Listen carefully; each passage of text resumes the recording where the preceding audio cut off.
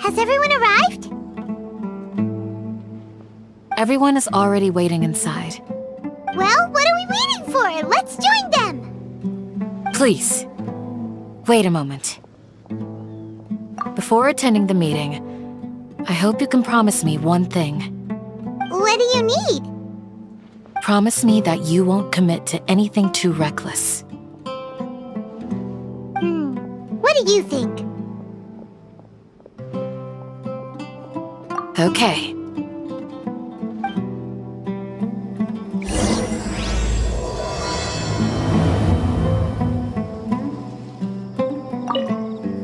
They're all waiting for you.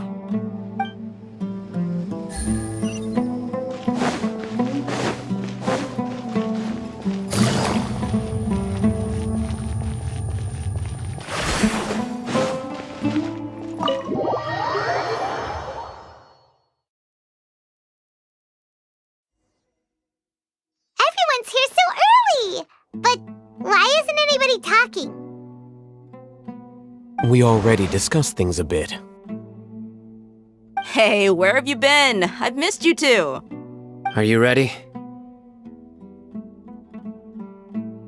Very well.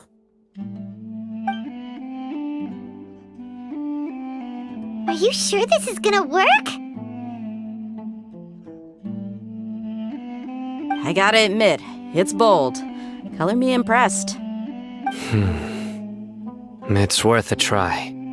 The point of discussion is to arrive at a solution. Let's cut the small talk and move to the next point. You're making Paimon nervous.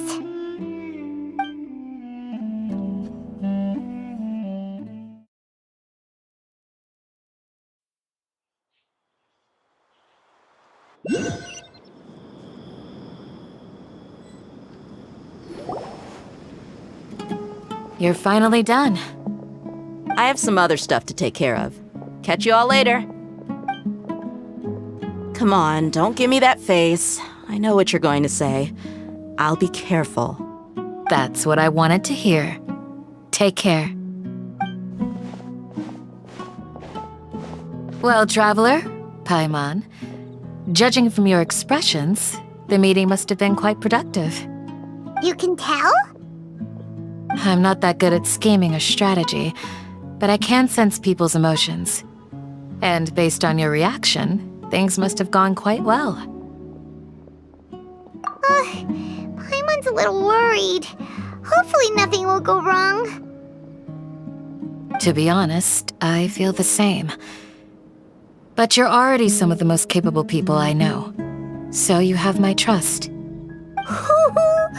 Candace gave us a compliment! Your deeds speak for themselves. Candace, we stayed behind to tell you that, although you won't be coming with us, we'll be sure to remember your words. I'm very glad to hear that. I've said the same thing to everyone here today as I said to you when you arrived. Your safety is the most important thing. Only when you're safe can the plan be successful. So please, take care. You're welcome. And thank you for taking my advice. Good luck with everything. I'll be here in the village praying for you.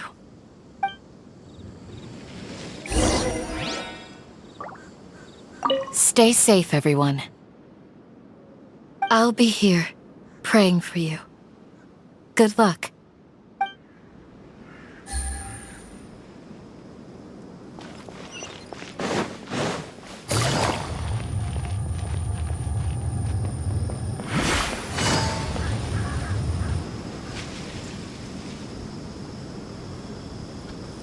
Sounds good. I'll go make some preparations. Okay. I'll hit them! Have you finished saying your goodbyes? Yeah! Also, Candace told everyone to be careful. Yes, she did. But I think my point also bears repeating. Our plan is not child's play.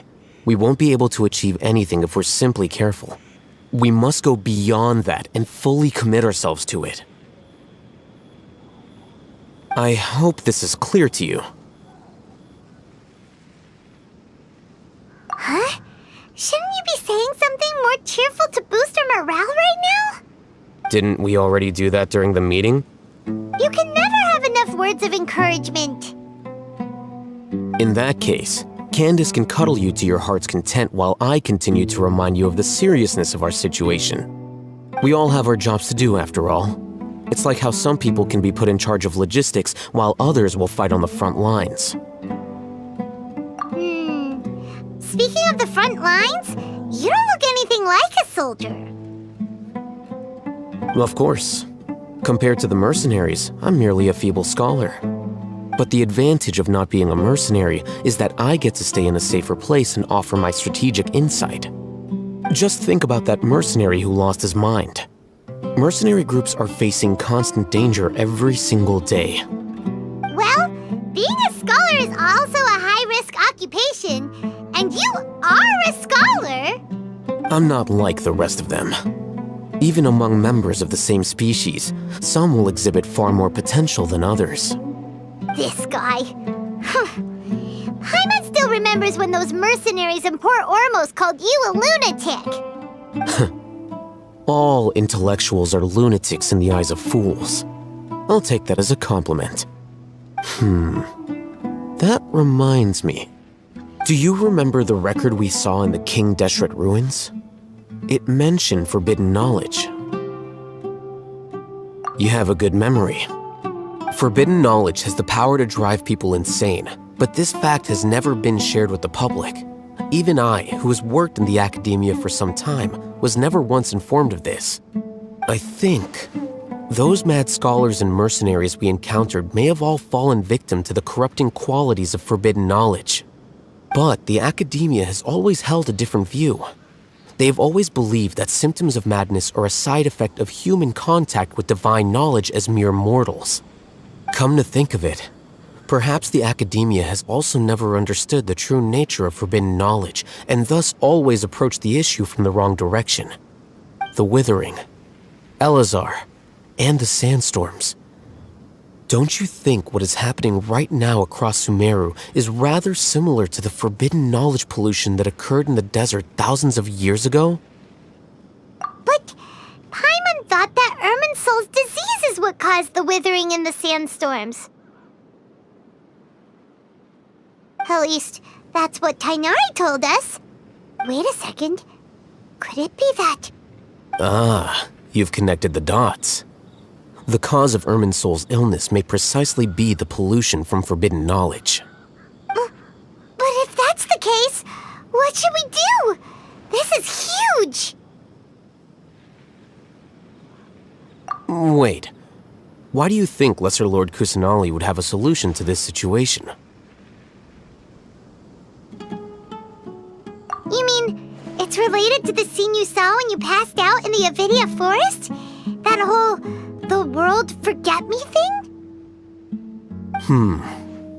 In that case, it's imperative that we rescue Lesser Lord Kusanali. Only by working with her to save Irminsul can we completely resolve the problems Sumeru currently faces. To make sure we're still on track, I would like to check on the state of some of our preparatory work. Where are we going? To an Eremite base.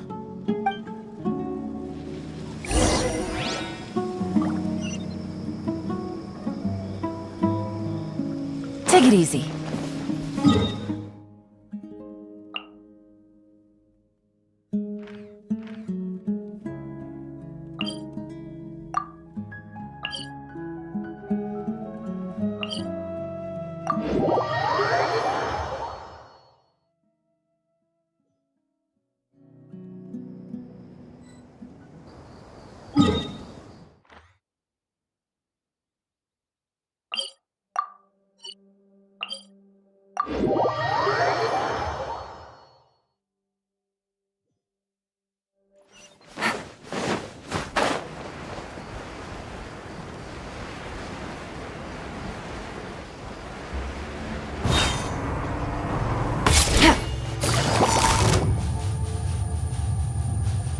Quietly now. Take it easy.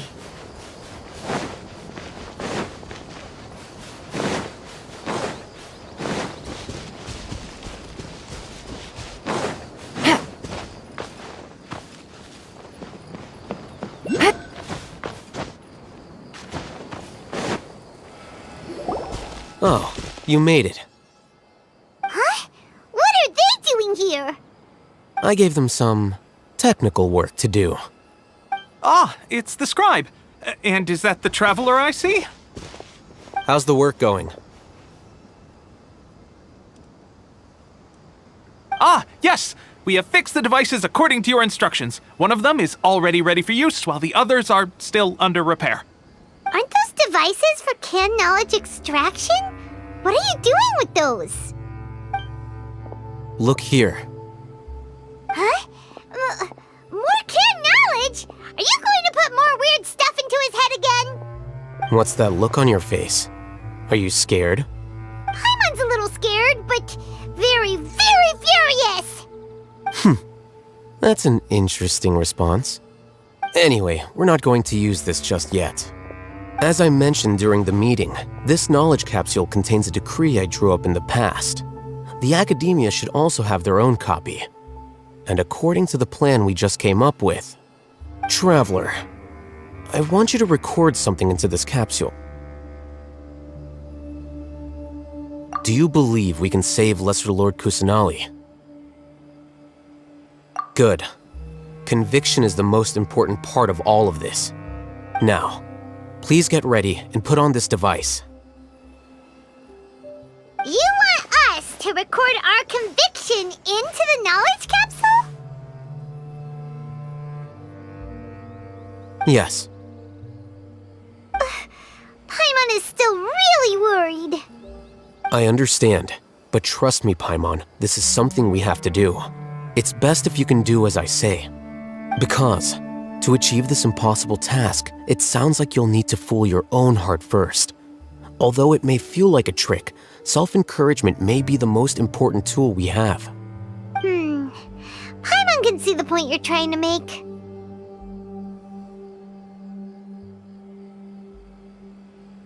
Imagine this.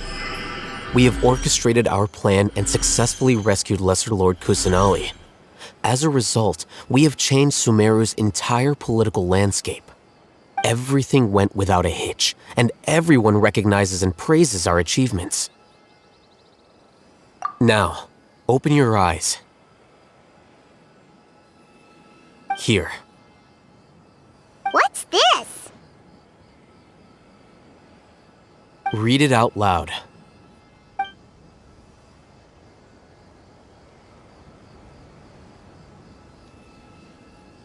It's done.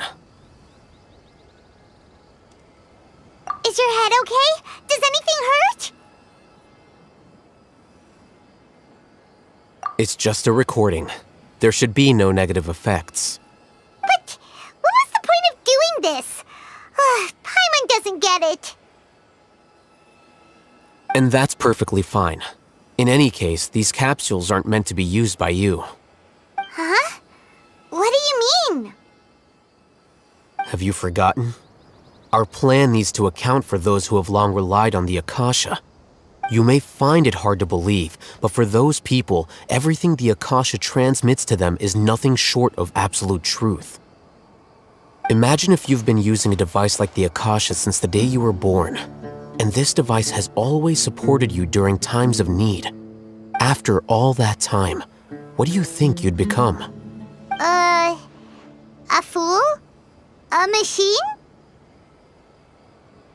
A slave to orders. And that's why rules are so important. In addition, those who understand the rules can delineate boundaries and identify gray areas. But why would you need to identify the gray areas? You could say that those kinds of ambiguous zones can be very interesting. One might even say they're advantageous in the right hands. Things you're interested in are really out there. Are all Sumeru scholars like this? Anyway, that's enough chit-chat. I'm going to take those two to work on some small projects. You can head to Caravan Rebot and start preparing for the next step. Small projects? We're going to tinker with the Akasha terminal and make a few modifications.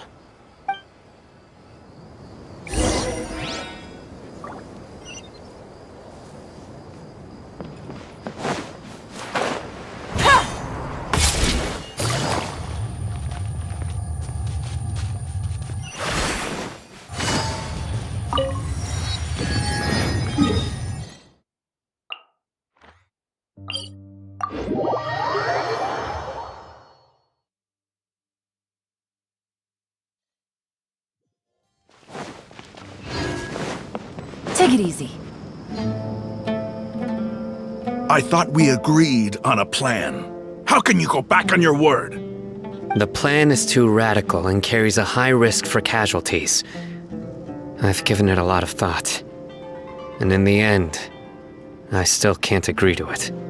But it's still the best plan we have. As a former Matra, you of all people should be able to see the bigger picture and recognize the innate advantages of our plan. I did. And that's how I saw the danger behind these so-called advantages. Hitham's plan is even more radical than I imagined. Huh? Why are you guys arguing? My friend, you're just in time. Why don't you help me persuade Sino? He's turned against our plan. We agreed to work out a plan at the meeting. As mercenaries, you're familiar with the local environment, so you'll take care of the specifics. But then, you went to Al-Haytham for suggestions. Had I known Al-Haytham would give you those kinds of suggestions, I would not have agreed to the plan. Look, you already know that we're all on the same side here, don't you? Mercenaries place a lot of importance on their bonds of friendship, but also will not hesitate to make sacrifices if they deem the situation to be sufficiently dire. I'm sorry, but as things stand, I can't accept your principles. Seems you really do understand the ways of the desert. Traveler, Paimon, this is also something you should know. Ramon's plan is to have me work with the Caravan Rebot guards in my capacity as a Matra. We will arrest the mercenaries and escort them into Sumeru City. Wait, how can we work with the guards? We can't get through that wall easily, remember? Caravan Rebot would never let so many unregistered members of the Eremites enter Sumeru City. My plan will clear us of any possible suspicion, and also let us enter the city as a big group. There is no better way. That also sounds like something Al-Haytham told you. Am I right? Doesn't Al-Haytham know how dangerous this plan is? Of course he does. He told me, there is no perfect plan, but this can get the job done. He also said that with the help of Sino and the Traveler, our chance of success would increase significantly. I never blindly trust anyone, and I've always had a good eye for people. I think he made a number of valid points. It's my own choice to trust you. If I make the arrests alone, I can control myself and prevent you from getting hurt. But I can't guarantee that kind of discipline from the guards. To make the whole thing more convincing, you'll need to resist to some degree. Casualties are inevitable once push comes to shove. I'm okay with the deaths of enemies. But now that we're allies, I'm against the meaningless loss of our own. I can't believe a Matra would actually care about us. I've lived a hard life, and I can say that people like you are hard to come by. I've always treated my allies with honesty and respect. They have the right to know important things like this. Now you're making this hard for me. Hey, is there something we can do to help?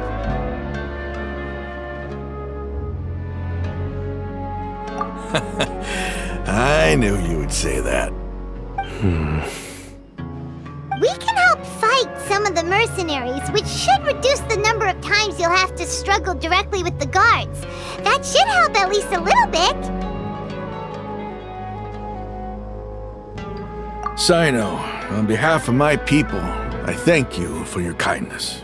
But this is a mission we cannot turn our backs on. We strongly value the lives of our friends, but the goal we are about to achieve is even more important. We have no fear of casualties, because we crave the spoils of victory.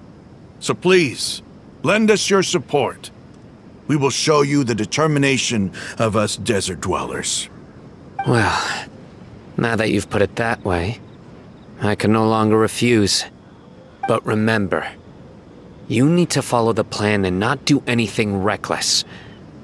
Candace made it very clear that we can only achieve our goals if we can ensure our safety. Since you and I both recognize the significance of this operation, there should be no more animosity between the followers of the Dendro Archon and those of King Deshret. Everyone's life is equally important. Okay, you have a deal. Let's do this for our shared dream. The guards should be stationed in the courtyard nearby. You can find them there.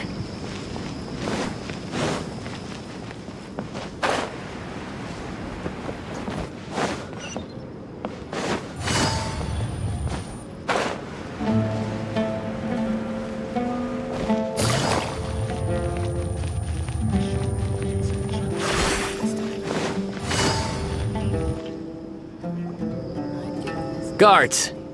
General Mahamatra! To what do we owe the honor? Keep your voice down. This is a secret operation. I'm going to arrest a large criminal gang near this location. According to the Academia's Guide and Regulations on Secret Operations, I have the right to ask for the cooperation of Caravan Rebot. Of course. Mahamatra Sino's order is the Academia's order. Just let us know what you need.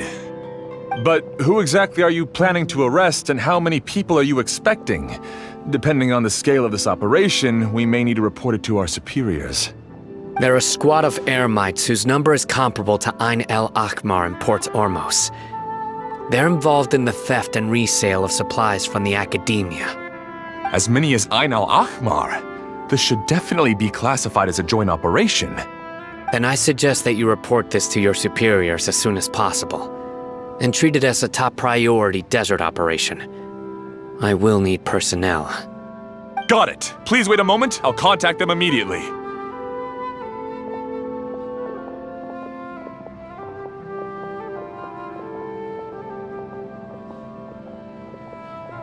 Because this is work. Because I trust you. Paimon can't believe you're still in the mood to chat. This whole thing has Paimon scared stiff.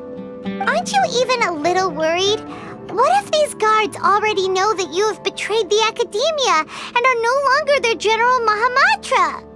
Even if that guard doesn't know, their superiors might, right?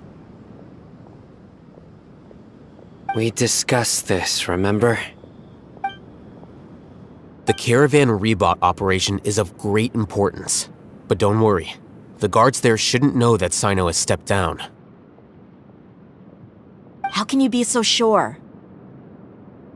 First, the other Matra still don't know why Sino has left, which proves that the Academia has been covering up the matter. Second, this is a crucial moment for the Academia's God creation plan. If something were to happen to the General Mahamatra, it's bound to attract a lot of unwanted attention.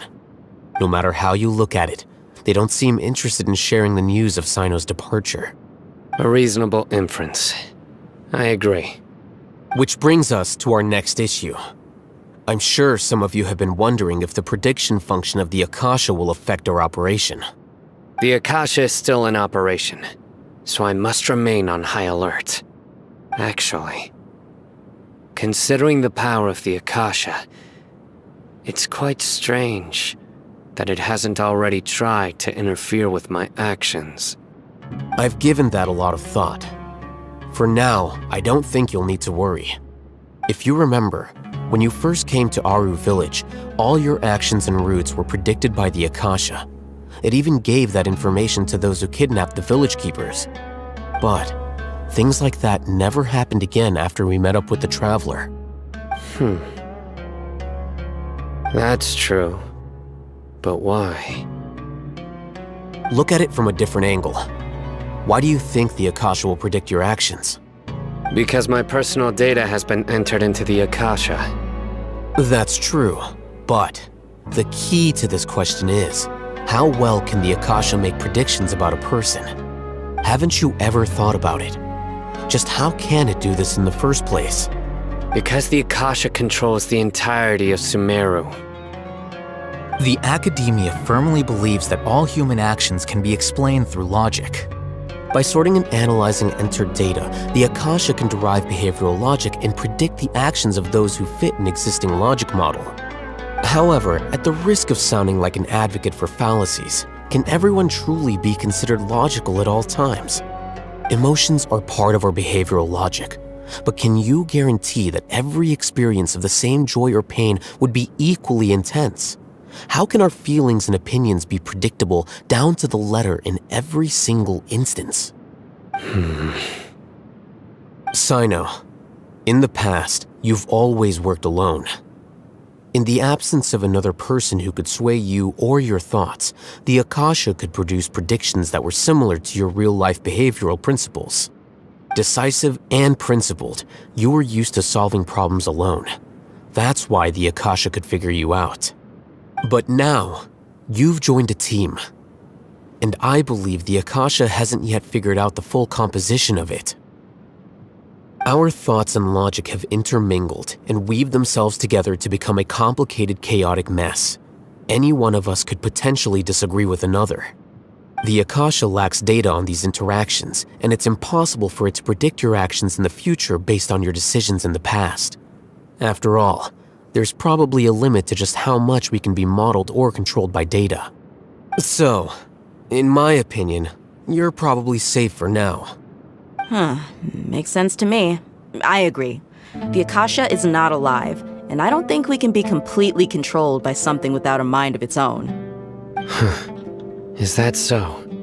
I guess there are things that even the Akasha cannot calculate, and people will not be forever trapped by the past. Paimon's so glad that this is settled. Next time, pay attention during our meetings. Will do. Just remember to stay vigilant. Footsteps! General Mahamatra, we were not expecting your presence here. I'm the security officer of the Grand Deshret Desert District. My name is Luxembarbo. This is my assistant, the Traveler. He will be working with me. The construct next to him is for his work. Beep! Construct! Beep! What a great honor to meet you. Your golden hair is as bright as the sun. And, is this the latest technology from the Academia? Have you made a decision regarding the matter I mentioned to your subordinate? It seems to be a dire situation, so of course you will have our full cooperation. To be perfectly honest, I've always longed to go on a mission with someone as well known as yourself. There's no need for flattery. Yes, sir. Take your most elite platoon and follow me to the eastern side of the district. We will carry out the operation there. Understood. Map. Hurry, bring the map!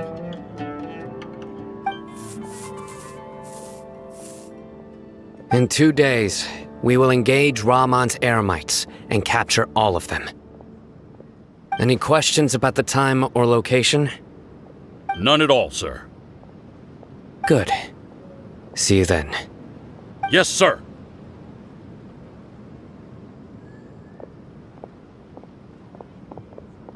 Maybe hanging around the General Mahamatra isn't so bad after all. Everyone's so respectful towards us. This is all due to the absolute authority of the Academia. And now, We're going to strike back against that massive pillar of power. Get ready. We will move out in 2 days.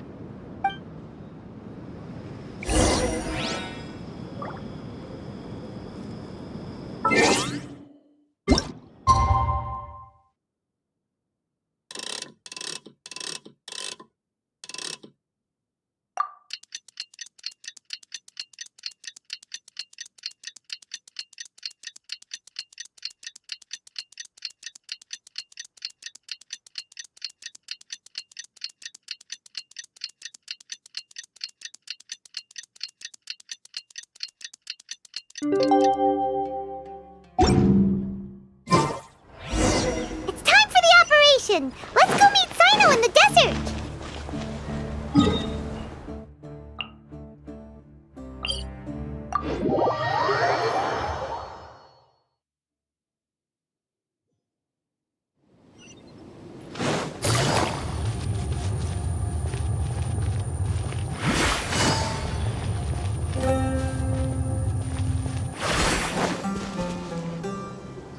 Look! Over there! Our helpers have arrived already! Let's hurry over! Wait a moment. Ah! Oh, it's you! You're my assistant, remember?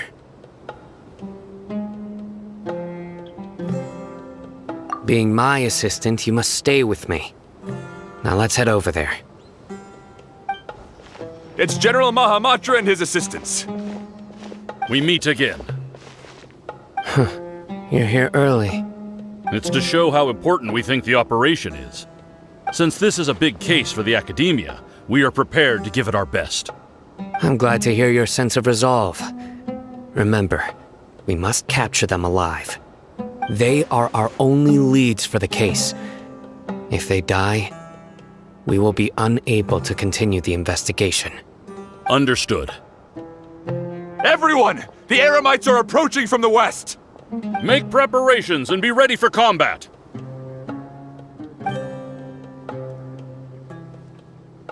Halt! Oh? What a warm welcome!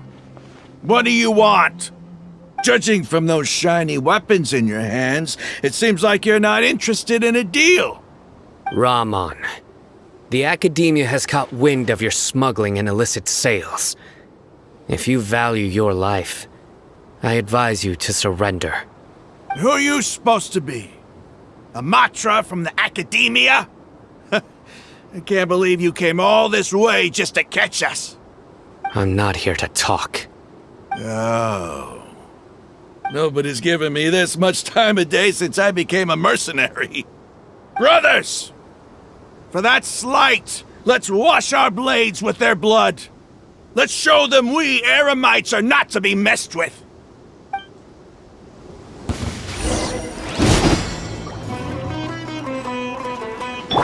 Teamwork is dreamwork! Busted! Falling leaves, adorn my night!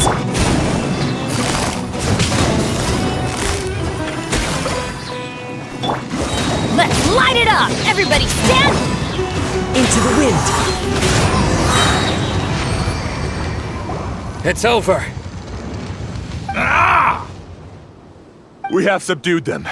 The operation is now over. All Eremite mercenaries and related personnel in the area have been arrested. You pitiful Dendro Archon dogs! You'll regret this! I'm afraid you'll regret it first. King Deshret will curse you, and you will all! Silence! Oh, Restrain them and take them back to Caravan Rebot. Count their numbers and send them to the Academia as instructed by the General Mahamatra. Yes, sir!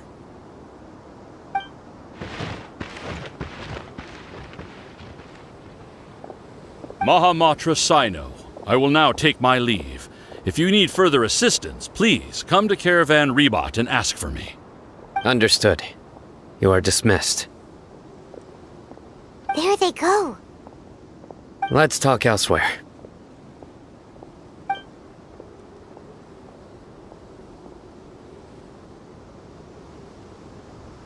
part of the plan went really well. Yes, things went perfectly. That's fantastic! And that punch you gave Ramon there sure looked convincing enough. Once we're done here, I'll return to Caravan Rebot and oversee the group's transport. I promise. I'll get everyone into Sumeru City safely. Yeah, you're the reason why everything went so well. It's not the time to celebrate yet. I believe Dia should already be waiting for you. Go join up with her. She will need you to introduce her to Tainari. Speaking of which, is it really okay for us not to share the full plan with Tainari? What if he'll feel miffed about it and refuse to work with us? I have a very close relationship with Tainari. Given how well we know each other, I believe my message alone should be enough to bring him to our side. He knows I won't make jokes about things like this.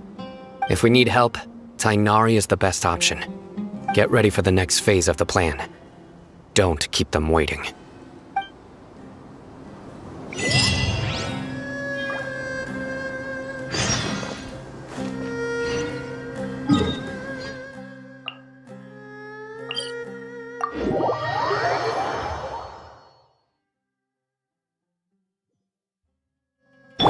Game's up. Fun's over.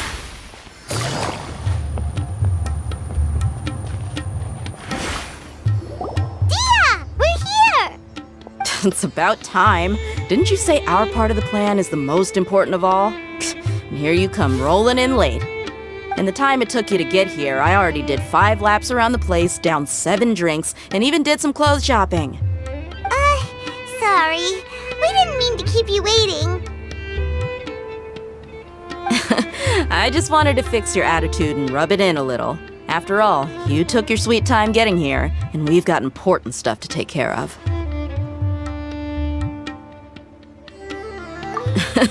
I just like seeing that serious look on your face. All right, I'll stop. All joking aside, I'm glad you're here. Let's get moving and take care of this as soon as possible. But where should we start? Our responsibility is to get a status update on the Fatui Harbinger known as the Doctor. We need to make sure he won't get in our way when we rescue Lesser Lord Kusanali. Dealing with an institution that controls all of Sumeru is already hard enough. If the Doctor were to crash the party, it would be next to impossible for us to achieve our goals. Yeah, we sure don't want him showing up. Ooh, he really gives Paimon the creeps. Right? Hearing his name just reminds me of those stuffy old geezers in the academia. I'd rather not have to deal with someone like that.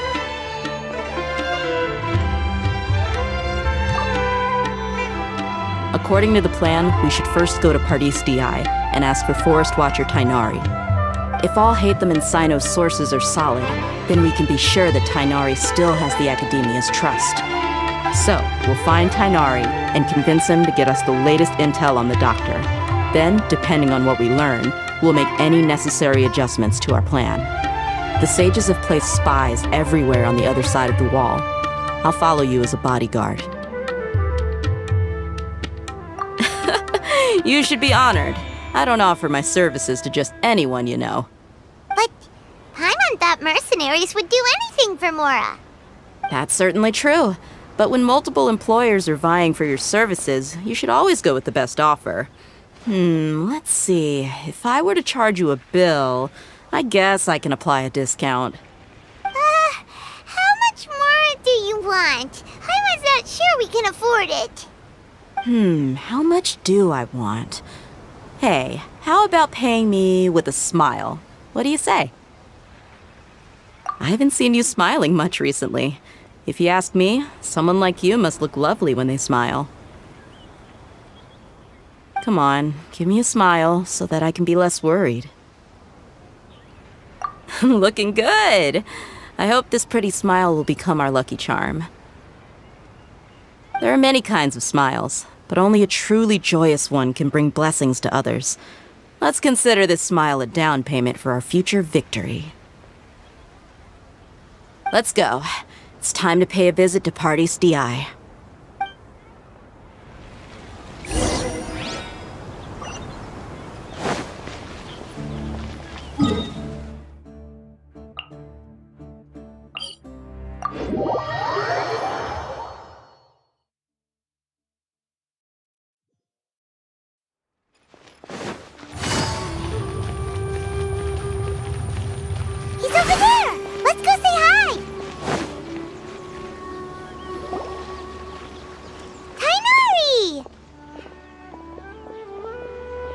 Ah, Traveler, Paimon.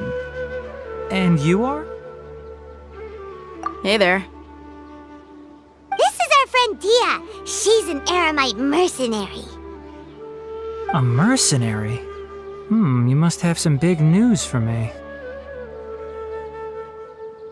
It's something really important. Please help us out. All right, then follow me.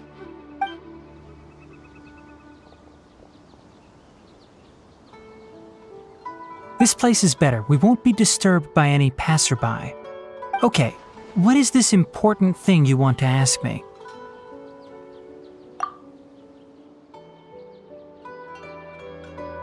The doctor, huh? He's that strange-looking Fatui Harbinger with the mask. Paimon thinks he has blue hair. Yes, I know him. Actually, he left Party's DI just a little while ago. He left already? Yeah, he came looking for me. Can I ask what it was about? Sorry to ask you like this after having just met, but your answer is very important to us.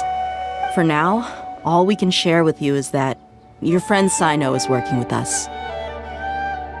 Sino, you say?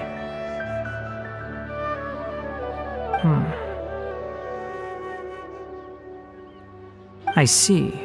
So that's why he hasn't been at the academia. Okay. I will answer your questions and will assist you any way I can. You don't have to tell me everything that's happened. Sino's name really does work wonders. You're not even a little worried that we might have made it all up? Despite having just met you, I can sense that you're the serious type. Between you, the Traveler, and Sino, none of you strike me as the type that would conspire to deceive me. You don't need to tell me anything you don't want to. I'll also get straight to the point. The Harbinger you mentioned came to me because he wanted to take the scholar Hypatia away with him. Hypatia? Why would he want her? And what do you mean by take away? Is he planning to leave Sumeru? Yes. He told me his return to Snezhnaya is imminent.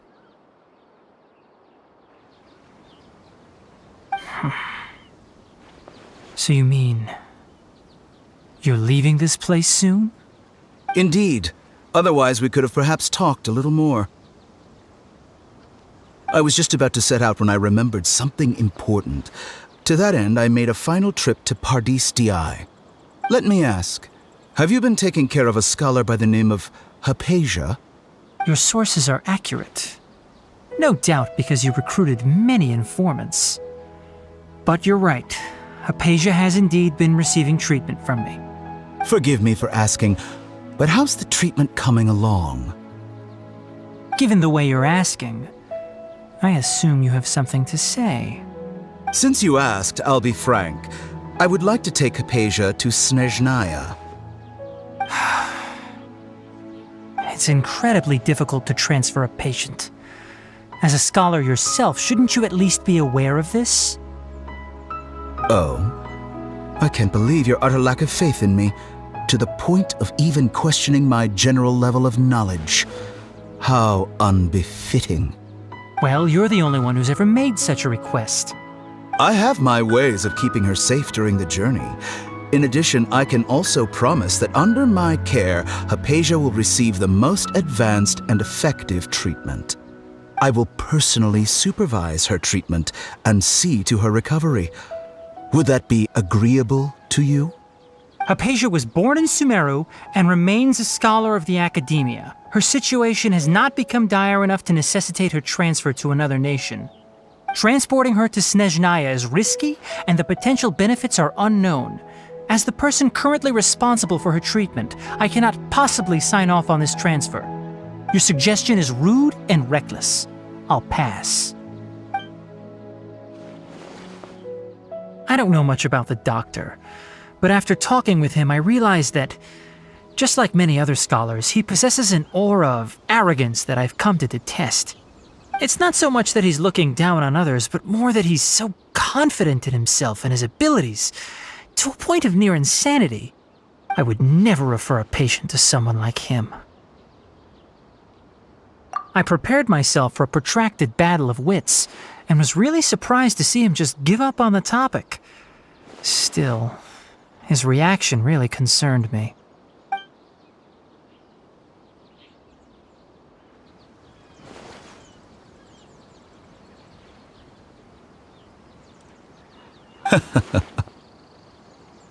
I see. Of course, your opinion makes perfect sense.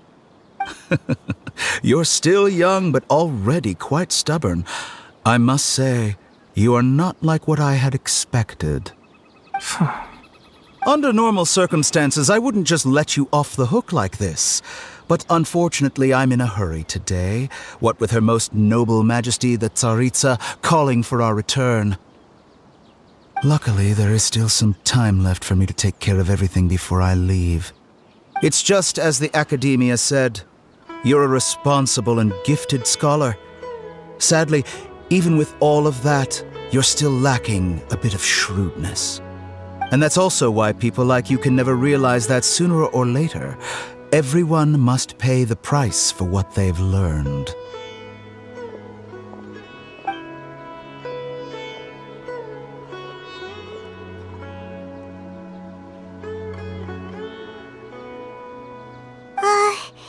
Paimon can't help but feel like he's hinting at something unpleasant.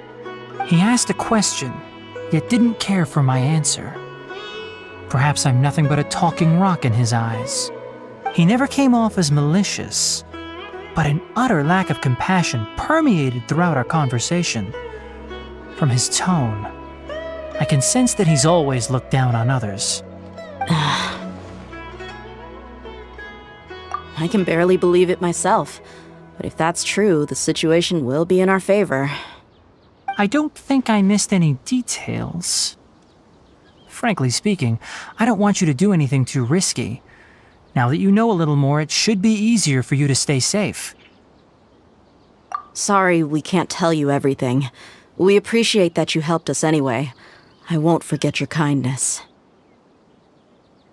It's okay. I have an obligation to do so.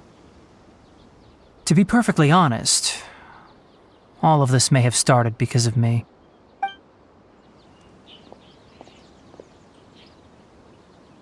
Recently, my master wrote several letters to me, asking me to return to the Academia and assist him with his research.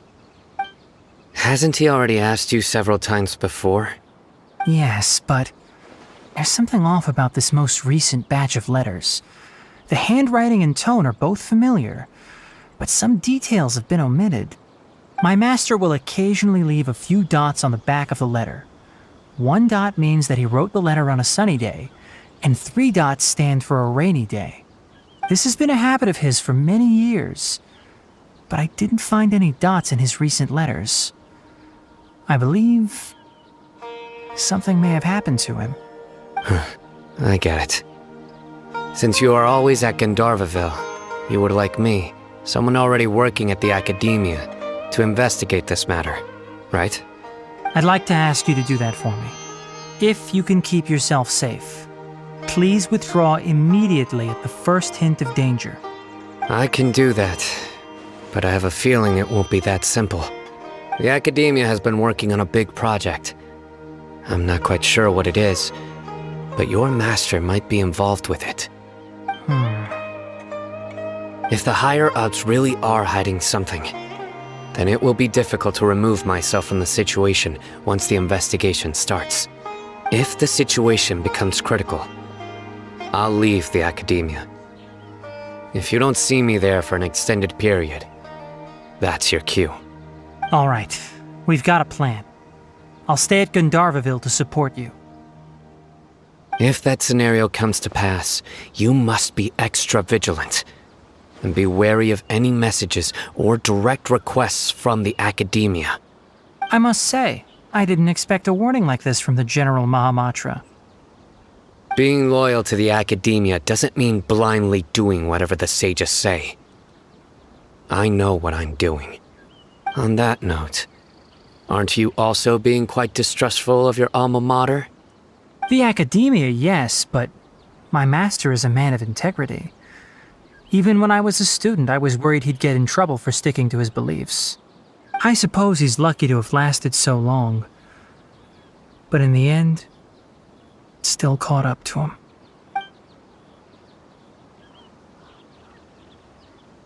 I see. So you noticed something was up with the academia from the very beginning. This may well be how Sino became involved in all this. In that case, I must keep my promise and help you however I can. Also, if you run into Sino again, please help me pass on a message to him. Trust your own senses and experiences. I think this may be something he needs to hear right now. Okay, we'll find a chance to tell him. Thanks. Right. Now let's go hunt down this Harbinger. Oh, by the way, which way did the doctor go when he left Pardis DI? That way. Gotcha. Thanks so much. We'll be on our way.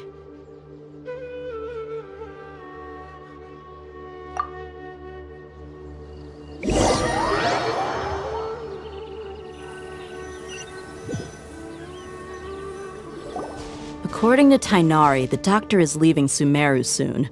I want to check if the doctor was actually telling the truth. He also said that he'll take care of everything before he leaves. What did he mean by that? We need to be extra careful when dealing with a person like him. Just to be safe, let's chase him and see what we find. But we have no idea where he went! How can we start chasing him? We'll do it the mercenary way. I'll find leads as we go. All you have to do is just follow me.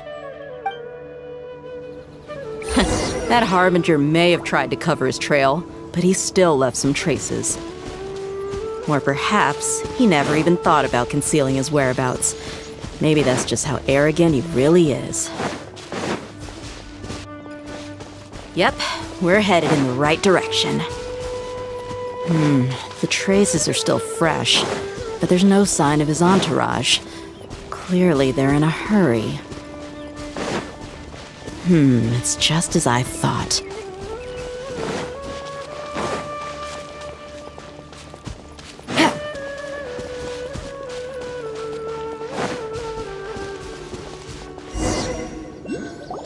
We can stop here.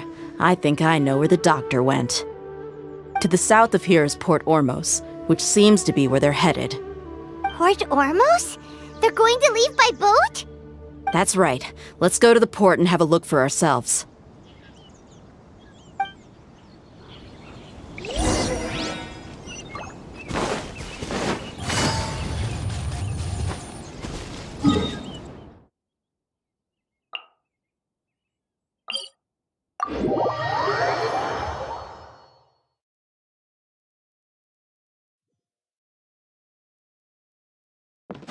Take it easy.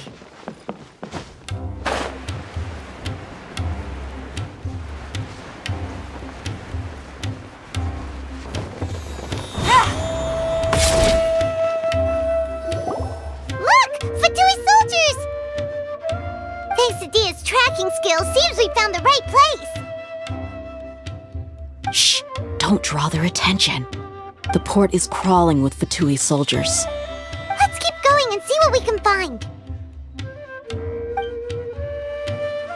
Now this is a proper farewell ceremony for a Snezhnayan Harbinger.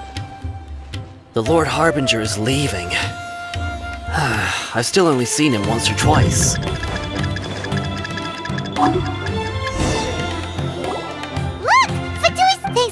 Tracking skills, see? Shh! Don't. The port is crawling. Let's keep going and see. Now this is a proper farewell ceremony for a Snezhnayan Harbinger. The Lord Harbinger is leaving. I've still only seen him once or twice.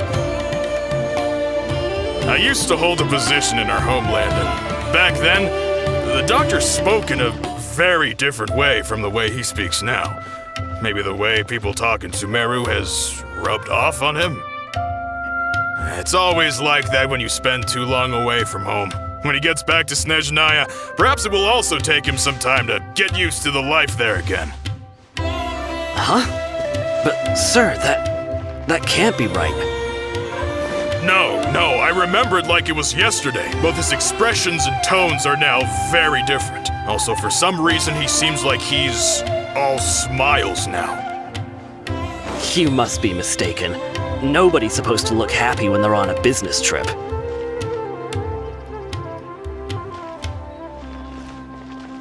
The doctor is on that boat. So he told the truth after all. He is actually leaving Sumeru. Let's get closer and find a place to hide so we can observe him. This place will do. We can hide here while we keep an eye on the boat.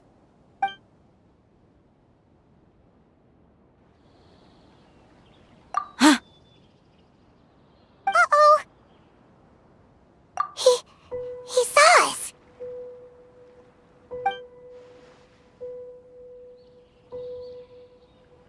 Huh? Is he waving at us? It's time to say goodbye. Wait, is he the only person on the boat?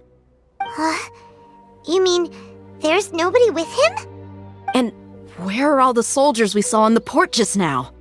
They were all here just a few minutes ago, but now they vanished. So this was a trap. Wait, don't tell me that. Luckily, there is still some time left for me to take care of everything before I leave. Oh no. They might be after Hypatia. Let's get back to Party's DI. Huh? What do you mean? I'm afraid that she's seen something that she wasn't supposed to see. If I were the Fatui, I would also try to take her away. And if I couldn't... Oh no! Are you saying they're going to kill her? Let's go!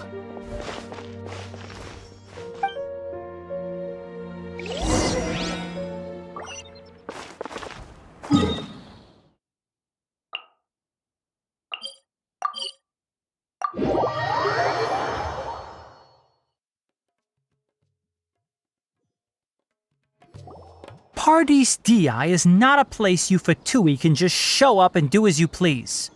I believe we've already made ourselves quite clear. Our superior gave us permission to search for and collect medicinal herbs in Party's DI for research purposes.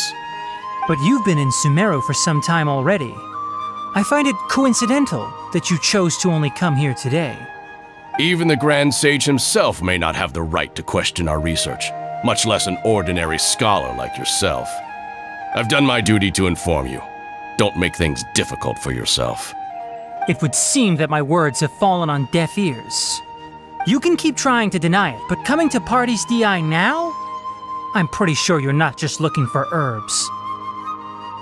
With all due respect, your baseless speculations will only lead to unnecessary trouble. Well, you only have your Harbinger to blame. He knows nothing about keeping a low profile. I may be staying at Party's DI as a scholar, but that doesn't mean I'm no longer a forest watcher. It is still my duty to protect the peace and safety of the scholars who have contributed so much to Sumeru. Then it seems our conversation has hit an impasse. No one will lay a hand on you, Hypatia. Not on my watch. Tighnari! Are you alright? I'm fine. These Fatui have really crossed the line. Time to teach them a lesson. There's no use resisting! Give us Hypatia! Keep dreaming! Yeah, Tighnari! Beat him up! Gotcha! Busted! The doctor's orders are absolute! Yeah? You've been someone's lapdog for so long that you don't know anything else now! Embrace the ice! Everybody stand back! Yatta! One with nature! We're not getting anywhere. Traveler, Paimon, please go to Hypatia. We need to make sure they don't try to sneak around and attack from behind. Got it!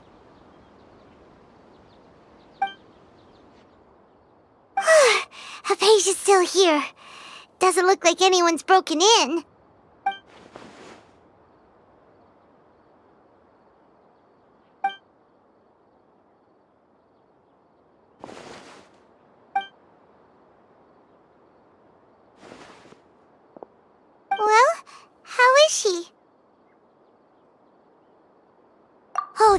good.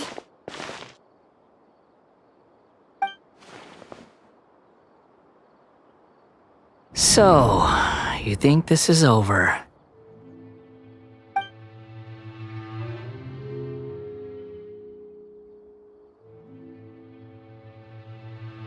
What? The Balladeer is here?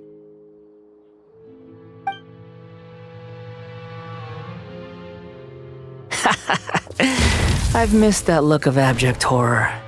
You've given me that look every time we meet. But, where is he?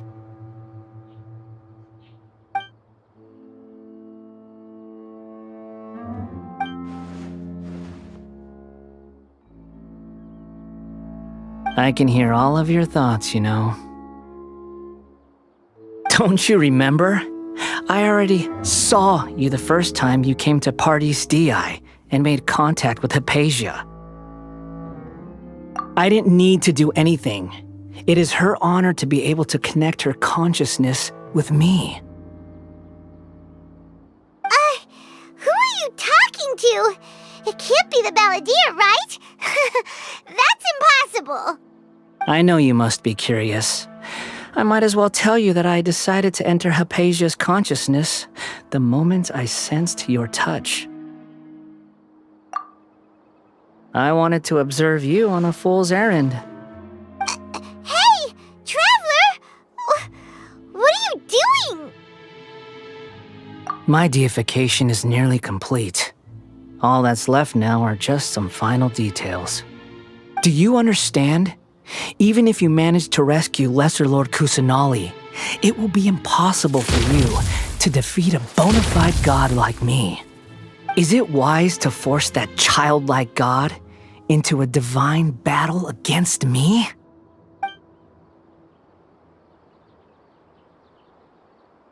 Scholars consider the god of wisdom to be the sum total of their faith. It's how they can justify reverence for a god as they construct it.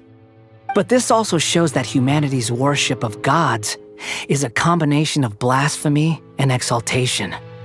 It's truly laughable.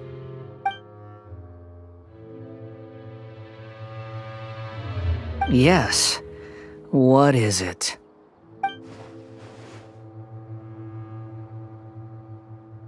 Yeah, I'm in a good mood, which is why I'm talking to you like this.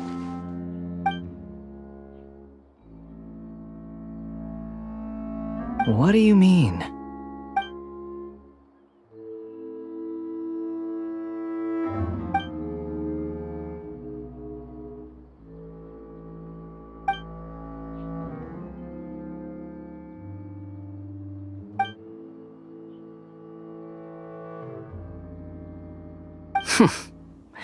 Those words almost make you sound like a friend who actually cares.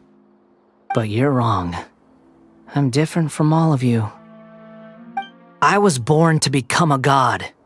My entire life up until this point has just been a meaningless routine. Just think about a sheet of paper. By itself, it holds no meaning. The content recorded on it is what gives it value. All I had recorded down before were some painful memories and boring human feelings. Such senseless drivel should have been erased a long time ago. Indeed, to me, the sight of you fools in your futile struggles is far more amusing. Tell me, just what has this world done for you to protect it with such zest and conviction? I'm connected to your consciousness, so I can hear what you're thinking and sense the depth of your determination. This is a good conversation we're having. So here's a word of advice. Let go of your misguided guardian complex. You know nothing about the truth. It'll be for your own good, as well as everyone else's. Humans are a species that can only find bliss in ignorance.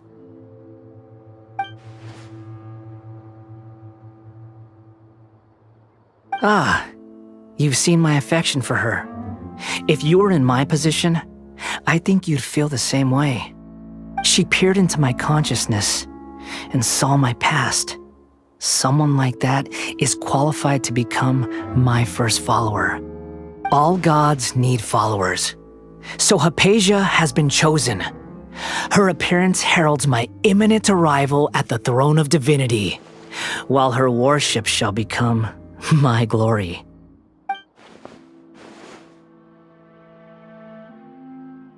You're doubting me again?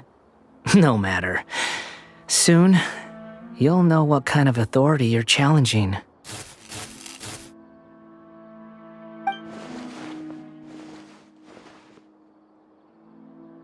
Who wants to hurt my devout follower?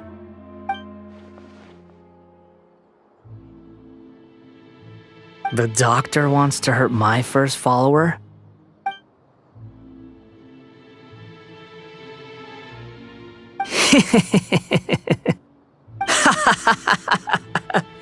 How very amusing. Has anyone ever told you that you're not good at sowing discord? The doctor has never known his place.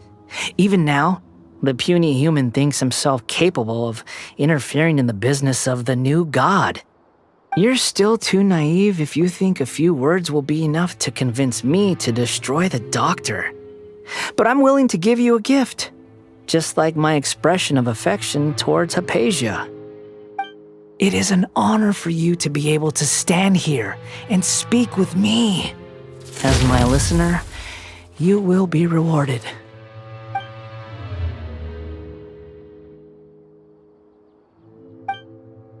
Both good things and bad things can be called gifts. After all, gods have never needed to be reasonable. Ah! Paimon hears thunder! That person Paimon couldn't see was the Palantir?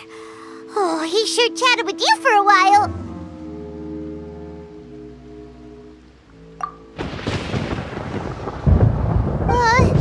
Where is the storm headed? That means anyone outside is in danger! Let's go! Tainari and Dia still must be fighting!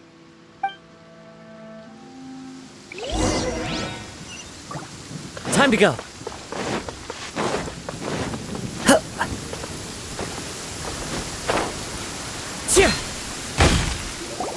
Oh! Have the Fatui retreated? Hey! What happened to you? He's hurt. I'm fine. Don't move. I've seen Eremites get struck by lightning before. You need to rest. Struck by lightning? We were fighting, and just as things started looking grim, the weather suddenly became extremely strange. Lightning started attacking everyone, almost as if it were alive. Luckily, there were only two of us, and both of us were nimble enough to dodge most of the strikes. There were a lot of Fatui, though, and they were being torn to shreds by the bolts of lightning. With that, all the Fatui soldiers were forced to retreat. Why are you sorry?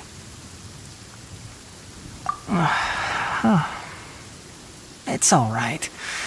I'm sure you also never expected this to happen. Don't blame yourself. My wound aside, you look like you've seen something unpleasant. Is Hypatia all right? Hey, didn't I tell you not to move? Just in case. Let's go to Hypatia's place and talk about things there.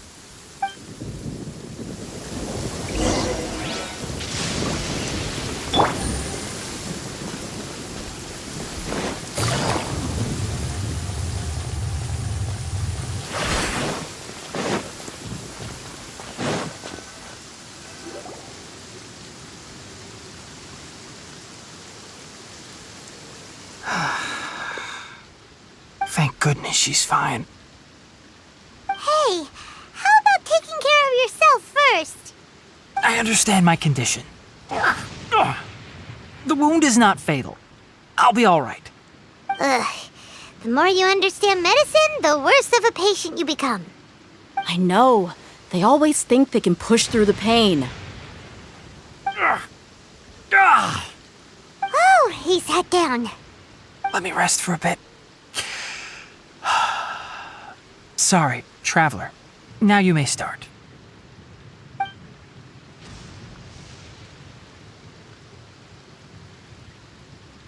So that's what you were talking to the Balladeer about? Oh, Paimon can't believe what he's thinking. The Academia's God creation plan. How ridiculous. That sounds, ambitious, I guess? Anyway, this is all way beyond me. As long as I can enjoy every day with a drink in my hand, tasty food in my stomach, and a good night's rest, that's enough. I'll only work when I have to. I must be the least ambitious person who's ever set foot in Party's DI. Don't say that. I haven't even thanked you for your help back there. Don't mention it. Well, if nothing else, all this proves that the doctor really did have some urgent matter to attend to and left Sumeru in a hurry.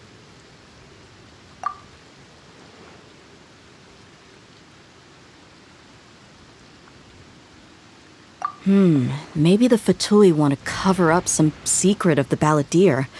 Is that why they tried to seize Hypatia? You said the Balladeer claimed that Hypatia has seen his past. So, what could be there? Have you noticed? The Balladeer is not happy with the doctor's actions. He thinks the doctor has no right to consider himself as his equal. So, if the doctor was to show up again, would the Balladeer zap him with lightning? Based on what the Traveler has said, I think he would. Having the doctor gone benefits him as well as us. In other words, we've successfully completed this stage of the plan. The doctor is out of the picture now. Yay! That's a big accomplishment! I'm also happy for you. Thank you for the help, Tainari. Make sure you rest up for now. Yeah. All right. Okay, that wraps things up for us here at Party's DI. Traveler, it's about time we rendezvous with the others at the Grand Bazaar. Let's continue to keep a low profile. You can head there once you're ready.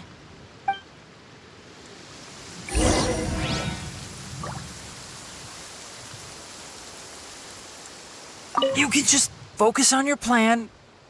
Leave Hypatia to me. My wound isn't going to get in the way. Oh.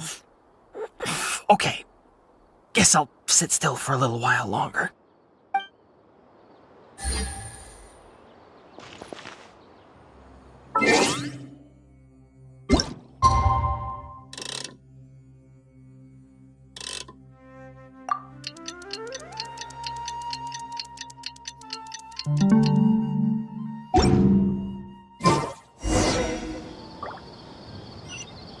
You can just focus on your plan. Leave. My wound isn't going to...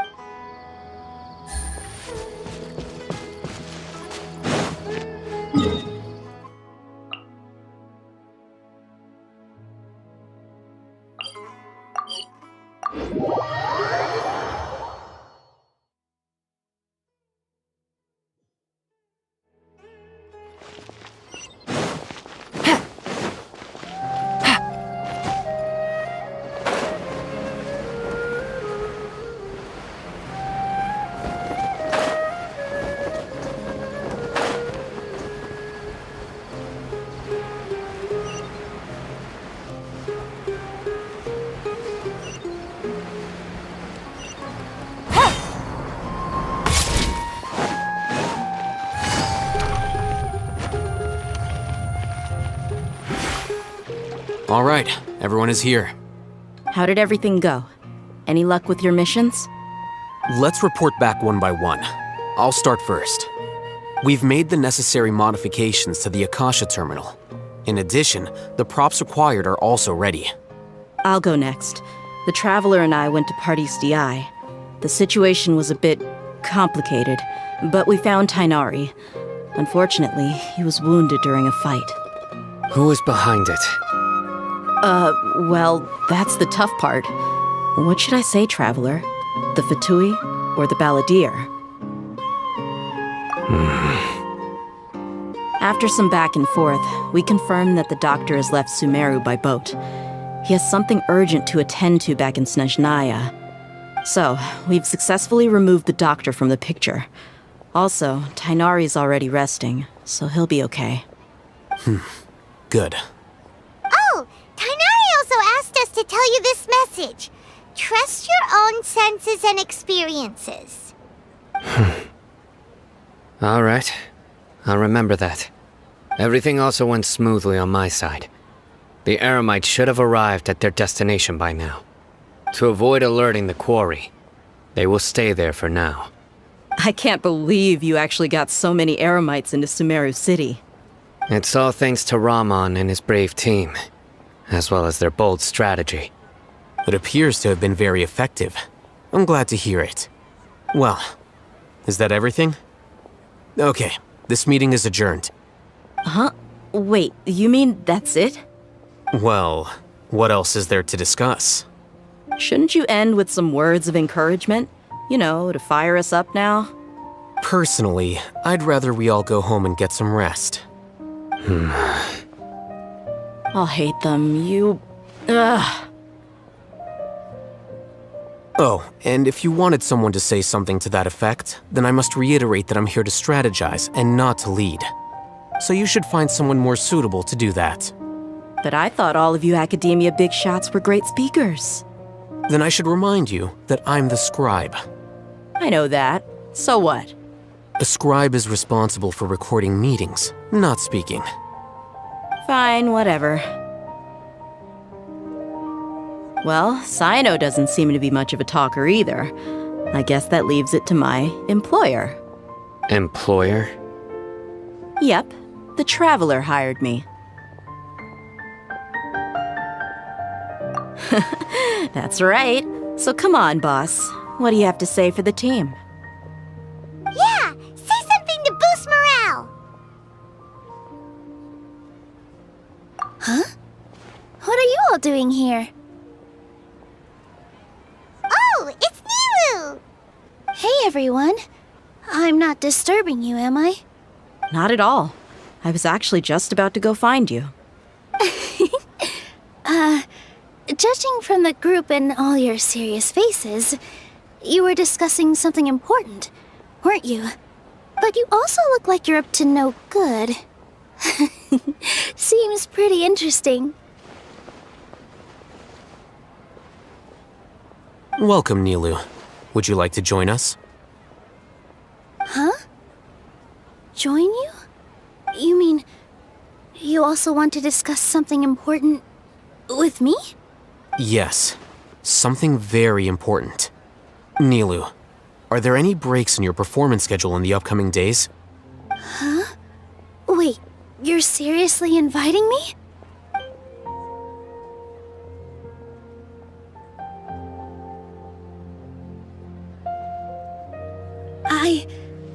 I can't believe my ears. You are truly the bravest and most passionate people of Sumeru, well, that I've ever met. Oh, right. The Traveler and Paimon are not from Sumeru, but you are awesome as well. That's right. I must admit that I'm a little scared, but I'll try my best for Lesser Lord Kusanali. If I can somehow use my abilities to help you, then count me in. Remember, believe in yourself. Okay, I'll get my friends at the Grand Bazaar to help us tomorrow. Just remember not to say too much. Be discreet. Yep, you got it. All the preparations are done. Now, can we finally conclude this meeting? So, have you thought up what you'd like to say, boss? Yep, it's a grand plan and we're all super awesome!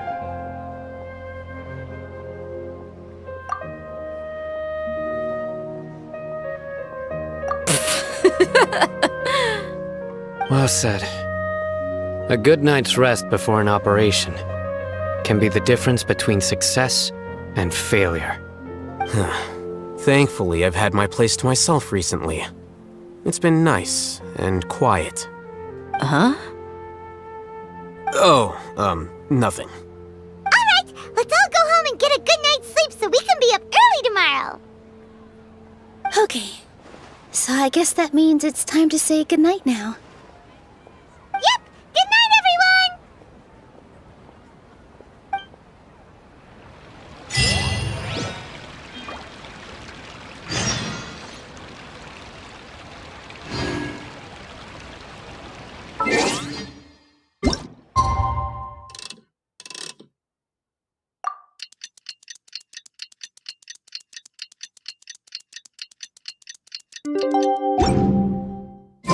Today is the Academia's Neogarbaha Day. We can finally put our plan into action. Alhaitham should be waiting for us. Let's go to the Academia and find him. What's so great about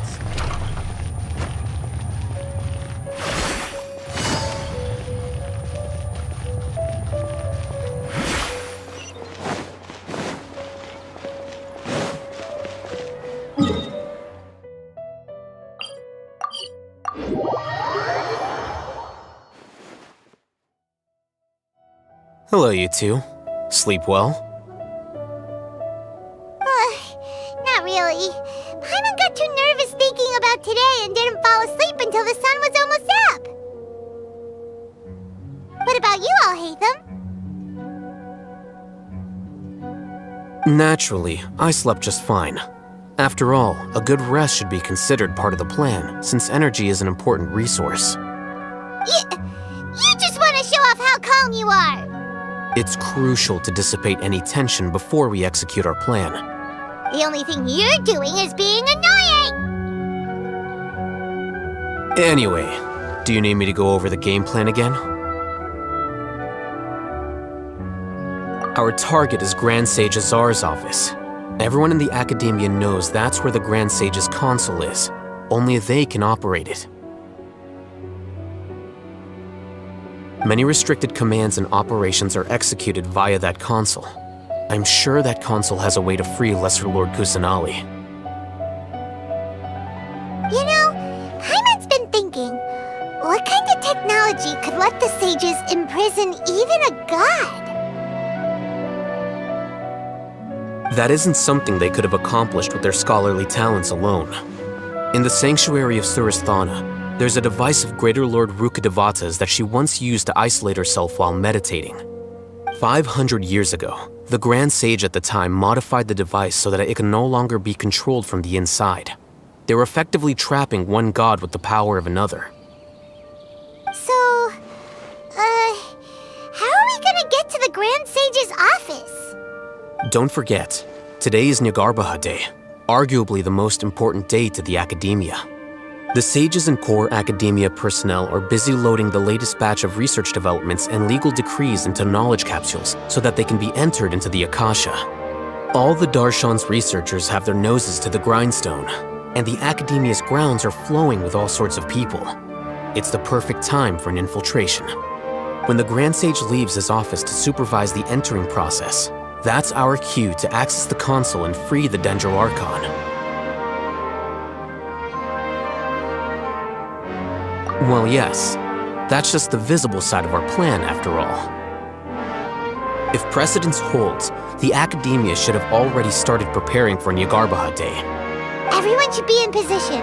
All that's left is for us to lead the charge. Let's go. So are we just gonna walk in through the front door, or...? Yes. Were you expecting a stealthier approach?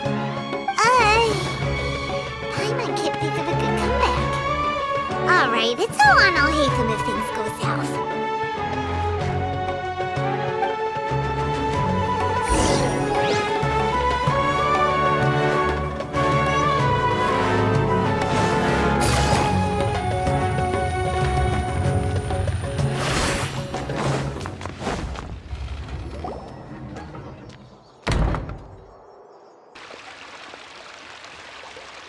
Scribe? Please, wait. Are you Scribe Alhaitham?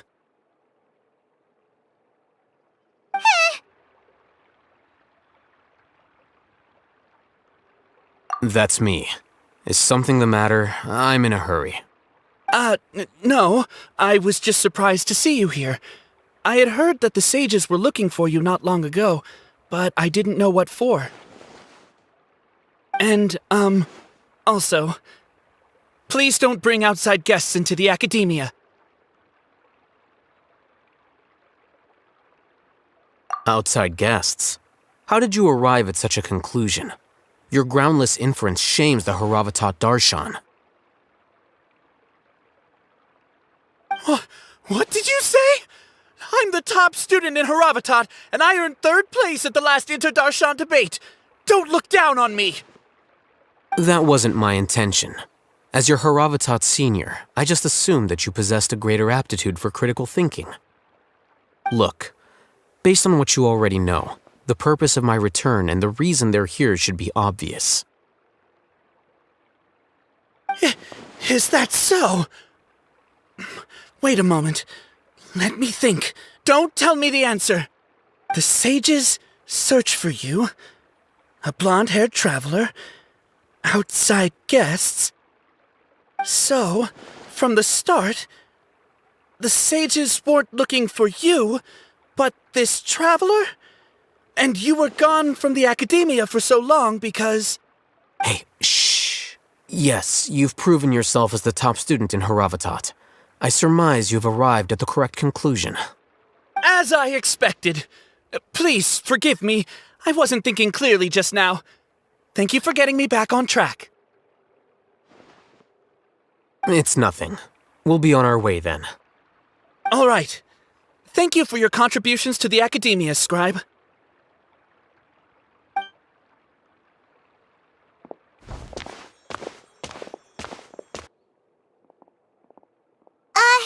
What the heck just happened now? What did he just guess? I'm afraid I don't know either. You have no idea? Mm-hmm. He convinced himself of whatever truth he came up with. That is the so-called pride of a scholar. If someone questions their academic facility, they will instantly feign understanding to keep up appearances. Nowadays, the academia is rampant with this type of scholar. Their obvious farces of intellect only serve to highlight themselves as fools. Wow, so there are special ways to deal with smart people. We don't even need to make up our own excuses. We shouldn't waste any more time. It would be problematic if we missed our window of opportunity. Let's go.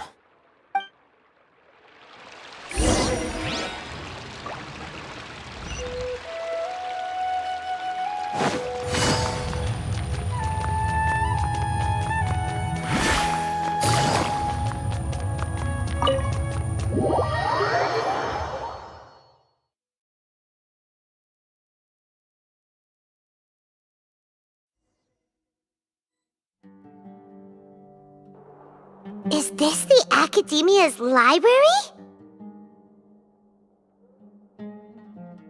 Indeed. Known as the House of Dana, it is quite possibly the most extensive special collections library in Tevat. There are a lot of students going through here. Is it really okay just to waltz right in? The Academia marches to a fast beat, especially since it's Nagarbaha Day. They're all occupied with their own matters. Just act natural. Now, hurry along.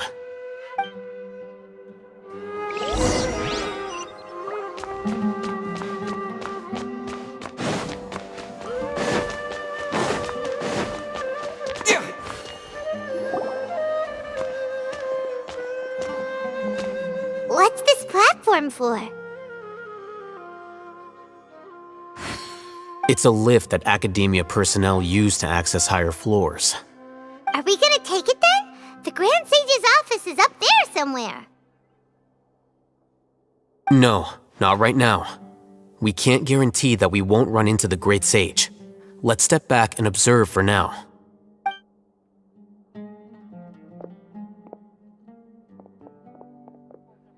You think the Grand Sage will exit from there? And after he does, we'd sneak past him? Oh, Paimon thinks that's really dangerous. Who knows? However, If we can confirm Azar's current location, our operation will be much safer if we... Allow me to offer you a hint. If you wish to know his location, look behind you.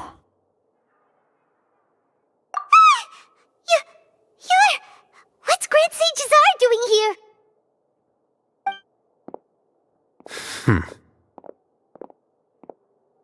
Do not tell me you believed the Academia would not grow suspicious of you after such a prolonged absence, scribe. An eyewitness had informed me of your whereabouts, so I came to personally welcome you. Great Sage, I didn't expect you to care so much about me. I'm truly flattered. I'm sure. But compared to you, I am far more interested in these two unexpected guests. You are the Traveler and Paimon, correct? It's a pity that only now have I been afforded the opportunity to formally meet two of Sumeru's most esteemed guests. I do apologize for my lack of decorum. Excellent. You immediately initiated discussion instead of attempting to prepare some perfunctory excuse. You clearly understand the situation at hand, and have no intention of making a reckless stand. The foot traffic here renders this place unsuitable for discussion. Please, follow me to my office.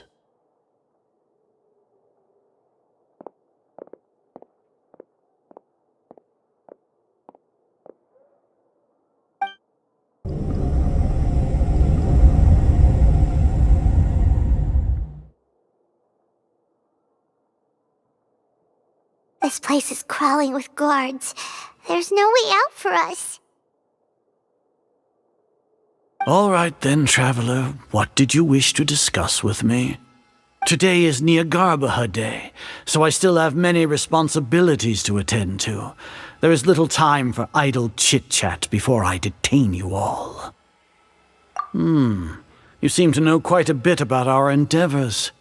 If that is so, then you should be praising our great work, rather than using your trivial misgivings in a futile attempt to sway me. Trivial? Then tell me, what do the Fatui want from me? Worthless. Those are all completely worthless. Benefits, divine power. These materialistic words do nothing but debase our great work. Creating a god. Yes, we are using human wisdom to create a god. If humanity cannot attain omniscience and omnipotence, then we shall create a god to reveal them. This is the pinnacle of human wisdom. We shall regain a god's guidance at long last. No longer will we flounder in the interminable void of consciousness and knowledge. Even Irminsul will be freed from its plight. For our nation of scholars, this is the ultimate aspiration. No cost is too great to realize it. You will never understand the rapture of having a god be born within your very hands. With your degree of knowledge, you cannot even comprehend such an emotion. Gods exist on a plane that far eclipses humanity's. Lesser Lord Kusanali, what can she even do? Care for the people? Fend off sandstorms? Fabricate silly fairy tales? These are but child's play for the Academia. Does that make us equal to the gods? We are a people favored by Greater Lord Rukadevata. Though I may have personally not seen it, our forefathers bore witness to true wisdom. The ascension of the Lesser Lord has brought nothing but bewilderment to the scholars. They all ask, is that truly what true wisdom is supposed to look like? With that in mind, it is better to keep her isolated in the sanctuary of Suristhana, so our academy will not become embroiled in turmoil.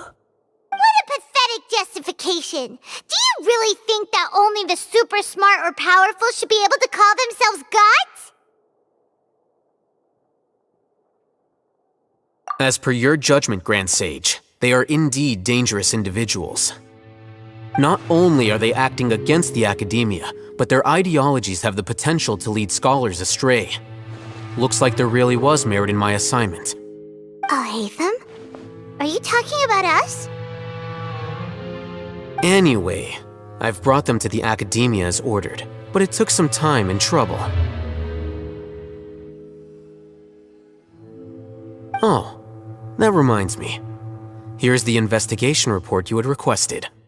It's a summary of my time spent with the Traveler, an array of information about him ready for your perusal. Alhaitham? So you're still on the academia side! We finally started to trust you!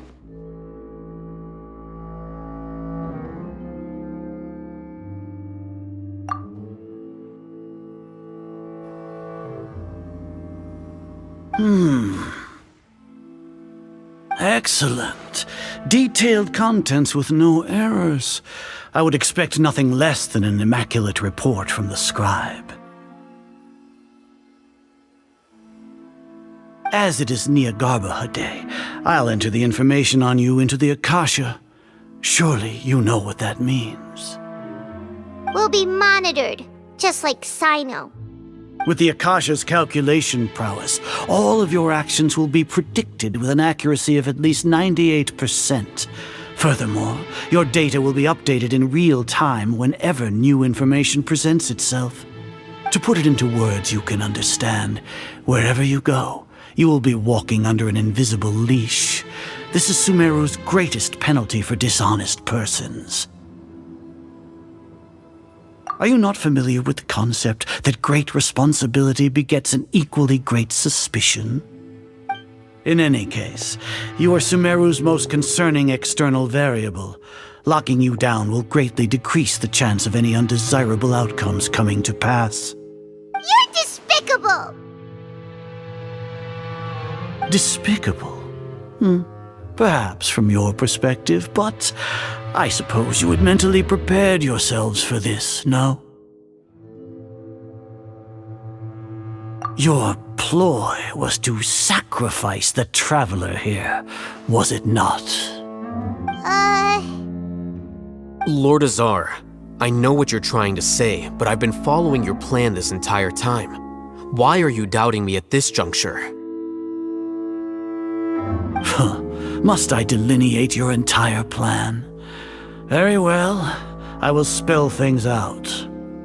First off, I received an eyewitness report that you were spotted with the Traveler at Caravan Ribat. However, you immediately departed for the desert and escaped surveillance range. Judging by the time, you all likely encountered the truant General Mahamatra in the desert. Am I correct? Maybe Paimon shouldn't have mentioned Sino just now. The Academia had not received correspondence from its scribe for a prolonged time. You were also in the company of the Traveler, a close associate of Lesser Lord Kusanali and General Mahamatra Sino, who had defected from the Academia. With their instigation, what was the probability that you would betray the Academia? Rationally speaking, 50%? 70%? What do you think? Regardless, that's only a guess. The facts are that I've brought the Traveler right before you, and I gave you my report. Indeed, your boldness deserves praise. To think that despite status as an outlander, the Traveler is still willing to sacrifice for the sake of your plan. If I'm correct, you have a contingency plan to save Lesser Lord Kusanali and ruin our great work. Sneak into the Academia on Niagarbaha Day, using Alhaitham's status as the scribe, for there is a good chance that an opportunity to save the Lesser Lord will arise. Should your intentions be discovered, Alhaitham will turn traitor and sacrifice the Traveler, thus proving his innocence. He can then stay inside the Academia and continue searching for a way to proceed forward. As for Sino, according to the Akasha's calculations, he will soon return to the Academia and confront me in person. I suppose this is also a part of your plan?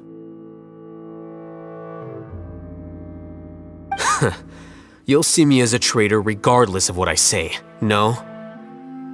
Even if you impugn me, it would have little effect on you all. You misunderstand.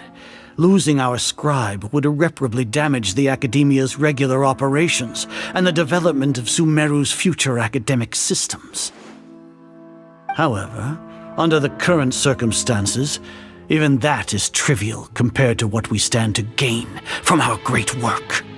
You said that I betrayed the Academia, but you, Azar, you've betrayed all of Sumeru, betrayed its Archon. So flight is turned to fight at long last. Guards!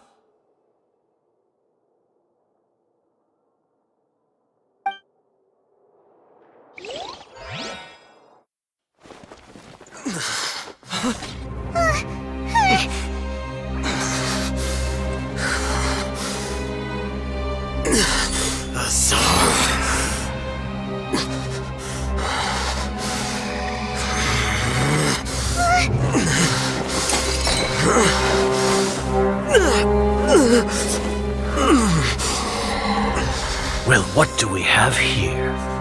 So you stole that divine knowledge capsule. Traitor! You traitor! Even the most rational scholar will yearn for the power of a god in a moment of desperation. Aren't you doing the exact same thing as me, Alhaitham? Unfortunately for you, no god will lend you their power. Azar!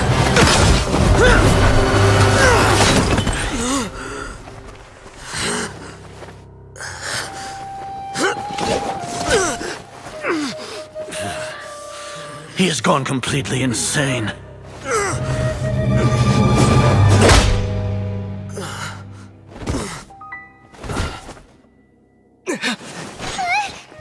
Take him to the Matra and exile him to Aru village. Then find someone to take these two to the confinement room. I'll deal with them later.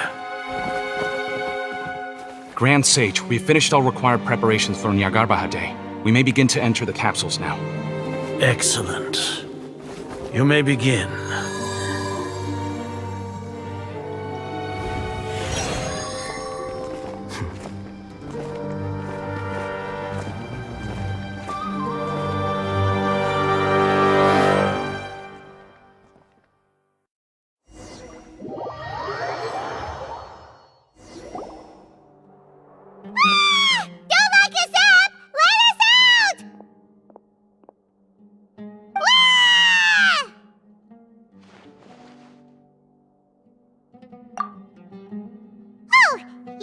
Paimon got a bit carried away there.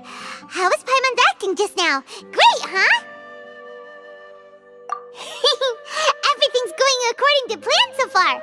We made it into confinement, and Alhaitham's probably done with his part too. We even managed to trick Grand Sage Azar. Alhaitham sure knows how to cook up a plan. What are we doing next? Paimon has trouble remembering things when she's worked up. Right!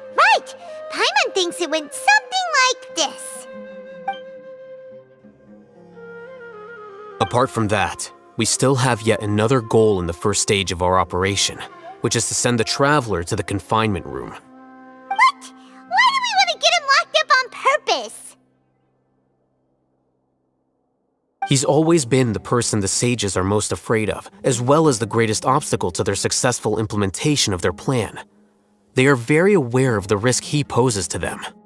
Once the Traveler is imprisoned, the sages will likely think that everything is under control. And with their guard down, the next phase of our plan will have a much higher chance of success. I can already see the pompous looks on their faces. Oh, that's a super tricky plan. But Paimon still thinks it's not really worth it. That isn't the only reason, of course. He has a more important task once he's in confinement. According to the Academia scholars in Ramon's custody, Lesser Lord Kusanali has sealed off her consciousness in the Akasha ever since she was captured by the Doctor. That way, they can't pry any more information from her. Even if we break into the sanctuary of Surasthana, it will take time to awaken Lesser Lord Kusanali's consciousness. We need to do that in advance. So our job is to wake up Nahida! Okay, totally worth getting thrown in jail for. The confinement room is inside the academia, close to the sanctuary of Surasthana. It's a completely enclosed space, and you won't be receiving any visitors. I'll work with Raman scholars to make some modifications to your Akasha terminal. Once you're in, get as close as you can to Lesser Lord Kusanali and try to connect to her consciousness. However, as for whether she'll actually wake up, that will depend on our luck.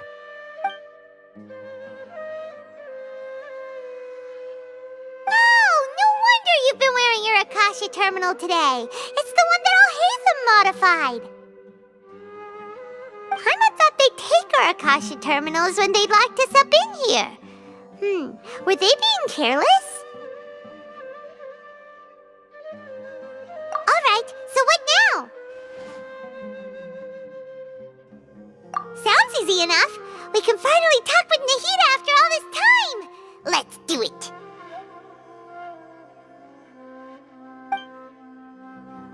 There's a light flashing on your Akasha terminal. It's almost like... the faster it blinks, the better the signal!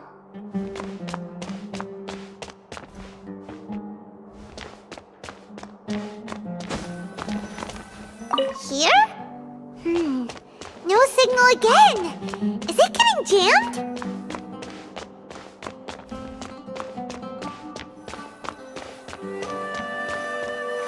Whoa! It's Mora! Ooh, Mora! No, Paimon, we're not here to hunt for treasure!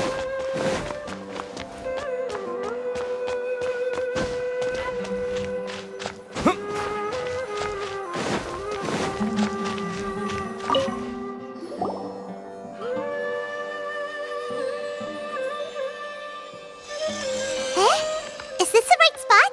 Are you getting anything? Please work!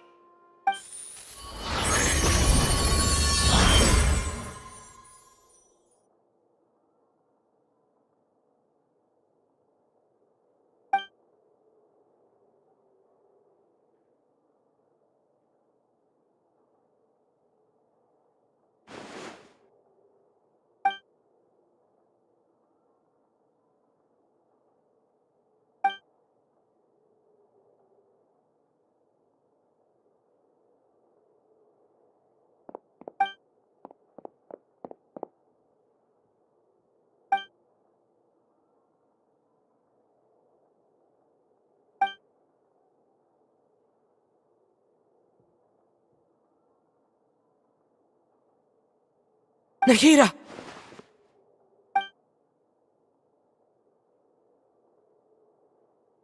Hey, Nahida!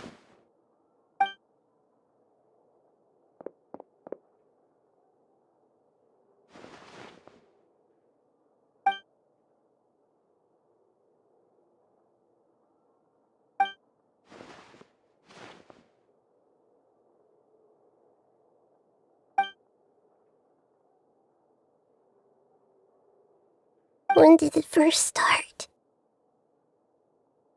Oh, right. It started from the moment I was born.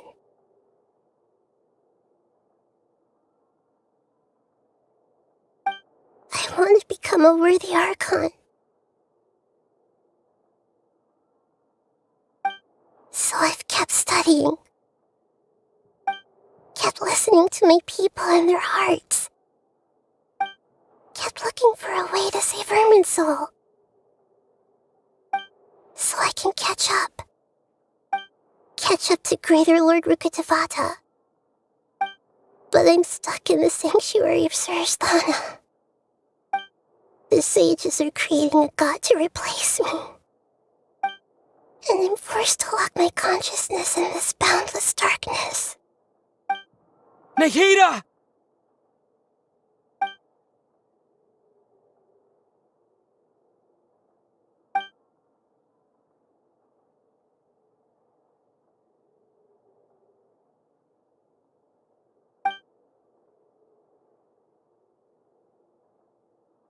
Nahida!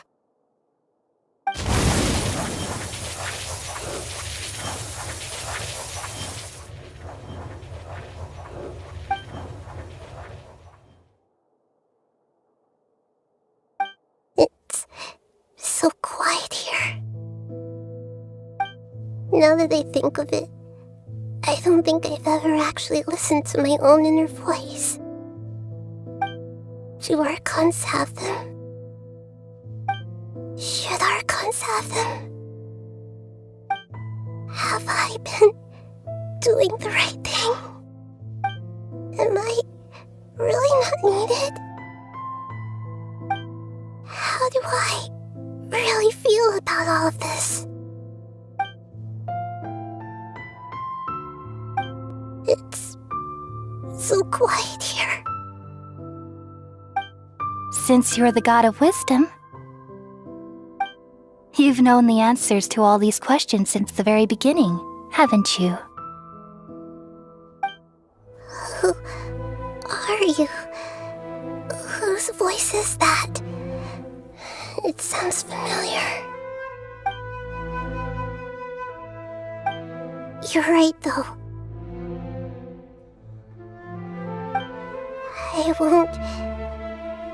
I won't ignore my own voice anymore.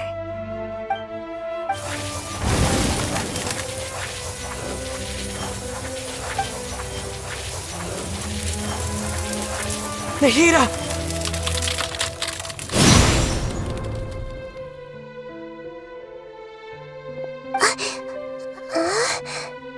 Nahida? Did you wake me up? Thank you. Why are you here? We're here to rescue you. Are you alright? I'm fine. It's just... when I think of everything that's happened to me, I feel really angry now.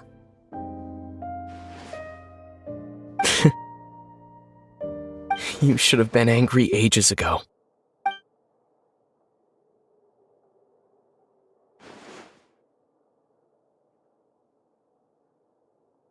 Huh? Oh, you're back! How's everything? That's wonderful news! Great! We weren't locked up for nothing! When you went to wake up Nahida, Paimon was listening for any sounds outside. You were out for a long time. There are fewer and fewer scholars going about now. You think everyone's done with their Nyagarbha Day stuff? Yep, so that means our next act is Nilu's performance!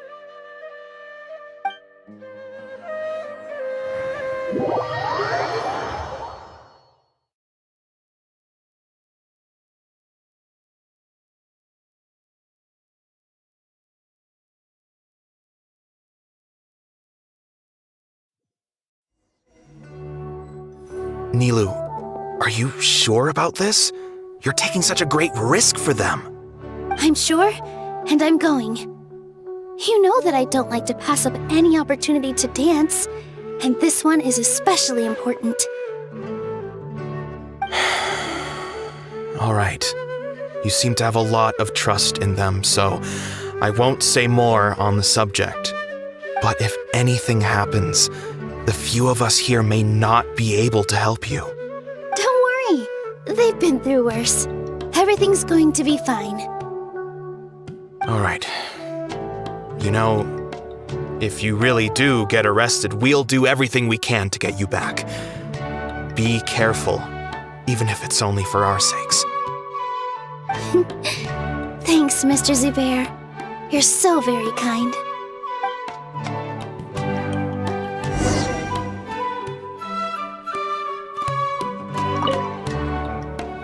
Always remember that your safety comes first. And don't forget that you're the star of Zubair Theater!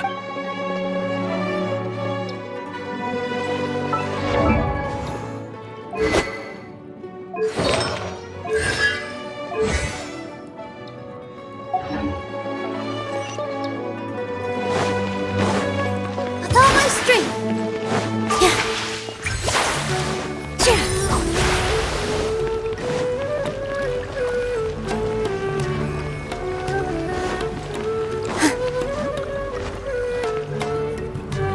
Nilu! How's it going? Nervous? Definitely more than usual. But it's because I'm worried I won't dance well enough. It's okay. Just focus on your performance. We'll take care of everything else. You sure know how to talk. Taking all the credit, even though we came here together to help out. Well, thank you both. I'll have to treat you to a meal after all this ends. I really, really appreciate all of your help. Ooh, that sounds great. Huh? How can we say no to that? All right, let's get back to business. Nilu, we'll be here to keep people from going to the academia so they don't interrupt your performance. I was planning on telling them something like, the Academia's been conducting a weird experiment, and some of their test subjects escaped. It's really dangerous there, so stay away. Oh, you couldn't think of anything better? Oh well, I guess it does sound like something the Academia would do. I think it sounds great. I'm counting on you guys. Don't worry, it'll be a piece of cake.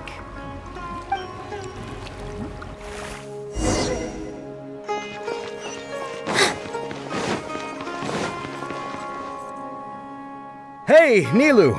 Sorry, it's great to see you, but I'm really busy right now. Our Bait People Away with Yalda Candies plan is working beautifully. Do you want some candy? We have more than we can give out. Vihar, thank you so much for doing all of this. And even dressed up as the Knight of Flowers, no less. I'll pass on the candy, though. I cut back on sweets in the period leading up to a performance, and I'm about to start one. You have a point. The stage is cleared and everything's ready, so you can start your performance at any time. Yeah, thanks to you. I'm really grateful. All right, time to hit the stage. You're welcome. The honor's all mine, since I'll have such a great view of the show.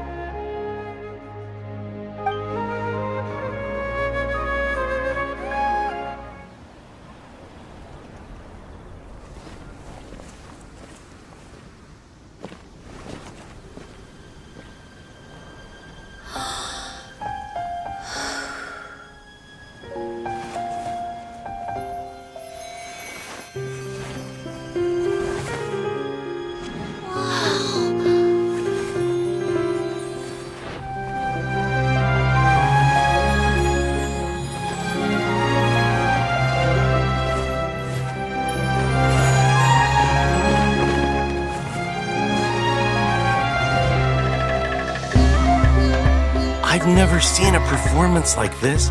This is incredible. Yeah, but I heard that public performances like these have been banned. I can't believe she's doing this here.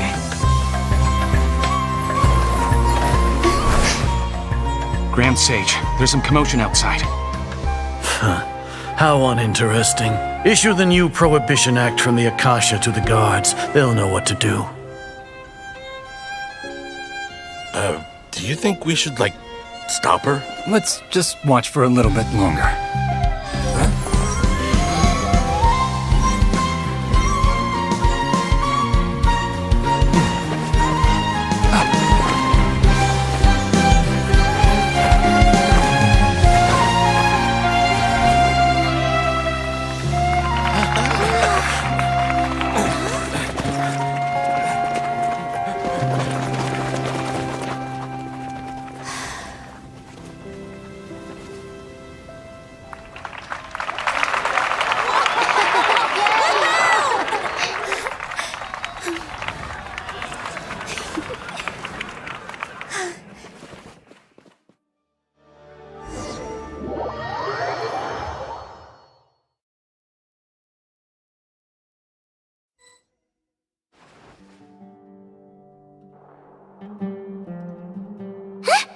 Did you hear that?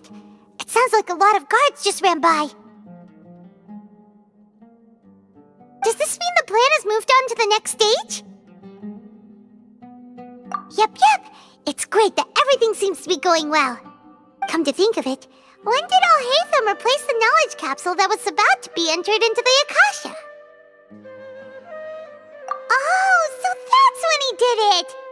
Paimon was too nervous to notice. Speaking of, didn't Alhaitham also yoink the divine knowledge capsule from that mercenary leader in Port Ormos when everyone else was distracted? It's a time-tested trick of his. Why are we complimenting him? Yeah, he's smart and all, but he still makes Paimon's blood boil.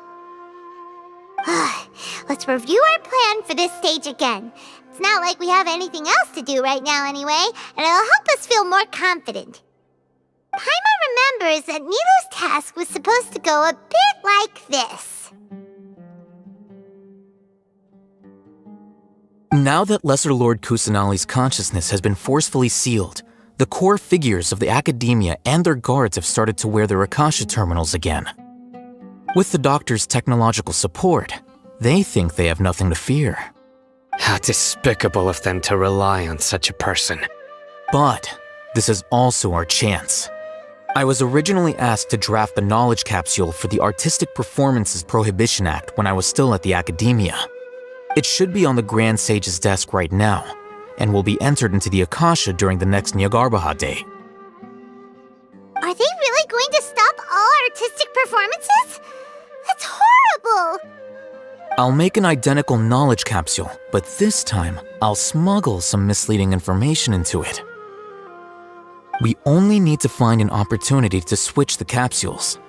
Once it's been entered into the Akasha on Nyargarbaha Day, if someone were to be seen performing in public, the sages would definitely use that opportunity to announce the ban, and so the misleading information will be disseminated amongst the guards.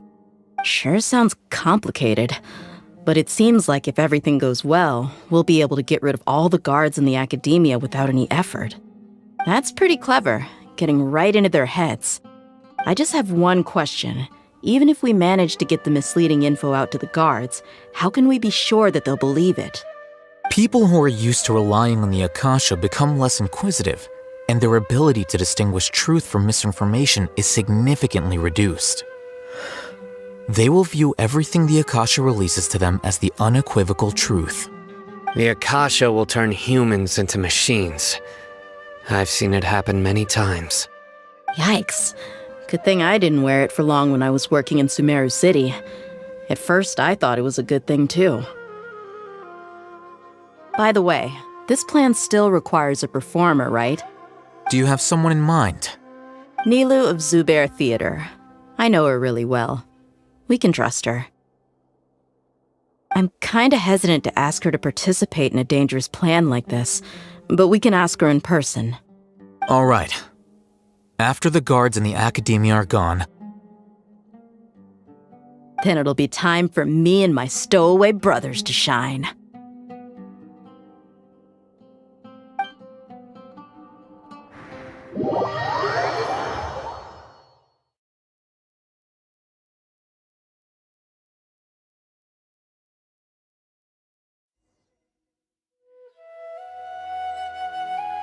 Here they come. Did you see that, Raman? They came out from the Academia in droves.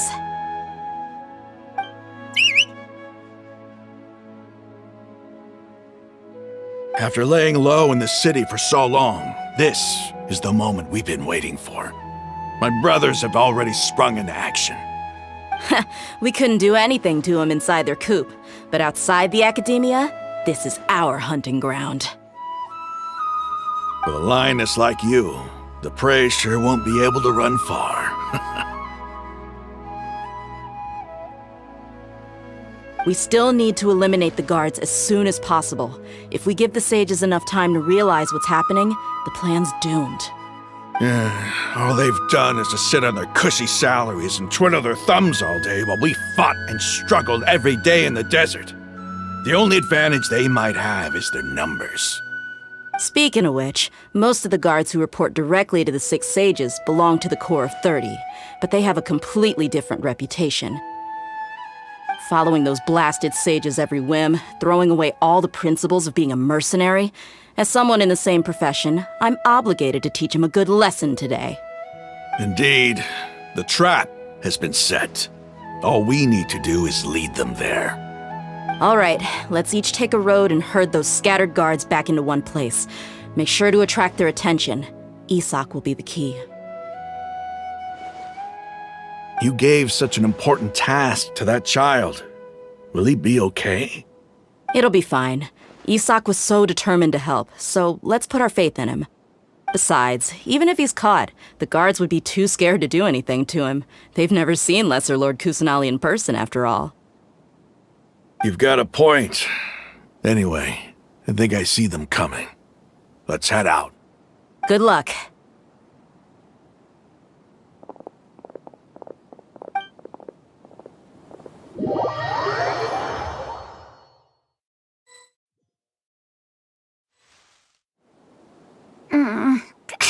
This outfit. Hey, do you remember what you need to do, Isak? When the guards get here, you'll pretend to be Lesser Lord Kusanali and run away from them. Oh, yeah, I remember. Of course I do. I'm just a little nervous. Relax. Don't think about getting caught. Even if that happens, we won't leave you behind. You only need to think about getting the guards' attention and leading them to the Grand Bazaar. Leave the rest to us. Okay, got it. I'm here to pay back Lesser Lord Kusanali for helping Grandpa. I won't get cold feet. Hey, they're here. I can see the Academia guards.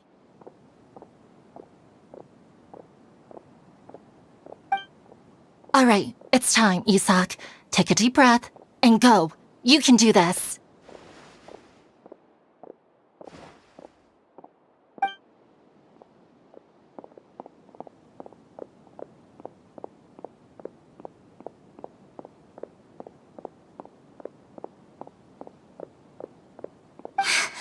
Why is there a guard over there?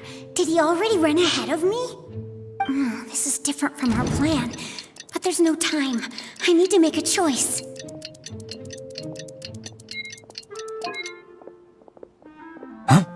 Did I just see something dart by? I'd better go have a look.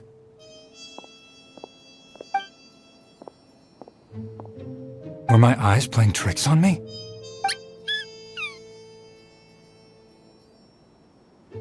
I should go check to see if someone's hiding over there. There seems to be nothing here. Just to be safe. Good thing they didn't find me. I was close. I'd better hurry and keep going.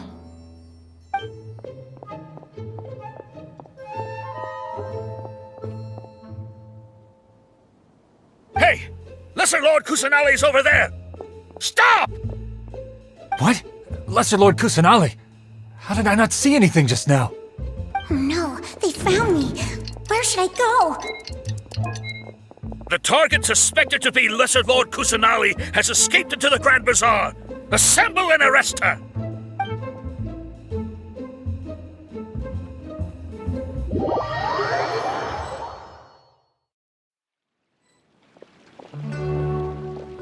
Where did she go?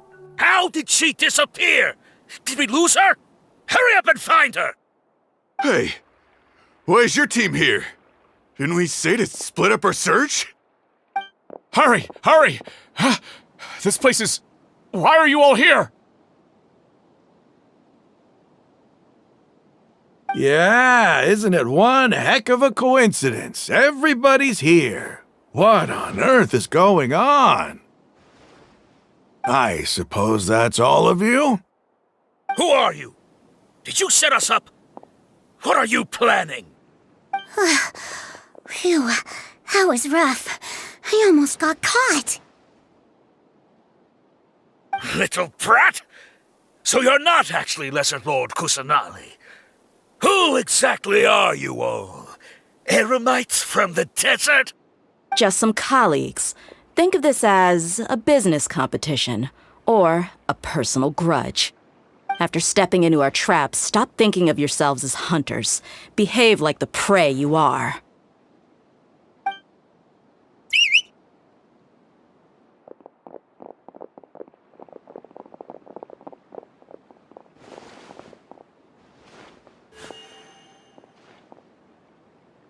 An ambush? How's that possible? This is Sumeru City, but mercenaries from the desert somehow ambushed us! You've spent all your time hiding away in the academia. This place has long since become our hunting ground. Brace yourselves!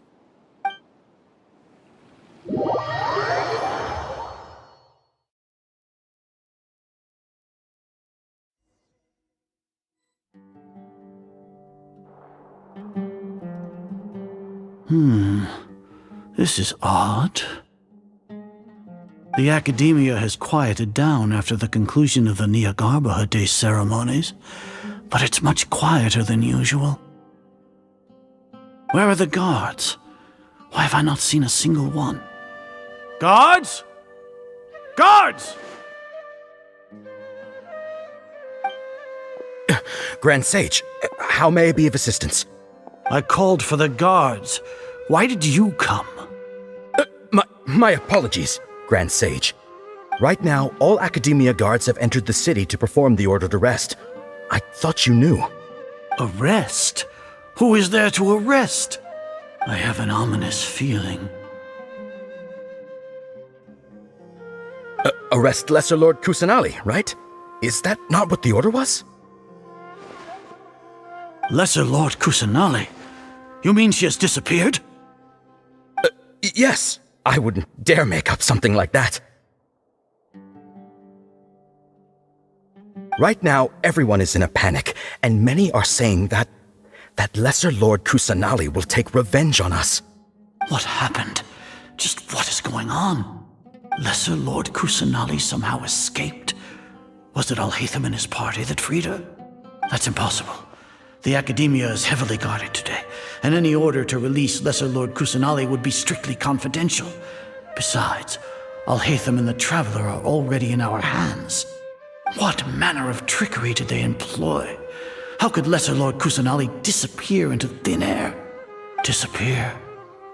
Wait. How was the arrest order distributed to the guards? It was issued by the Akasha earlier today. Only you have the authority to send messages like that, so I thought it was your order. Let me check.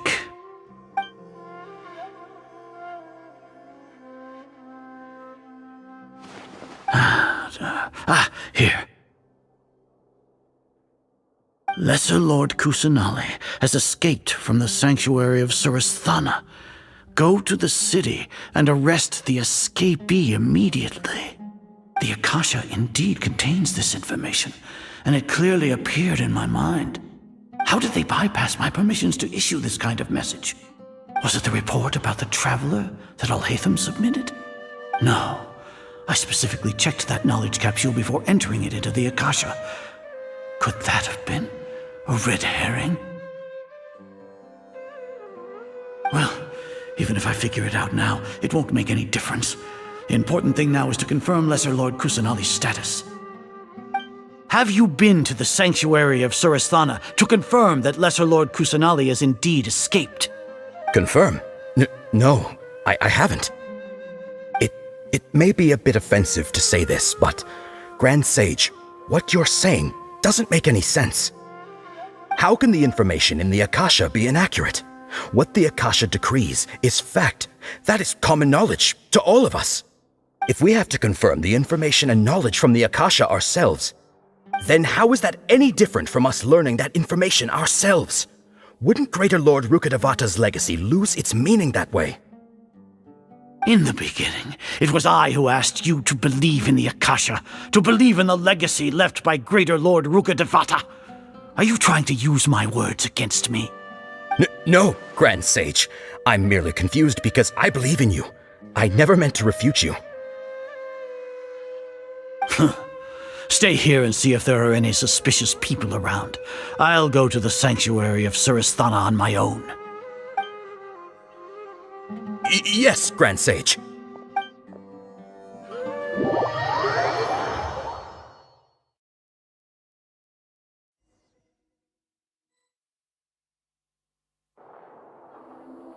Lesser Lord Kusanali has escaped from the sanctuary of Suristhana. Go to the city and arrest the escapee immediately. can that be? Stop thinking about it. Stop. It must be a trick of theirs. As long as I personally confirm it.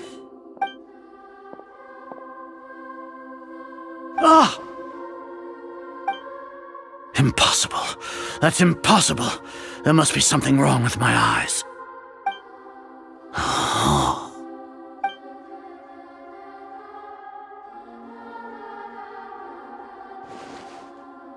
What a comical sight, Azar.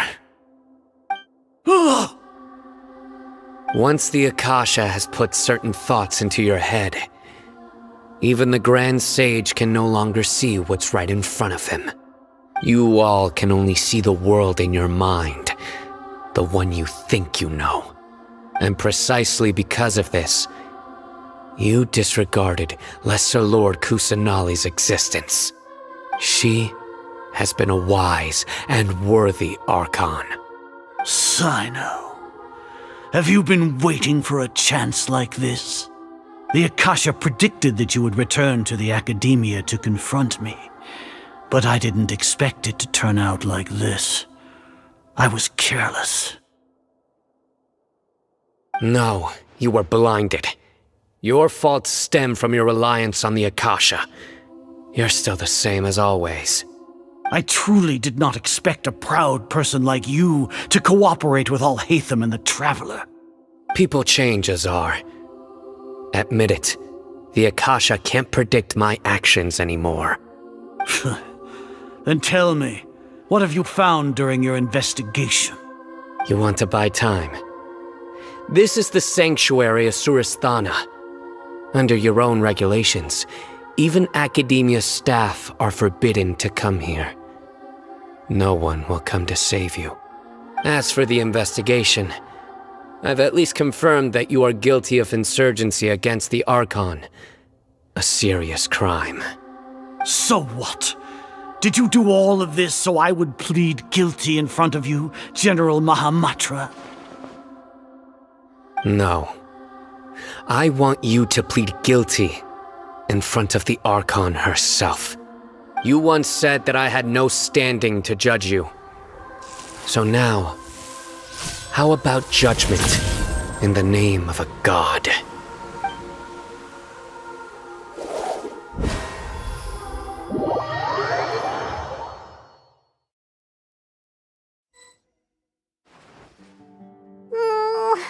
How long do we have to wait? Paimon wants to know how things are going out there. Paimon hasn't heard any sounds outside for a while. Hopefully something bad didn't happen. Yeah, but aren't you scared that we might be locked up in here for the rest of our lives? Thinking about it, at least Paimon has you. We could still chat like this. When Paimon thinks of Nahida being imprisoned alone in the sanctuary of Suristhana, Paimon can't help but feel sorry for her.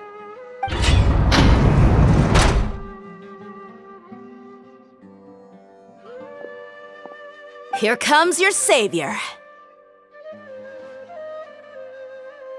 Dia! Paimon just knew you would come to rescue us! You two really owe me some big thanks. I had to search through who knows how many guards to find the key here. It felt even more tiring than whacking them. I'm exhausted. Thanks a lot. Need Paimon to rub your shoulders? No, that's, I'll pass. What are you afraid of? Oh, are you ticklish? Now isn't the time to talk about being ticklish. Things in the city and on Sino's side are both going well. The guards that stormed out of the Academia are all taken care of. The Corps of 30 is in charge of the city's defenses, but we already talked to Asfand. They've been fed up with the sages bossing them around. As long as it doesn't break their employment contracts, they'll turn a blind eye.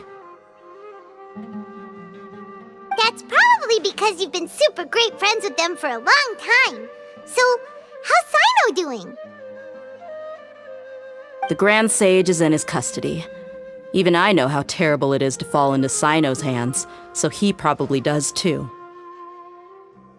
Sino forced him to release Lesser Lord Kusanali. He has no choice but to obey. So, hurry to the sanctuary of Suristhana. Assuming nothing weird happened, we should have already rescued our Archon. Honestly, I didn't expect our ragtag bunch to do this well. We just came together last minute to save the Archon, you know? Alright, you two better go. I still have to clean up some messes in the city. See you around.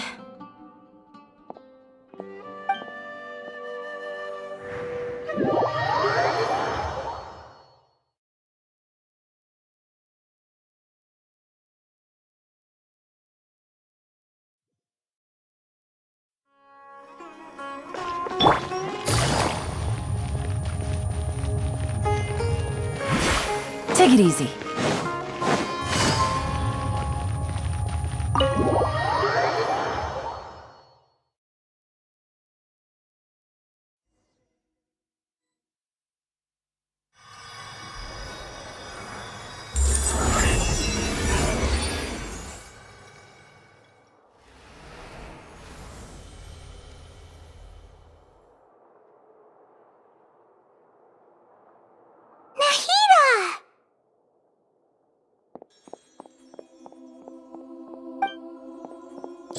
Should I say, it's nice to meet you? This is the first time we've met in real life. Before, we've only met in dreams, consciousness, or when I was in someone else's body. Thank you so much for coming to rescue me, but I also need to apologize. During this time, I did some self-reflection. My sense of inferiority and yielding to the academia led to all of this, and created so much trouble for you all. Exactly! We're here because you're a good Archon and one of our friends! Thanks, you two. Amazing. So this is how it feels to walk out of that cage with my own body. It's like I just had an endlessly long dream. I can't even tell if I just woke up or was only now born into this world. My concept of self has become so clear. But now doesn't seem to be the time to indulge in this feeling. This is really embarrassing. You all just rescued an Archon, and now she needs your help to save her country, and even the entire world. It's okay. With you here, Paimon's sure that everything will work out. There's one more thing. What is it? For all the things the academia did to me, and for all the folly it committed in the name of wisdom, as their Archon, I will make them pay. Ah! Wow! That's the spirit! You're finally standing up for yourself and not letting people walk all over you! I understand now. To be a better Archon, I first need to better myself. If you haven't even figured out how to be a caterpillar, how can you be a butterfly? Yes, true. That reminds me. I wonder how far along the academia is with their god creation plan. We need to hurry and prevent the birth of that false god. I need to make some preparations. Since I'm now free, I can establish a direct link to the Akasha and control it. First things first, I need to remove the restrictions that the doctor put on me in the Akasha. After that, I'll make some adjustments and revoke the sage's permissions. The Akasha will then be like how it originally was, only operable by the Archon. After all, the academia betrayed Greater Lord Rukkhadevata's trust. This might take some time. In the meantime, you should also work on your own preparations. If we don't stop the god creation plan in time, we'll be in for a tough fight.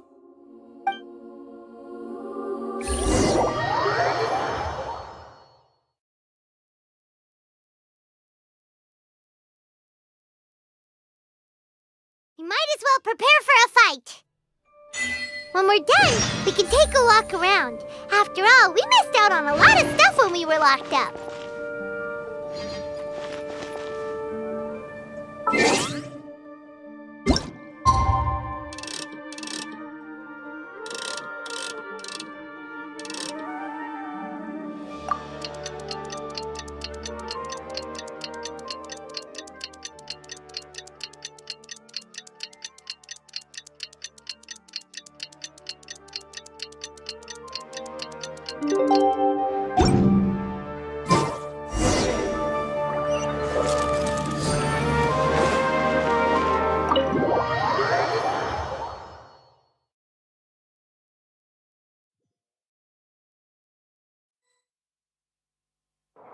How's it going, Nahida?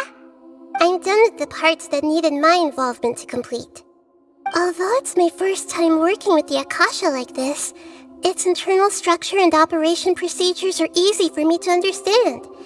Greater Lord Rukkhadevata's design is truly brilliant. Oh, also, this is for you. Huh?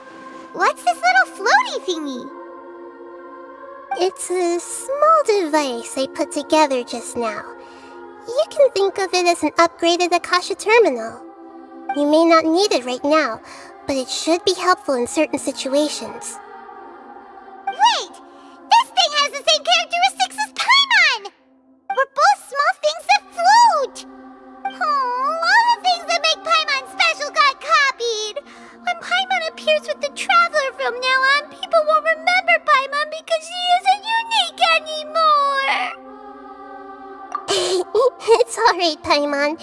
It can't replace you. It's only a flying device, but you're the Traveler's irreplaceable friend. You're so good at comforting people, Nahida. If only the Traveler was as smart as you. I was simply telling you what I feel to be the truth. I wasn't trying to comfort you. Nahida, you're a natural at this. What you just said made Paimon even happier. By the way, there's something I need to confess. Even though I'm the Archon and in control of myself again, I'm not very good at fighting. You may have heard that an Archon's power is derived from their people's faith. However, I'm not as well loved as Greater Lord Rukkhadevata. If we get into a situation where combat is our only option, I'll have to count on you, and I'll do my best to provide support. I'm glad I can rely on you. So the God of Wisdom isn't good at fighting? That actually sounds about right. I've located where the false god is. Time is of the essence, so let's skip to it.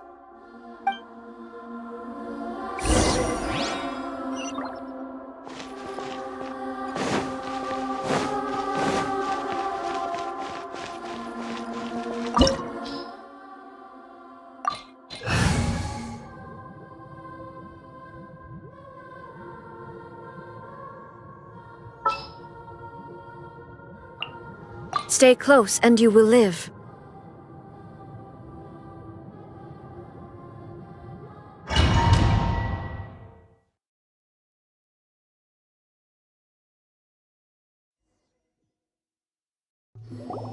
What is this place?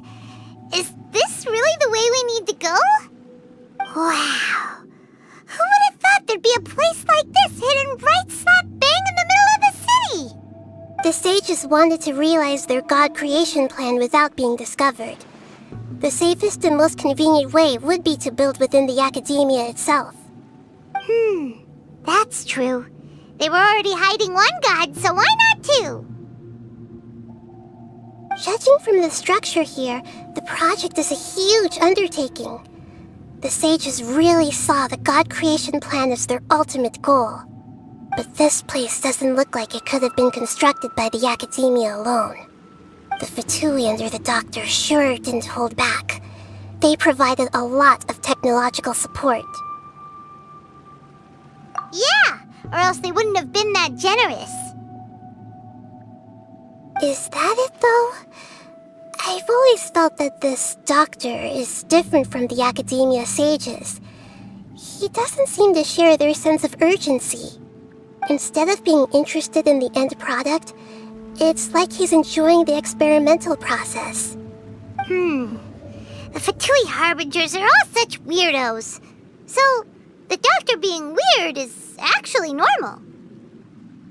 So, this Fatui that they're trying to turn into a god is called the Balladeer?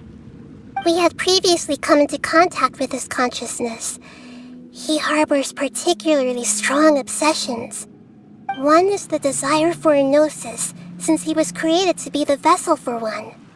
The other obsession is probably related to his past. I can't quite explain it. Paimon knows that he was a prototype puppet for the Raiden Shogun before he became a Fatui Harbinger. That's why he wants a gnosis so badly. There's no way he'd willingly be a test subject. Now with that temper and ego of his. It sounds like you know the Balladeer quite well.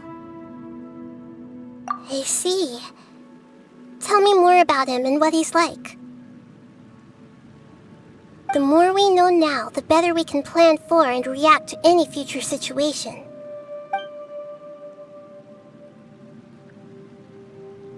Ah, I see. How fascinating. Alright, time to go. Let's get through here and meet him in person.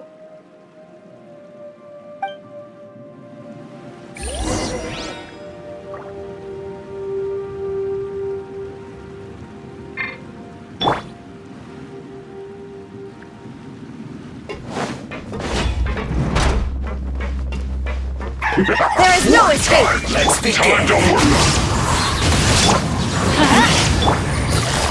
Quietly now.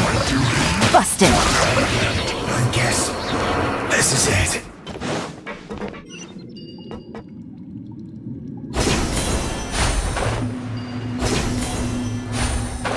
It looks like we can climb up these pipes.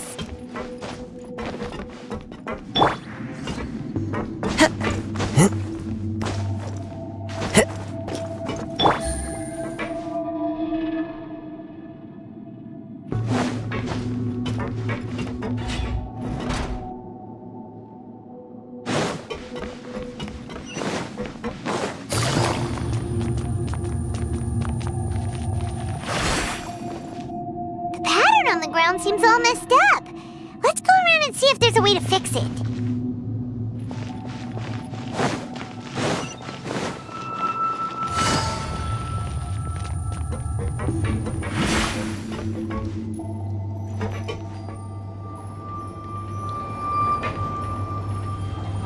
It seems to have stopped.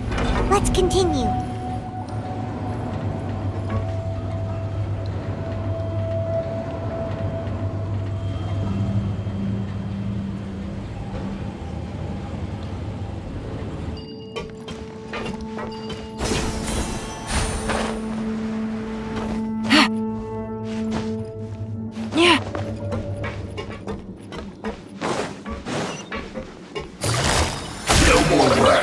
Gotcha. I will end you. Going in! Let's end this quickly.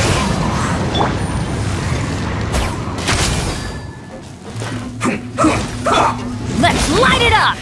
This isn't good.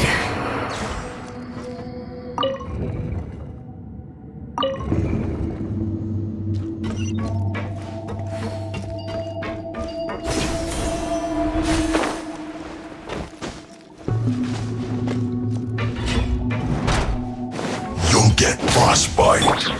Into the wind. Illusion shattered. Quietly now. Busted. Teamwork is dreamwork. The wind knows me.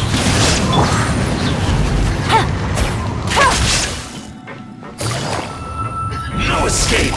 Quietly now. Can't run from death.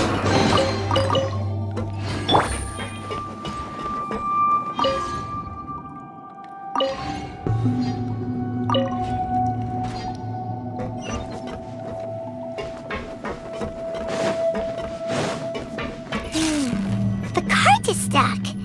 maybe there's something wrong with the tracks. Let's try adjusting the direction of the device to clear the tracks.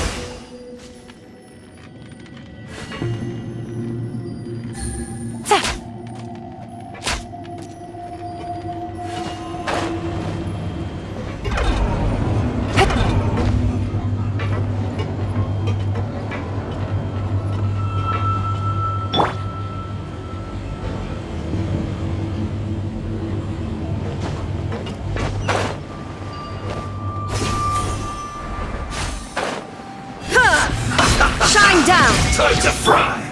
One with nature!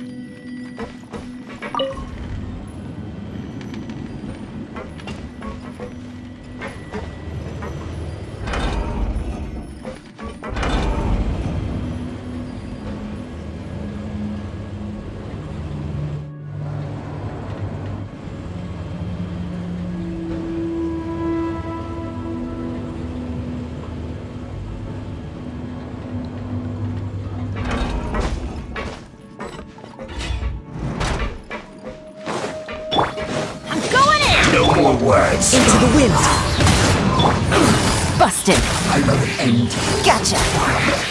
I guess. These are about to get dicey. Illusion shattered! Torn to oblivion!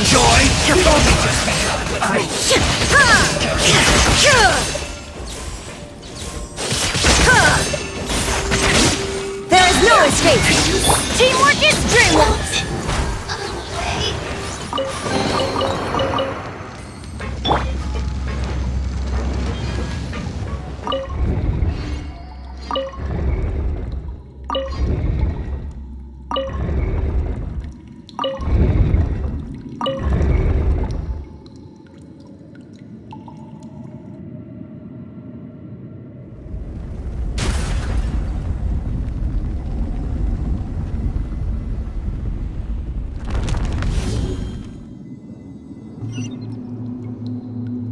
Illusion shattered!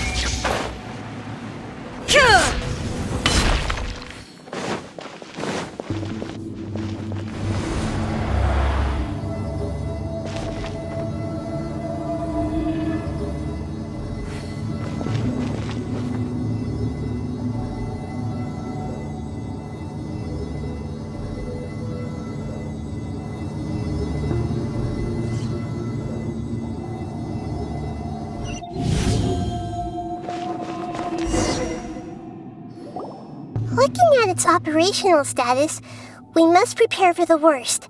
The god they wanted to create is likely close to completion or already completed. Oh no! What should we do? Paimon can't imagine how hard it would be to fight against a Fatui Harbinger with a Gnosis! Are you nervous, Paimon?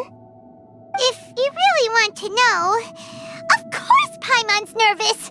Aren't you too, Nahida? Yes, I am. This is probably the first time I faced with a calamity of this degree since my birth. I feel not just nervous, but curious as well. Curious? Curious about what? Curious about our fate. To me, everything we perceive in this world, everything we learn, and everything that happens to us is considered knowledge. And if it's a form of knowledge, then it can be understood. However, only fate is about that which has yet to occur, so it has always drawn my curiosity. So to me, fate is the ultimate knowledge. That's also why I love observing humans and all the things that happen to them.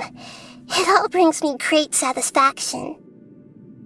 And now, at long last, I'm not just an observer anymore. I will personally experience my own fate with you by my side. Isn't this such a wonderfully exciting thing? Ah, so that's what you mean.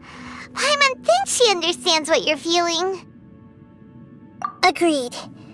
Okay, let's continue on. I can sense his aura from here.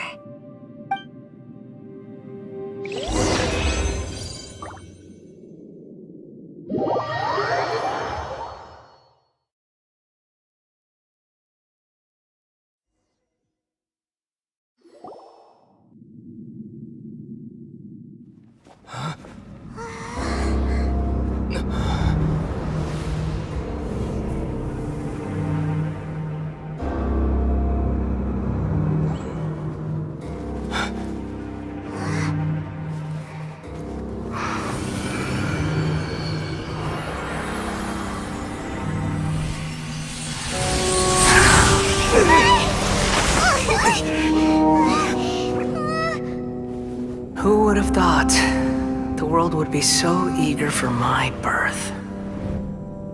I remember you, Booer, the god of wisdom, and standing beside you, the traveler. Is he all-knowing and powerful now like Greater Lord Rukkhadevata? No, I can't feel the same kind of divinity I felt from the Greater Lord. It seems that the sages didn't get the chance to infuse the divine knowledge capsules into him. But even still, he has undoubtedly become a true god now. So we're too late? The Balladeer has already become a god? The Balladeer, a long bygone title. When my spirit ascended to divinity, I felt as if I had existed for the same number of epochs as heaven and earth. Looking back, the existence of what once called itself Kunikazushi appears infinitely small and ugly.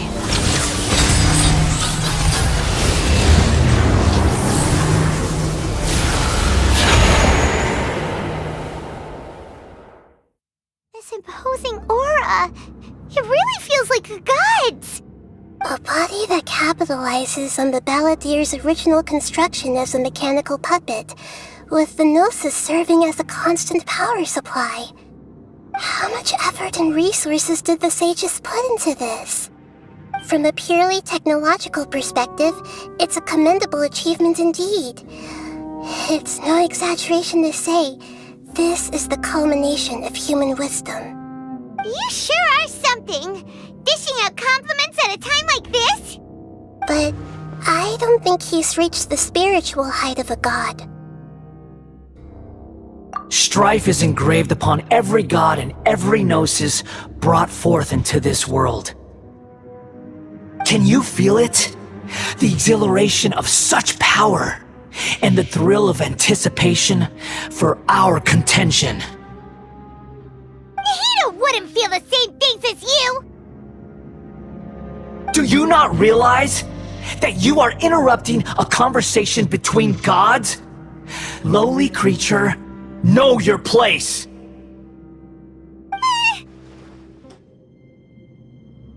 The strife engraved upon a gnosis. You're talking about the Archon War. Tevat's current peace was not easily won. I didn't personally participate in the Archon War, but the way I see it, all those losses were meaningless, driven by the demands of the laws. There's no point in bringing it up again. Is that so? Yet I am deeply disappointed that I was never allowed the fortuity to personally participate in the Archon War. This is a first. Encountering a god in this world who does not crave power.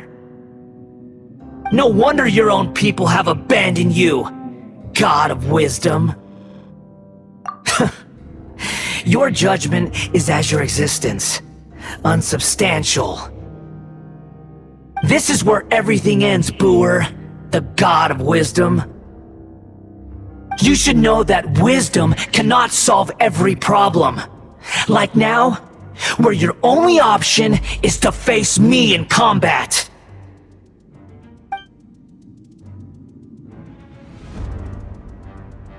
Come! Let us reenact a scene of the Archon War. Come and inaugurate my birth as a god.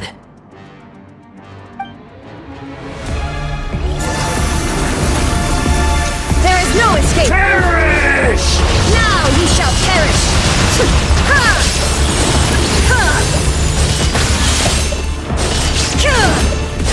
Feeble human! Let's light it up! Adventure time!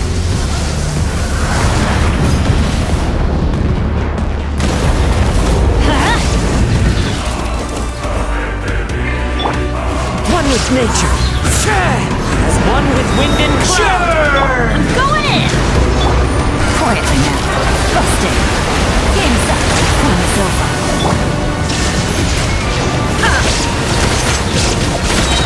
Inazuma shines eternal! My endless cycle begins!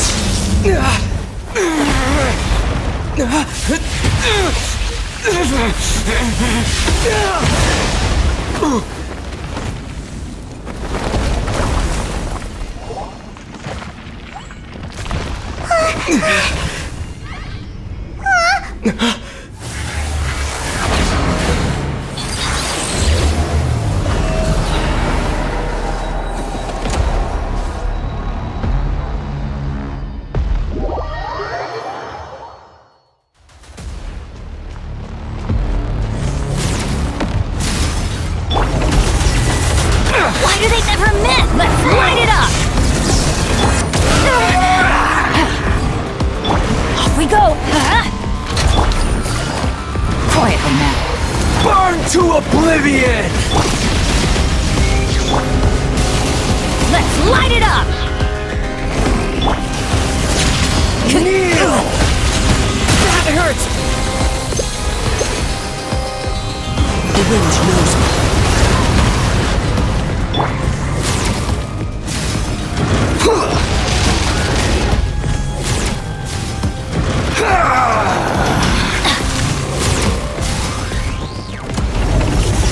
Adventure time!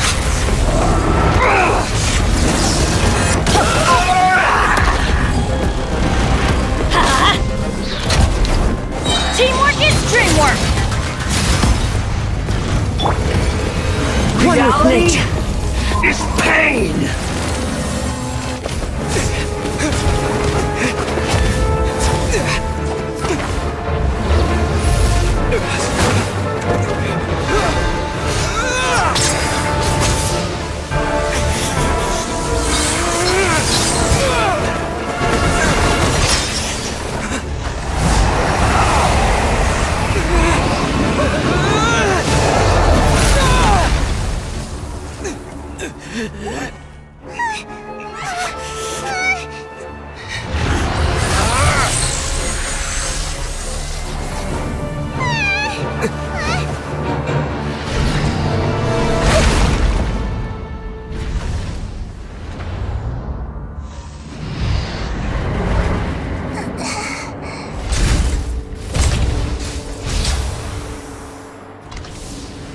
This is supposed to be a battle between gods, yet you choose to hide behind a mortal. And now, you're acting like you'd sacrifice yourself for a human. Are you having fun proving a false sense of heroism to yourself, Booer?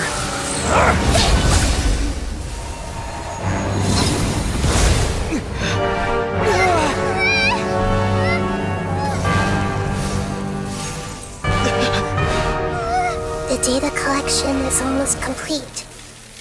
Do you even know how many times you've tried to take my gnosis from me?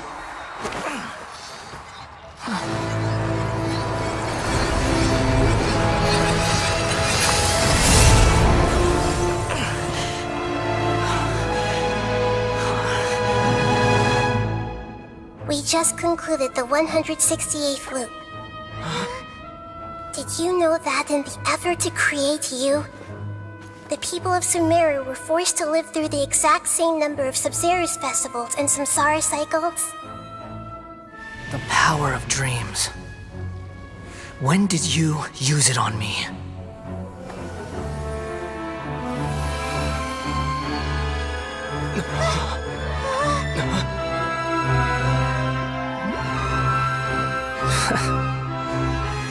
You can't even defeat me in a dream.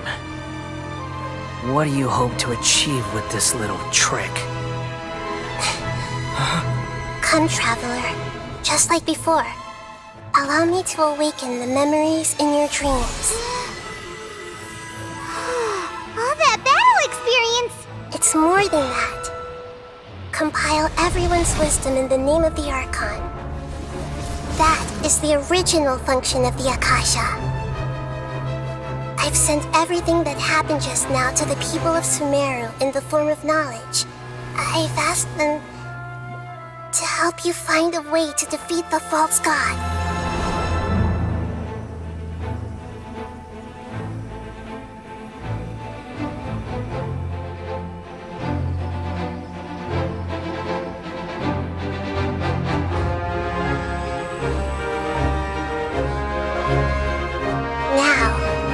All of Sumeru's wisdom is at your disposal. Meaningless tricks won't save you!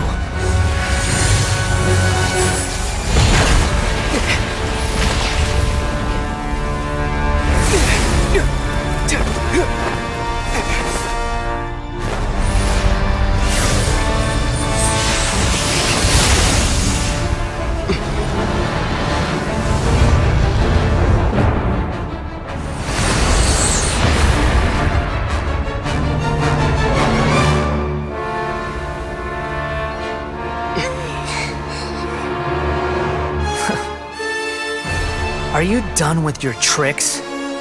Can I finally take this as a real battle between gods?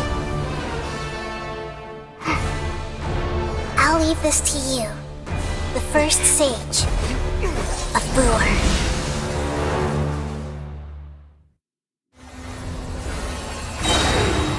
1,000 eons, mine to dominate!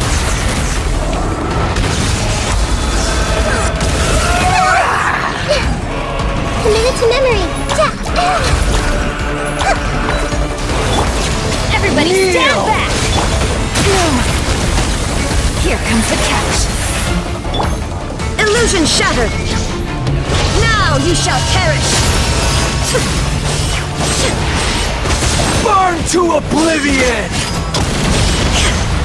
There is no escape! Let's light it up!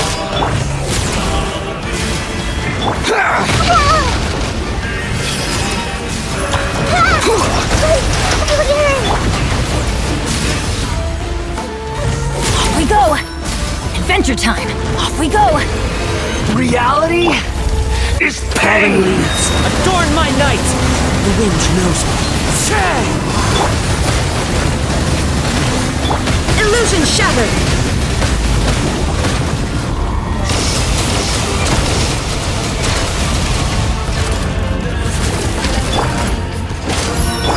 Good riddance, cruel world.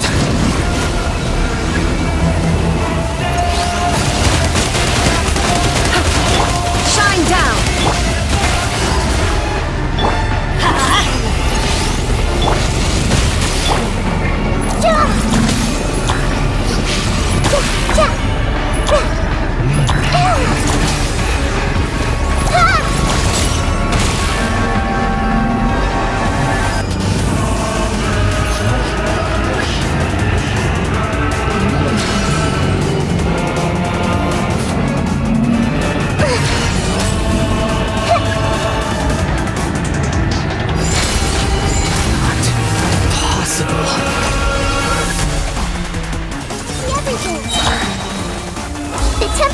Instant! Teamwork is dreamwork! Gotcha! Things are about to get dicey. Illusion shattered! Inazuma shines eternal! Ha! Ha! Ha!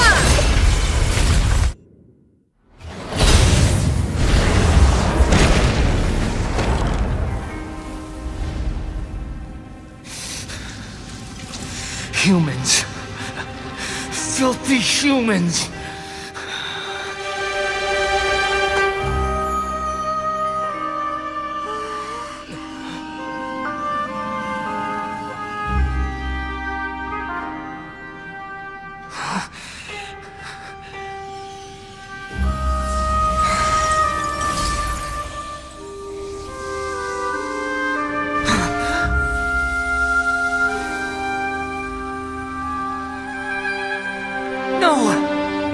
Wait! Please! Anything but the gnosis!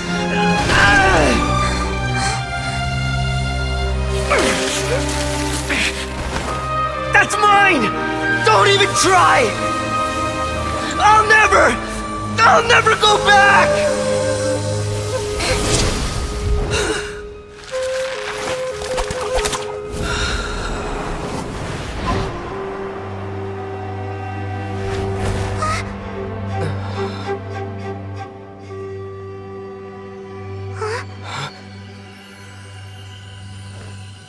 We haven't yet found the answer to the most important mystery. Irminsul is still waiting to be saved. With the power of another Gnosis, we may now finally understand the last memory of Greater Lord Rukkhadevata.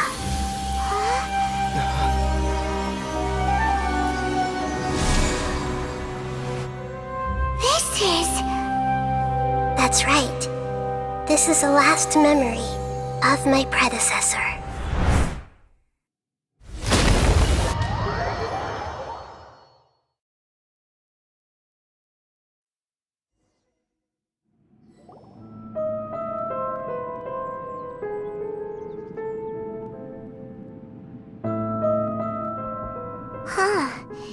This sure seems very different from what Paimon imagined. Shouldn't Irminsul be in this realm of consciousness? Yes, that is our destination. But I didn't expect the remaining consciousness of Greater Lord Rukkhadevata to be as polluted as this.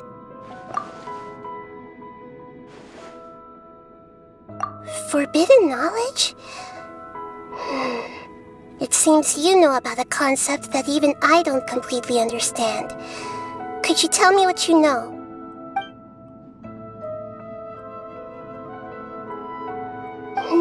Your inference seems logical enough.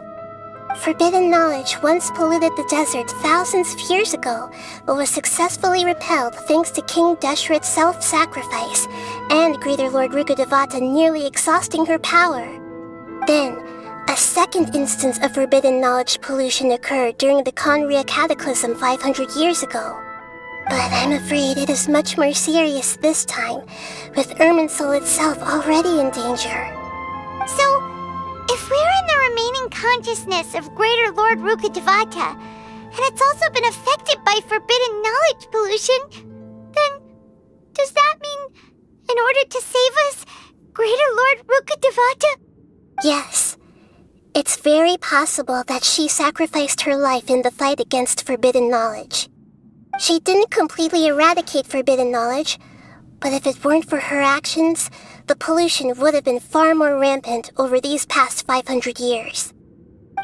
The way that everyone, including me, has forgotten everything about forbidden knowledge may very well be due to her restoration of Irminsul. Aww. Do you feel sad, Nahida? I'm just sharing her pain. The pollution of her consciousness here is severe. There is madness, chaos, and pain all around us. Did she fight to resist the forbidden knowledge pollution in such terrible conditions, all the way up to her last breath? She even used her last remnant of lucid consciousness to leave a clue for us to follow.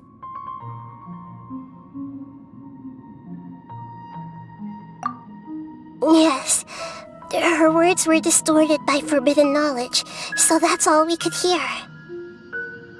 But now, we have a chance to find the answer to this mystery. We can cross the polluted consciousness until we found the right path to meet with our lucid consciousness. And then, we'll let Greater Lord Rukkhadevata tell us the truth in person. Each of us need to be mindful of the state of our own consciousness while we are here. Even with the Gnosis' protection, we must always keep a clear mind. Otherwise, we could go mad at any moment.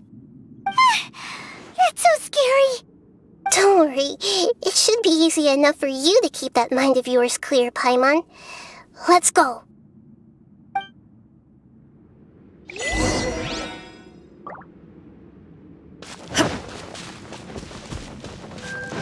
Are we in the air? And why is there a huge boat? That's the boat of consciousness, which symbolizes reason here. Its course is the direction our consciousness is traveling towards. If we lose... Wow! What are these? The monsters seem to have been affected by them.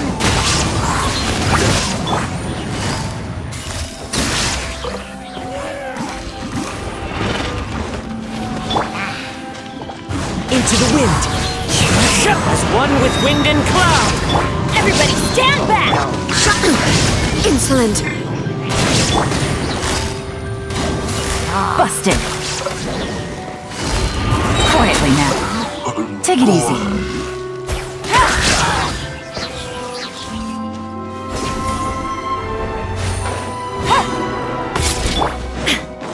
There is no escape! Teamwork is dreamwork!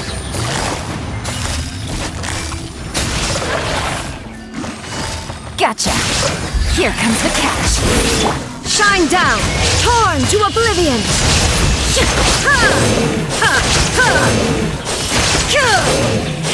Look!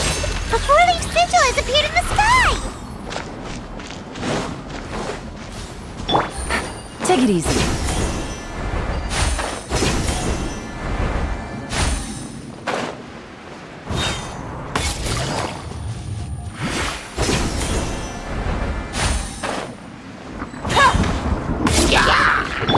Let's light it up! One with nature! Busted. Gotcha.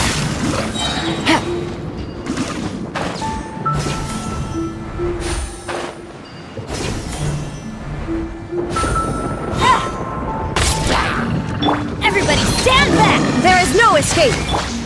The wind knows me. Clouds high. The birds call.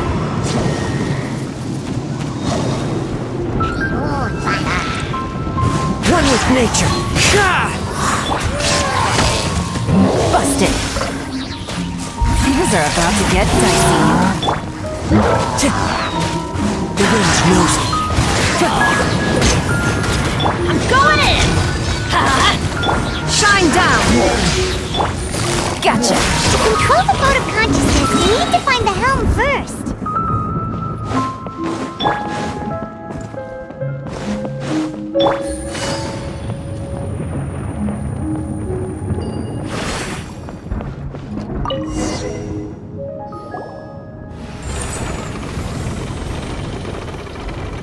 We changed direction. Are we still going the right way, Nahida? Judging from the current route, the boat of consciousness will soon take us out of here.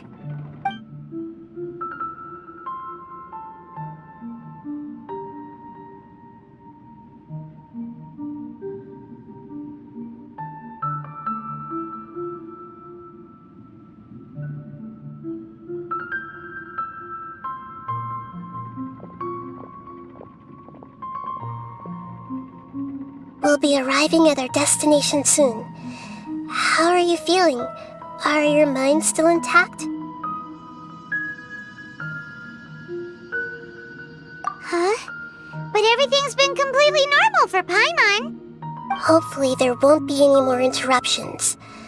This time, we should be able to meet Greater Lord Rukkhadevata. Are you saying you've never met Greater Lord Rukkhadevata before? No.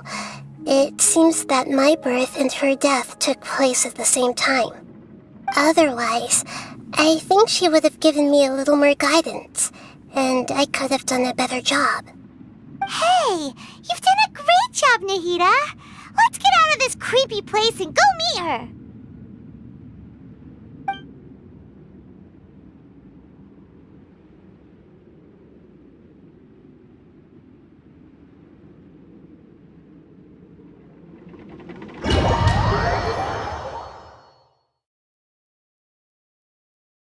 So, is this the place you were talking about? The base of Irminsul?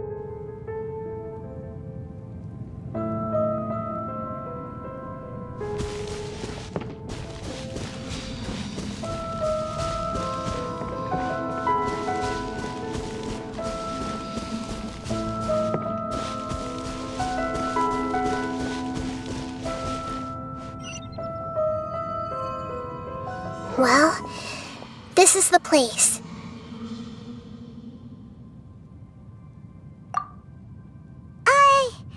We're here to find Greater Lord Rukkhadevata, right? But the one standing over there is... Is that me? She looks exactly like me. Are you Greater Lord Rukkhadevata? Yes, that's me. Are you surprised by my appearance? Irminsul and the surrounding lands have been reproduced here as they were years ago. But this is just a realm of consciousness. We are manifestations of the same nature. Hence why we would appear exactly the same. We're of the same nature. Why? Because you are me, and I am you. You are me in the new samsara. The new samsara? As Greater Lord Rukkhadevata, I'm the avatar of Irminsul, and you are the purest branch snapped from Irminsul. Imagine it this way. Even if a tree dies, its branches will eventually take root and grow, continuing the tree's life in another form. I'm merely the remaining consciousness of Greater Lord Rukkhadevata.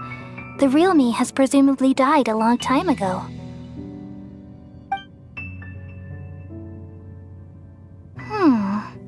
Judging from your appearance, I've probably been dead for 500 years. But you're finally here. My new self in the samsara. If this is true, then am I going to be a great Archon like you someday? Though we share the same nature, our fates are bound to be different. All things have their own fate. When a branch grows into a mature tree, it won't be the same as the original tree. That's why fate is the ultimate knowledge, isn't it? That's a great insight. Yes, very good. It's also precisely why you won't become like me. Really? But perhaps you may become an even greater Archon than I. I already see a determination in you that I didn't possess in my time, and the future that it leads you to will be yours alone. Along with the blessings from your past experiences. Don't worry. The growth of wisdom is like that of a plant.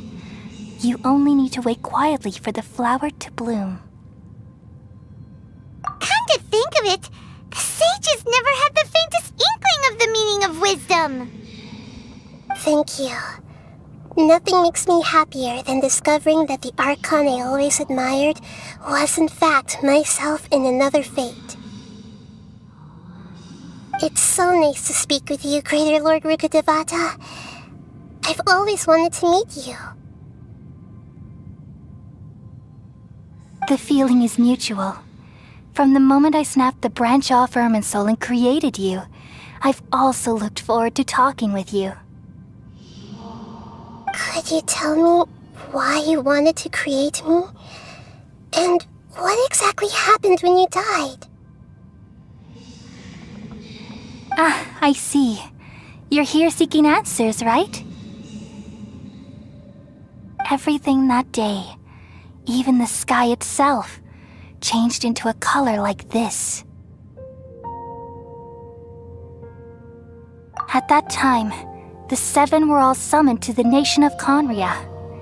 Except for me. I had a more important task to attend to. I had to protect Irminsul. The disaster occurred together with the pollution of forbidden knowledge. At that very moment, with my consciousness connected to Irminsul, I sensed something was wrong. The pain started to torment my mind. By the time I reached Irminsul, it was already displaying signs of corruption. Had I not repelled the pollution of forbidden knowledge with King Deshret thousands of years ago, I might have felt even more hopeless and lost. So what exactly is forbidden knowledge? It's a kind of knowledge that doesn't belong to this world, and a form of truth that can't be understood. It came from the very bottom of the abyss. Even I could never understand it. The world is constantly rejecting it, leading to all kinds of bad phenomena. If we allow forbidden knowledge to pollute Irminsul, I'm afraid the entirety of Teyvat could fall apart. So, there's knowledge that even the God of Wisdom can't understand? At that time, I knew I couldn't repel the forbidden knowledge with my strength alone. Which is why I created a device that compiled human wisdom and named it the Akasha. It's truly the world's most amazing invention. Thank you. For a long time, I thought dreams were the fruit of human wisdom. Though it was selfish to do so, I borrowed people's dreams using the Akasha. Then I compiled their wisdom and all of my own power. Well, did it work?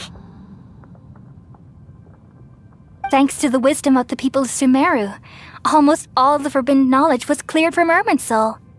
But things didn't go as smoothly as I thought. I had a terrible headache, which gave me an uneasy feeling. And then I remembered that my consciousness was also connected with Irminsul. It brought me knowledge and wisdom, but vile corruption as well. From the very beginning, my existence had been polluted by the forbidden knowledge. Oh no! How could that happen? I've experienced that pain in your consciousness. It must have been a horrible experience. Yes, but my feelings weren't important. The important thing was that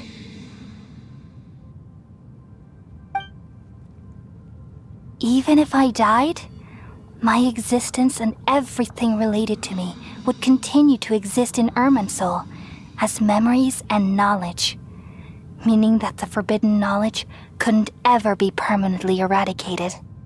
And there's no way for me to eliminate myself. It would be a sort of paradox. So, I took the purest branch of Irminsul as my incarnation in the next samsara, and left a trail of clues, all in hopes that you would come here and remove me and my pollution from Irminsul forever. Wait, no, I can't. So you realize what that implies. You are very smart indeed. Irminsul has all the knowledge and memories of this world. And as you've realized just now, removing me from Irminsul means I essentially will never have existed in this world. But this is the only way to save Irminsul. People love you so much and they've missed you so much over the past 500 years. I am exactly the same. So how can we just forget you like this? Is there really no other way? There must be something else I can do. You're the god of wisdom, Booer. You should know that there is no other way. But this is so cruel. I don't want to forget you. No need to feel so sad, Booer. As someone who delights in wisdom, you should feel joy at finally finding the answer. These are the words in their entirety. The answer you've been seeking all along. Let the world completely forget me.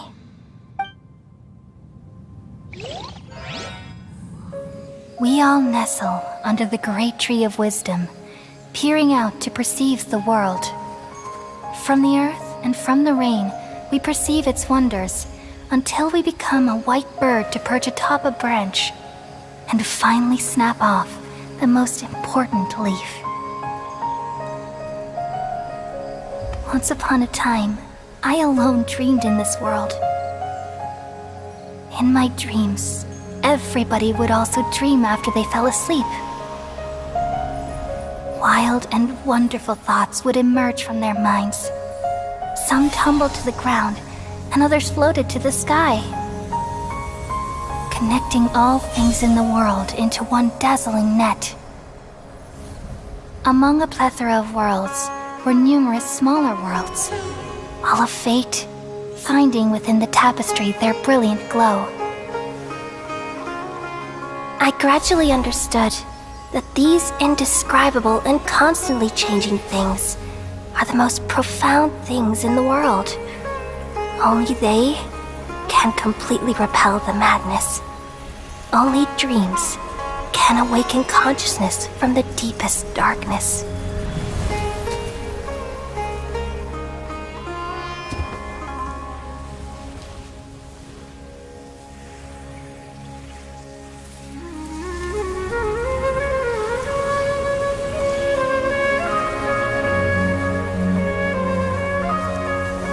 I'm the one who posed this question, yet also the one who sought a solution. Saving the world with the dreams of the people used to be my answer. And now, you've also found your own answer, and I shall return all the dreams to the people.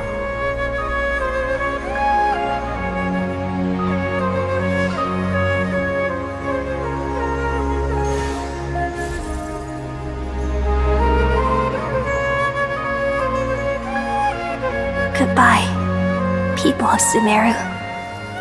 May you be blessed tonight with the sweetest of dreams.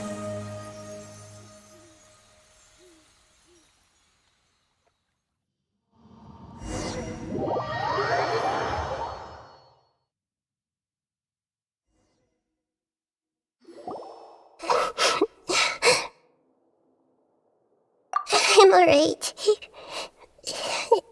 I'm just a little confused. We've just saved the world, right? So why am I crying? I don't know where this feeling inside of me is coming from, but I feel very sad. Just now, we used the power of two gnosis to successfully connect with the Irminsul consciousness from 500 years ago. Then, we removed the remaining pollution from Irminsul. Yeah, what's wrong? Weren't you there just now?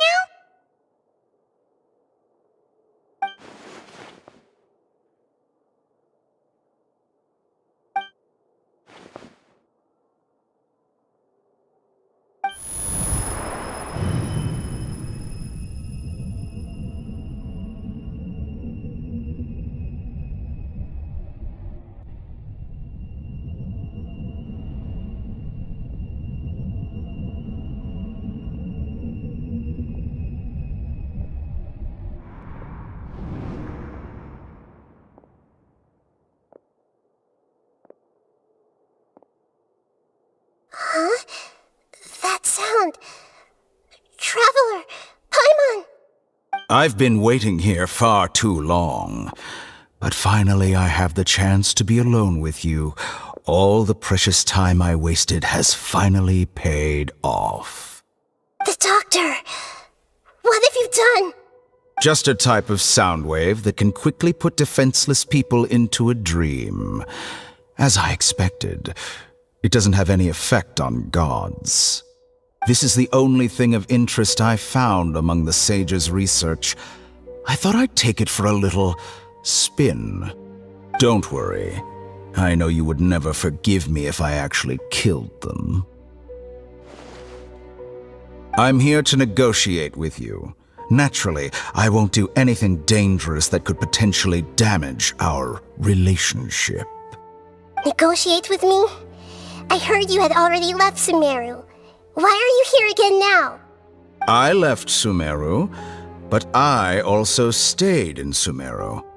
Even the God of Wisdom is restricted by the habits of cognition. How disappointing. You mean there are many different versions of you in this world? An astute guess. Even the same individual will have different cognitions at different ages. A long time ago, I made a major decision in hopes of preserving all my perspectives of how I observed the world. Observation is the first step of any experiment, but observing the current world doesn't satisfy me. It lacks an important dimension, that of time. So I saved segments of all my ages and made them into independent individuals. That's all there is to it. Indulge me. How does the God of Wisdom find my method of seeking knowledge?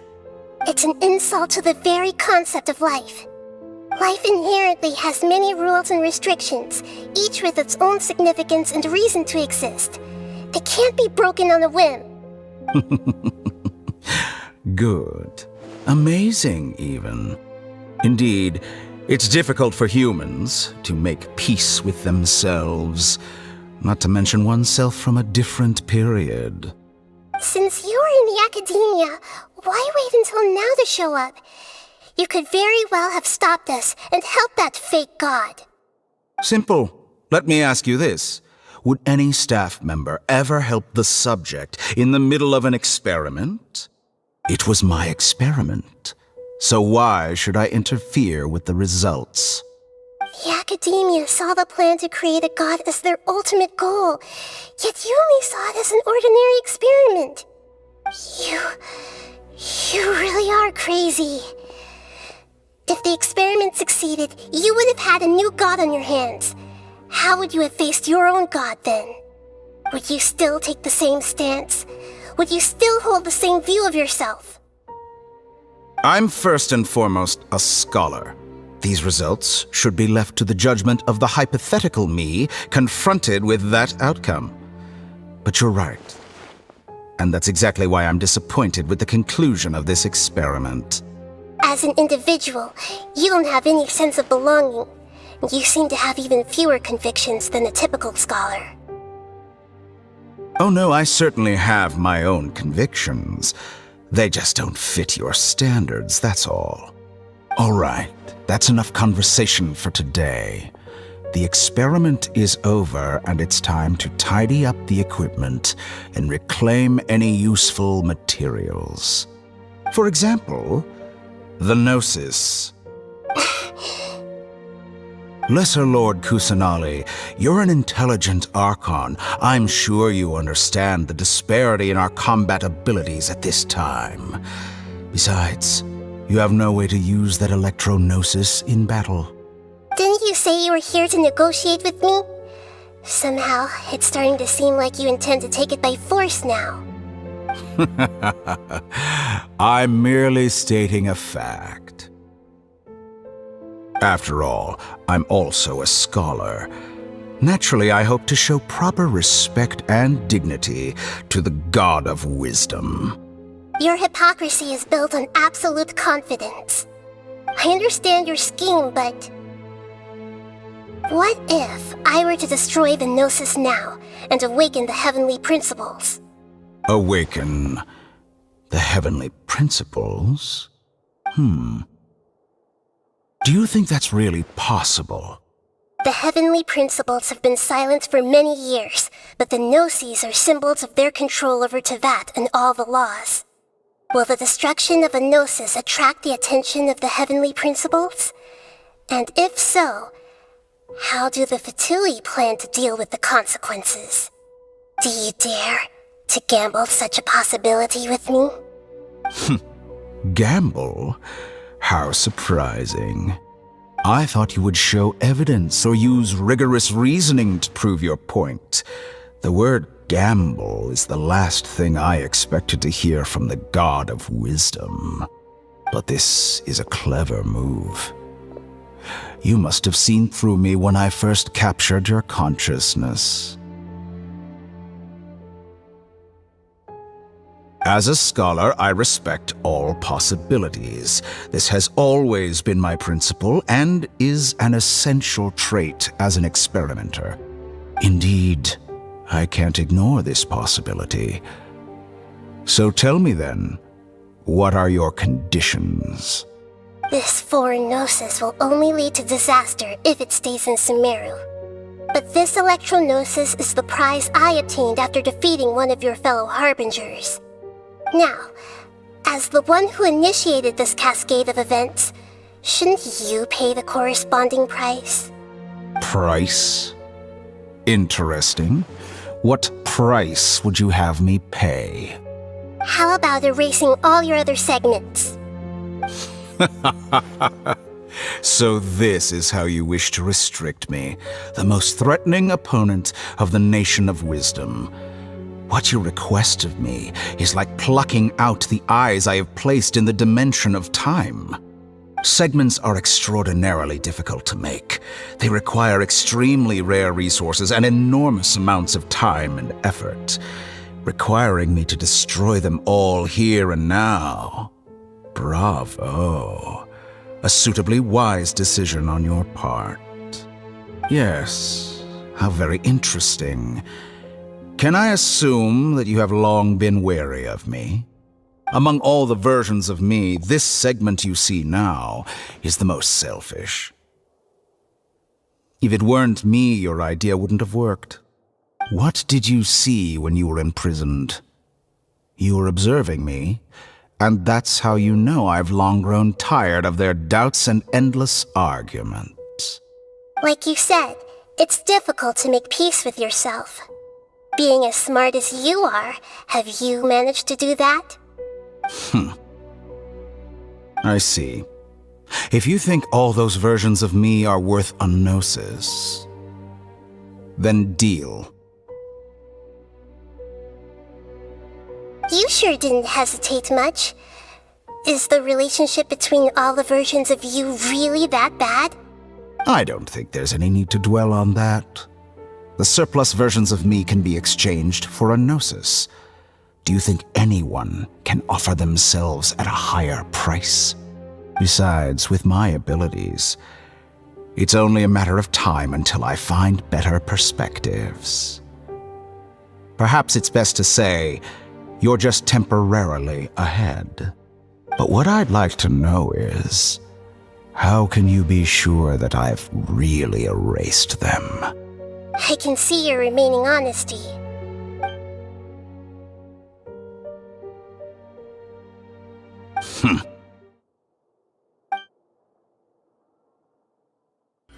What a ridiculous decision! You can't be serious!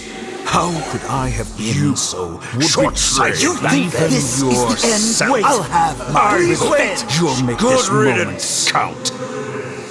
You will regret this! Well, have you confirmed that it's complete? Here, take it. The future of Sumeru City will be in my hands alone. I will shut down the Akasha and let curiosity and the thirst for knowledge drive the realm of academics once again. There won't be any further gaps for you to exploit. It truly pains me that my academic achievements have never been appreciated in my homeland. Of course, I have no interest in being rejected by this city for a third time.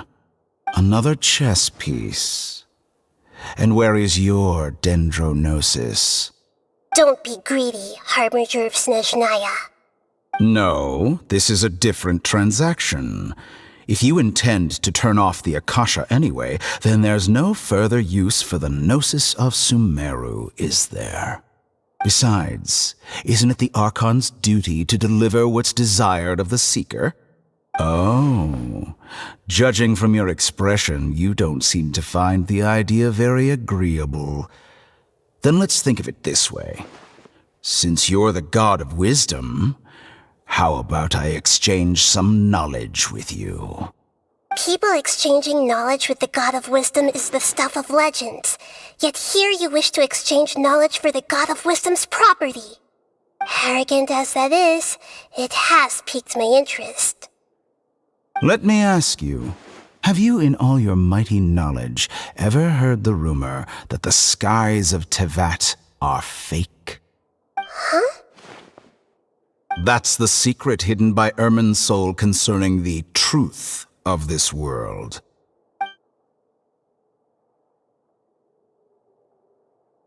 Once I finish telling you about this, it will be time for me to say goodbye.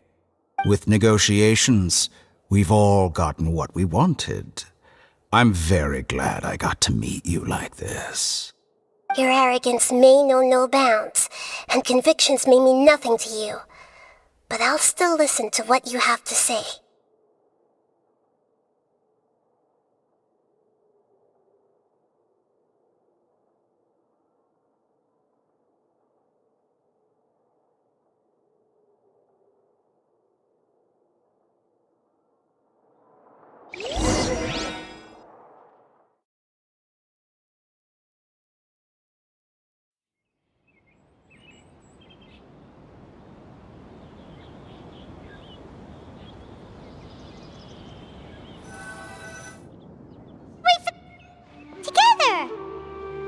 Okay. Wake him up.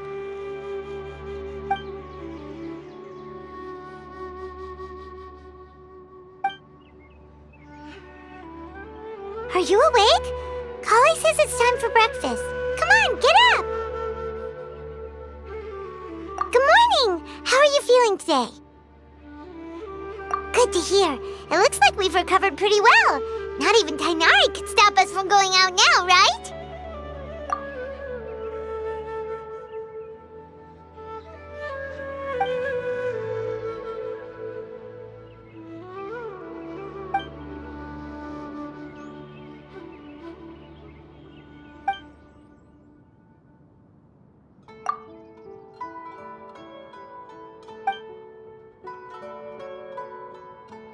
Traveler, let's go!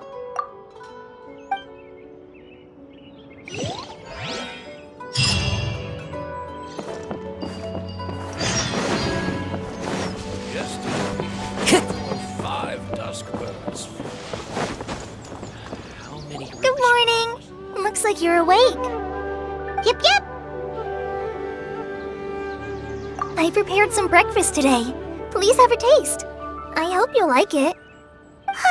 It's nice to have you here so we can eat something yummy. Well, now that I've recovered from Alizar, I'm feeling better than ever. I can even prepare 4 or 5 meals a day now. And Paimon bets they're all delicious. Oh, by the way, someone brought a letter for you after you went to sleep last night. Nope, Paimon wanted to read the letter with you after you woke up. So Paimon didn't open it. Alright, let's read it now. Oh, it's from Nilu. Ahem. We're going to hold a feast at the Grand Bazaar and celebrate Cyno's reinstatement as the General Mahamatra. As heroes of Sumeru, please be sure to attend. I'll wait for you. The date of the banquet is written on the back. It's in 2 days. Oh, I've also heard that you've become heroes here as well. That's amazing! Sometimes I'm really envious of strong and confident people like you. Oh, you're embarrassing me. Anyway, let's go to the Grand Bazaar to have a look. Oh, before you leave, be sure to inform find Master Tighnari. Everything has been getting better lately, and my mood has been improving as well. You can come find me anytime if you need anything. You're welcome. I was just doing my duty. Remember to talk to Master Tighnari before you leave.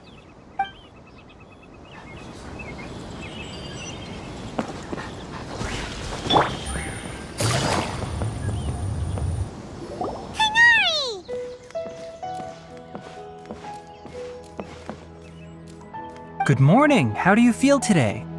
We feel much better. How about you? I'm recovering well. Thanks for asking. But from the looks of it, you seem to be already busy with work again. It's fine. I'm not that busy, really. The Elazar patients have recovered, as well as Hypatia. For now, I only need to tend to my Forest Watcher duties. It seems once Irminsul started getting better, everything else started to recover too. Yes, but there are still some residual effects. The withering is one example. Though it won't spread anymore, the existing zones won't just disappear. We forest rangers will still need to do the work. By the way, we have some good news. Sino got his position back. This news is hardly new. He had already mentioned it to me before. Huh? You mean he was already here? Why didn't he come to say hi to us? He visited once, but he was afraid of disturbing you while you were resting. He just asked me a few questions and left. And you probably already know all about the celebration feast. Celebration feast? No, I haven't heard anything about that. Huh? But didn't Nilu say in her letter that they would celebrate Sino? He didn't tell you? Perhaps, or alternatively, he doesn't know about it either. Come to think of it, Sino doesn't seem like the type who'd enjoy a celebration feast. You and Kale are both Sino's close friends. Why don't you come to the feast with us? Kale has taken over some of my tasks these days. I don't think she'll have time for it. Not to mention me.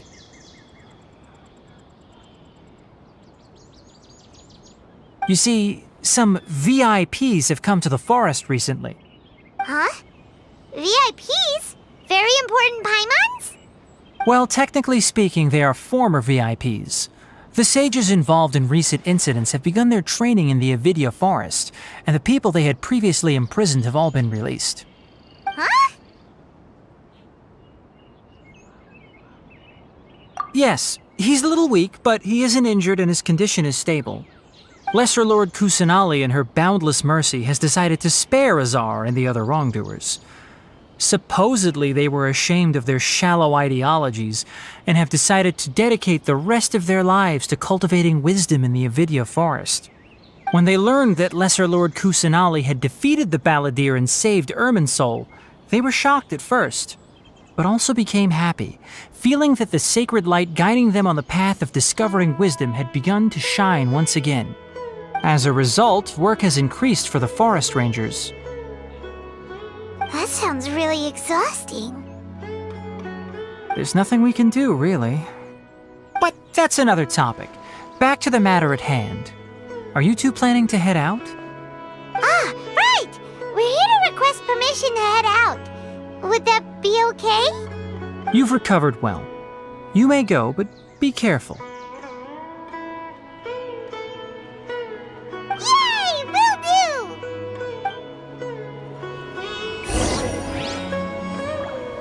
Is there anything else you'd like to ask about? Ah, yes. Thanks for remembering her. She continued her training in the forest after she recovered. As a scholar, she never slacks off. A lot has happened lately. Kale and I have been busy. But don't worry, we'll take care of ourselves. As for Sino's reinstatement, the more I think about it, the more I suspect that he just doesn't have a single clue about this feast. But this does remind me that Kale and I should find an opportunity to celebrate him as well. He has helped me a lot during this time. And you as well. Thank you. Take care. Please, find me if you need anything.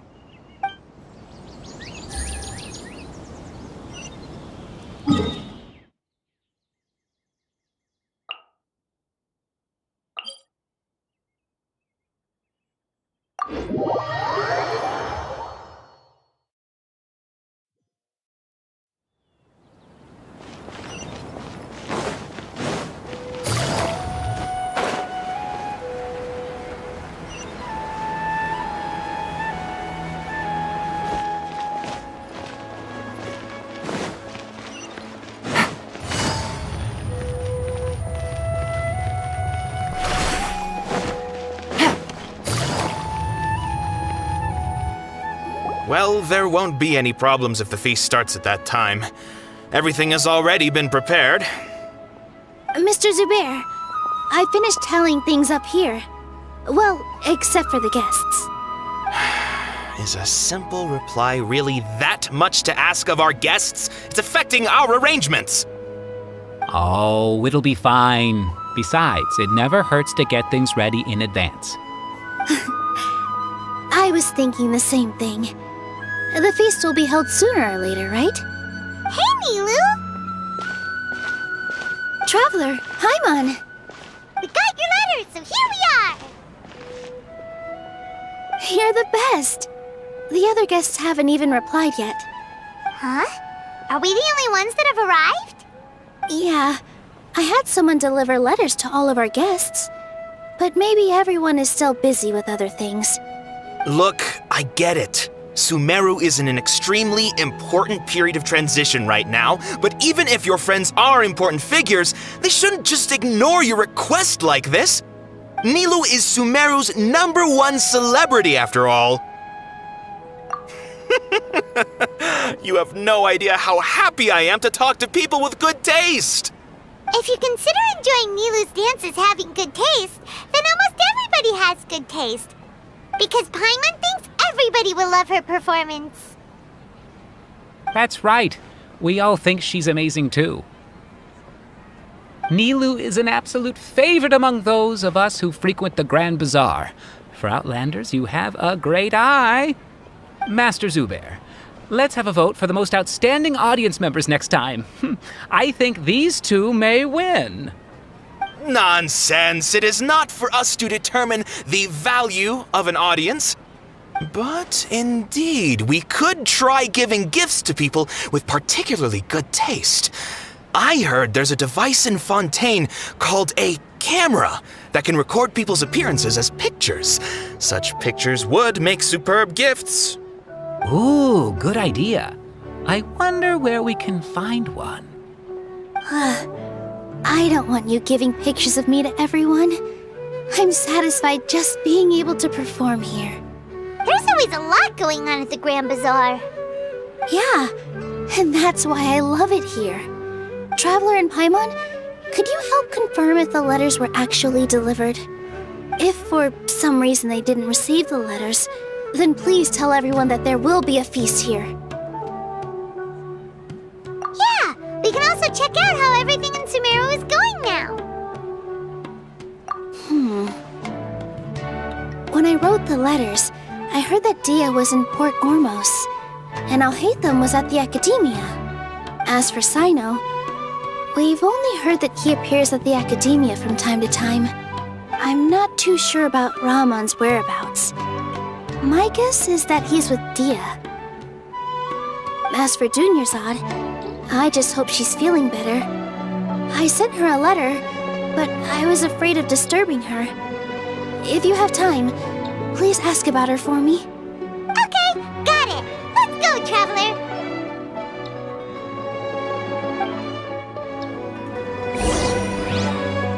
I'll go to the Adventurers Guild later and ask Ms. Catherine if she knows how to get one of those cameras. Yes, please do. I'm sure the audience would be thrilled at the chance of receiving commemorative gifts. It could be our special surprise that we prepare for everyone. I think it's an amazing idea. Who knows? If we take more pictures, they might even become the signature souvenir of the Grand Bazaar. And Nilu will become even more famous. Ha! It won't be long till people are fighting for front row at your performances. I've heard that this camera is not just something anyone can use as they please. It must be aimed properly, and subjects should pose for the best results. Oh, should we get ready then? Perhaps we should wear something a little more appropriate. No. I think we look absolutely fine. If anything, when we pose for this, clever invention, we should just be ourselves, You really think so?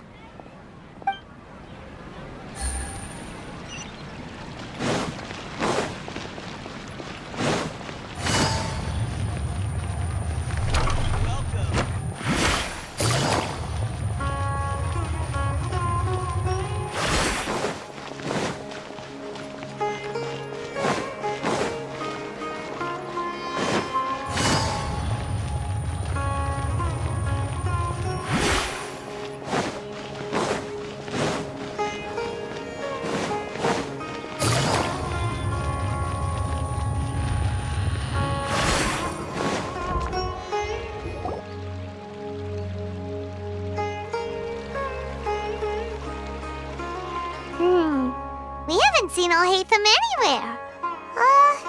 Let's ask that person over there.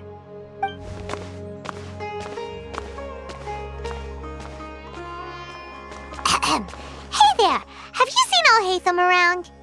Yes, it seems Scribe Alhaitham has gone to the House of Dana. You should be able to find him there. But you're already the second group of people I've seen looking for him today. He must be quite the busy man. Oh? Who else was looking for him? Mr. Cave was just here asking about him. You wouldn't believe how terrible their relationship is. And now you two are here. Don't tell me everyone's here looking for gossip about the sages. No way! We're strictly here on business. I see. Sorry, I thought maybe everyone's as interested in rumors about the sages as I am.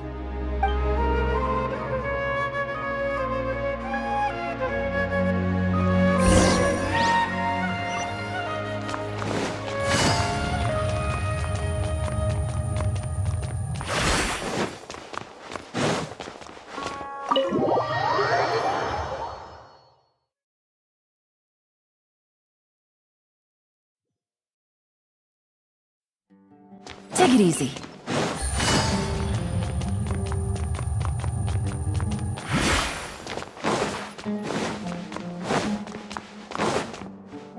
Alhaitham should be around here somewhere, right? Oh, he's over there! But it looks like he might not have time for us. Just put down that worthless book and tell me what happened in the academia. This is not just some worthless book. Do you have any idea how difficult it is to find a physical book like this in Sumeru? It doesn't matter. It's probably just another thing that you used your authority to get your hands on anyway. Just put it aside. Listen, I came back today only to hear that the sages have disappeared. Oh, you sound surprised. I thought you would already know the inside story. Would I be here asking you if I knew? You're the scribe, not me. So just tell me what you know already. Well, I almost became a sage. Huh? Oh, don't sound too surprised now. You're the renowned Kaveh, light of the Ksharawar.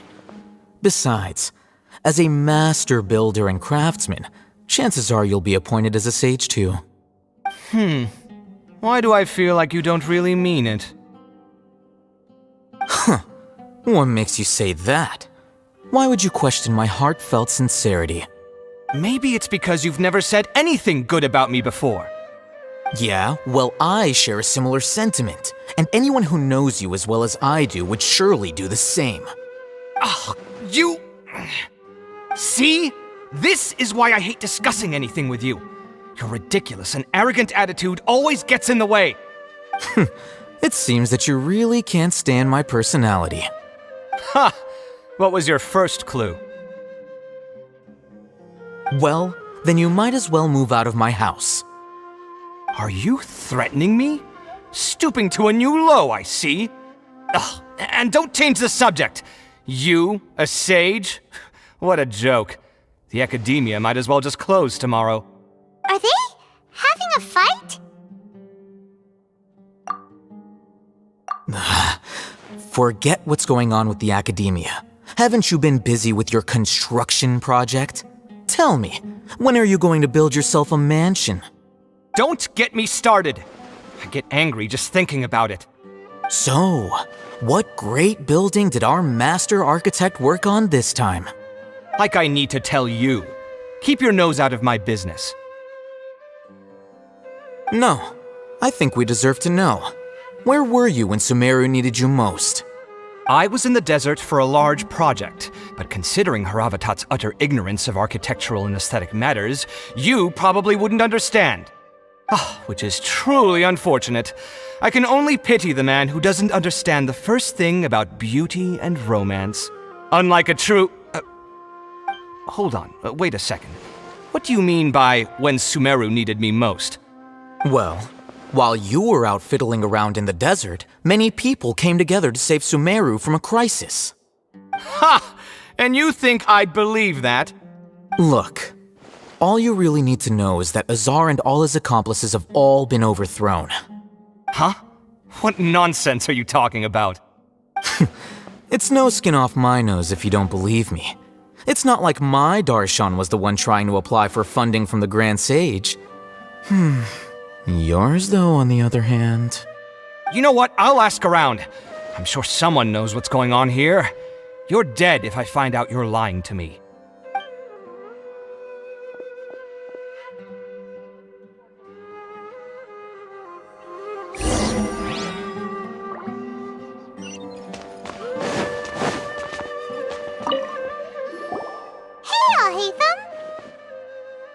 Oh, it's you two.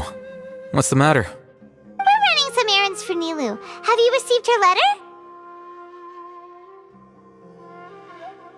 Letter? Nilou said she sent out a letter inviting everyone to a celebration feast in 2 days at the Grand Bazaar. We'll also be celebrating Zaino's reinstatement as General Mahamatra. If she addressed the letter to all Hatham of the Academia, then the letter should have gone to my office. I've been busy these days, so I haven't had time to check for any new mail at my office. I only now have some free time to attend to personal matters. Have you always been so busy with your work?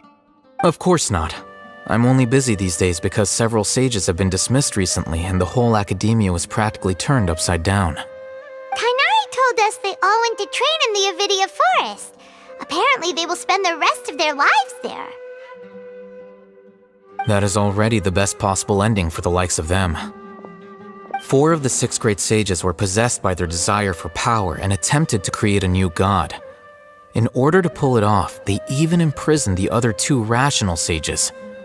To imagine such things could take place in the academia. I don't know where to begin. Yeah, you're right. Feels kinda strange to hear them called that after all this time. But then again, the 6 great schools sounded pretty impressive too. Yes, at least that's how they're supposed to sound. It's said that when the Academia was first founded, the Dendro Archon herself established the 6 great schools, each representing one of the 6 different types of wisdom. Numerous Darshans have sprung up and faded. Only the 6 Darshans attaching themselves to the 6 great schools have stood the test of time and obtained permanent seats in the Academia. Now, the 6 Darshans are nearly synonymous with the 6 great schools, and the leaders selected for the schools are the 6 great sages. Among the 6 great sages, there is one central leader, the Grand Sage. Unfortunately, only the sages from Vahumana and Amorta remain now.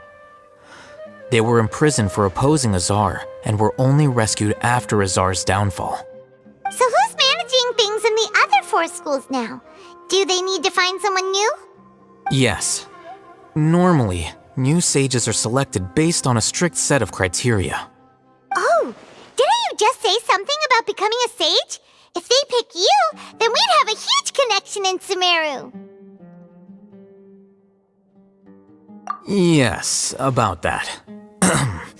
You didn't let me finish my sentence.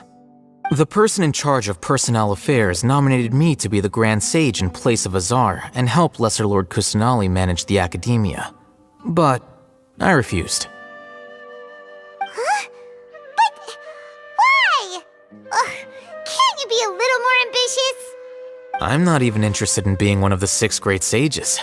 Like I said before, I don't like being a leader. Oh, all right. So are you busy these days trying to find others to take the job? That's not my job either. I'm only responsible for handling important affairs within the academia before the new sages take office.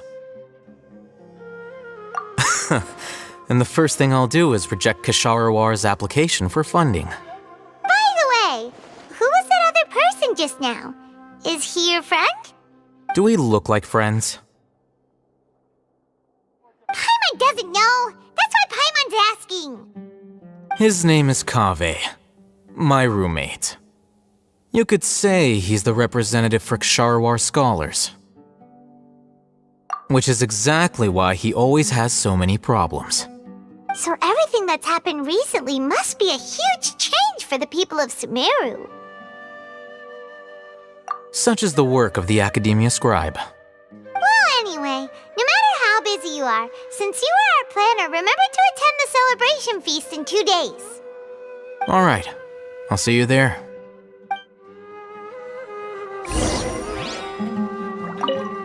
The House of Dana is the last quiet place in the whole academia now.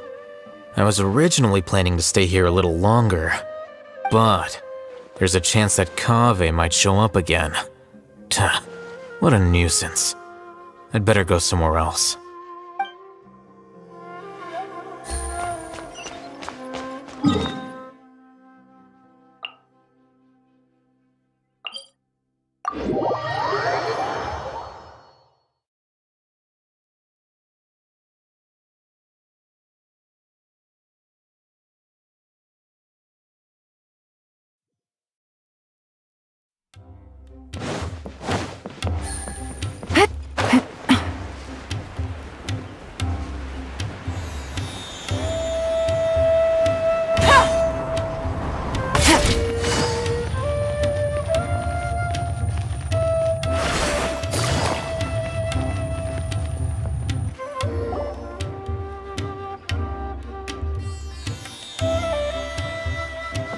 This is Port Ormos. Now where could... Is that Paimon I hear? Huh? Oh, it's been a while. How are you doing? Dinnerzad! It's been so long since we've seen you! I'm doing well. I can go as far as saying I have never been happier in my entire life. I don't know if you've heard, but Elazar has completely disappeared, and all the patients have recovered. You kidding? Knowing them and the connections they've got, I'm sure they've heard about it. Yeah! That's right. My lady is feeling better now, so I'm accompanying her for a walk. Why do you still call me that, Dia? You've already informed my father of your resignation. I guess I'm just used to calling you my lady. Old habits die hard. Resignation? You mean you're quitting? Yeah, I might start losing my edge if I keep being a bodyguard for the Homayanis. You know that my parents and I are fond of you, and that we appreciate you very much. It wouldn't be a problem if you wish to continue to be our bodyguard. I'm not a woman that's easily persuaded. You should know that by now, my lady. When I took this job, I'd already decided that I'd quit as soon as you recovered. It's time for me to get back out there and chase that horizon. So what are you gonna do now if you're not gonna be a bodyguard anymore? I want to take a risky job and put my body to the test again. Huh? But we literally just finished one of the most dangerous jobs ever! Are you getting bored already?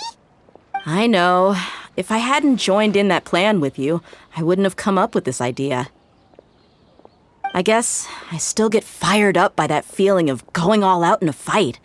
It made me realize that I'm still a mercenary through and through.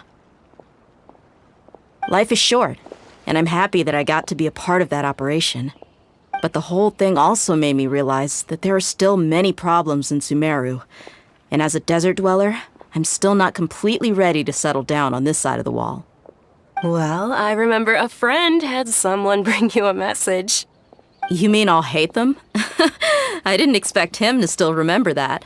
I thought he was joking. We just came from talking with Alhaitham at the Academia. Did he tell you that he suggested that I come work at the Academia? What? I heard that Azar and his cronies fell from power, and Alhaitham told me that now was a good time to find a job in the Academia, but only if I wanted to. Whoa. Paimon can't see you being anything other than a mercenary. Me neither. But I think Dia would look great dressed up as a scholar. Forget about it. I wouldn't last 10 seconds in there. Alhaitham probably just liked the way I worked and knew I'm good in a fight. So he suggested I find some work in the Academia. But you know, if you take him up on the offer, Sino might actually agree and let you become a Matra. Because you're super amazing! The Matra have all the talent they need as long as they have Sino. I prefer to be free to live however I choose. In fact, I chose this job from the very start because I knew it'd be right up my alley. Even if being a mercenary means facing all kinds of danger. A lion has to return to the wild sooner or later. If anything, being your bodyguard has been unfamiliar territory for me. I don't want to see you go, but I'll respect your decision. I'm glad to hear you say that. Come on, no need for the sad face. It's not like we'll never meet again. Once the whole Dendro Archon thing is settled, everything in Sumeru will take a turn for the better. That makes me happy too. But a peaceful society will probably mean less demand for mercenaries like me. Before long, we'll be a dying breed. So I'd better get to work while I still can. Huh? But wait a second! You make it sound like you're leaving now! Well, no, not yet at least. I promised my lady I'd stick around until next week. So, have you been in Port Ormos this entire time?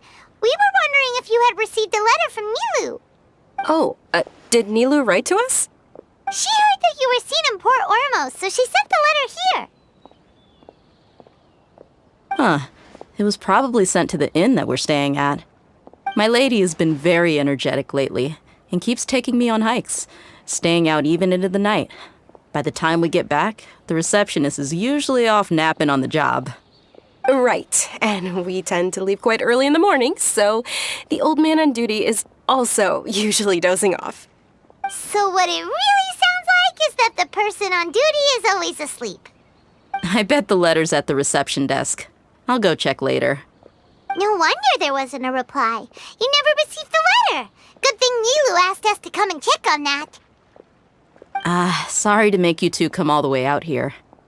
It must be something important for Nilu to specifically write to us like that. Yes, she said they were preparing a victory feast in the Grand Bazaar, and will also be celebrating Sino's reinstatement as General Mahamatra. She was hoping you could come. Great! I'll be sure to attend. Count me in too. But is there some sort of dress code or anything for the feast? Can I just show up looking like this? Since it's being organized by Nilu, I don't think she'll be too picky about that. If anything, I think she wants to see us as our most natural selves. All right, then this is how I'll show up. The feast will be held in 2 days, so don't forget! Sure. Thank you so much for letting us know. We'll see you there. Oh, by the way, do you happen to know where Sino and Raman are? The General Mahamatra always comes and goes without a trace. Normally no one knows his whereabouts. Oh. But last time we met, he mentioned that he had something to do in our village. You can try your luck there. As for Raman, your guess is as good as mine. I only remember he said that he had something to discuss with Sino. You can ask Sino when you meet him. Don't mention it. You'd better get going. All right, on to our next stop.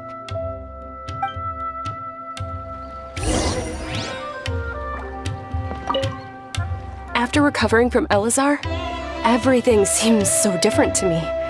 When I look at the scenery I visited before, it has a completely different feeling. Yeah, you need to be stronger than an ox to take life by the horns. I think I've heard you say something like that before. But today, I finally understand what you mean. Is there any place you'd like to go? I can accompany you. I've got time. What if I tell you that I want to go to the desert? Fine by me. If we go to the desert, I can introduce you to my friends there. But we should prepare and get everything we need before setting off. Let's go! I'll go pack my luggage now. After we're done with the feast in 2 days, we can go have fun in the desert. You can count me in.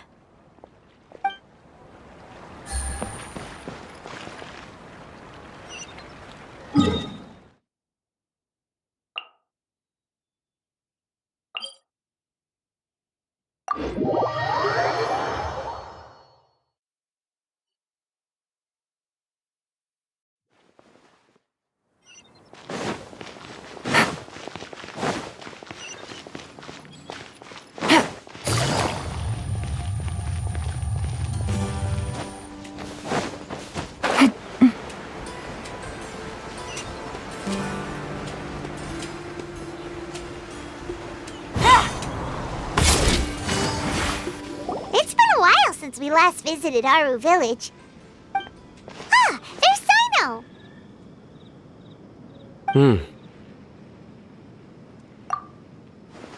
What brings you here? We recovered well, and Tanari agreed to let us leave, so now we're out and about again. It seems Gandharvaville's medical treatment is still as good as ever. And Tanari is recovering well, too. That's good to hear.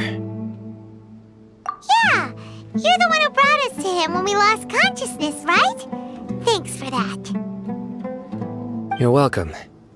Tainari has excellent medical skills, and Kale is quite attentive. It was the best place for you. But why are you just standing here like a dead tree? I'm meeting some people. Oh, you mean Candace? I've already talked with Candace and the village chief. They're still at the usual place. You can go there if you'd like to see them. But you know one of the people I'm meeting as well. Oh, by King Deshret's blessing, my friend suddenly appears in the desert. Don't tell me you've run into trouble and need us to help now. Roman! And, Sataria? Oh, you know me? Oh, well, you're pretty famous in the academia. Don't worry, these are our friends. No need to be so guarded. I see. I'm doing well. Many good things have happened recently. Same here. Really, I feel that my whole life has started to shine after suddenly finding a new direction. Oh, tell us everything. Yeah, you go ahead. Alright, well, I suppose I should start by saying I've decided to leave the academia. What? It's not that I've given up on being a scholar. Instead, you could say I've found a new identity. I will no longer pursue research like a typical scholar, but I have not completely given up on my relationship to knowledge either. I can see what you're saying now. What do you mean? I plan to leave the academia and return to teach here in the desert. Wow, so you want to become a teacher? Sataria will return to support education here and teach people from the desert. She can't teach everyone on her own, but there are many of us Eremites all over Sumeru. She came to discuss a collaboration with me and hoped that I could bring her ideas to the Eremites. Yes, it's my hope that the Eremites can help me select a group of smart people with the best aptitude for teaching.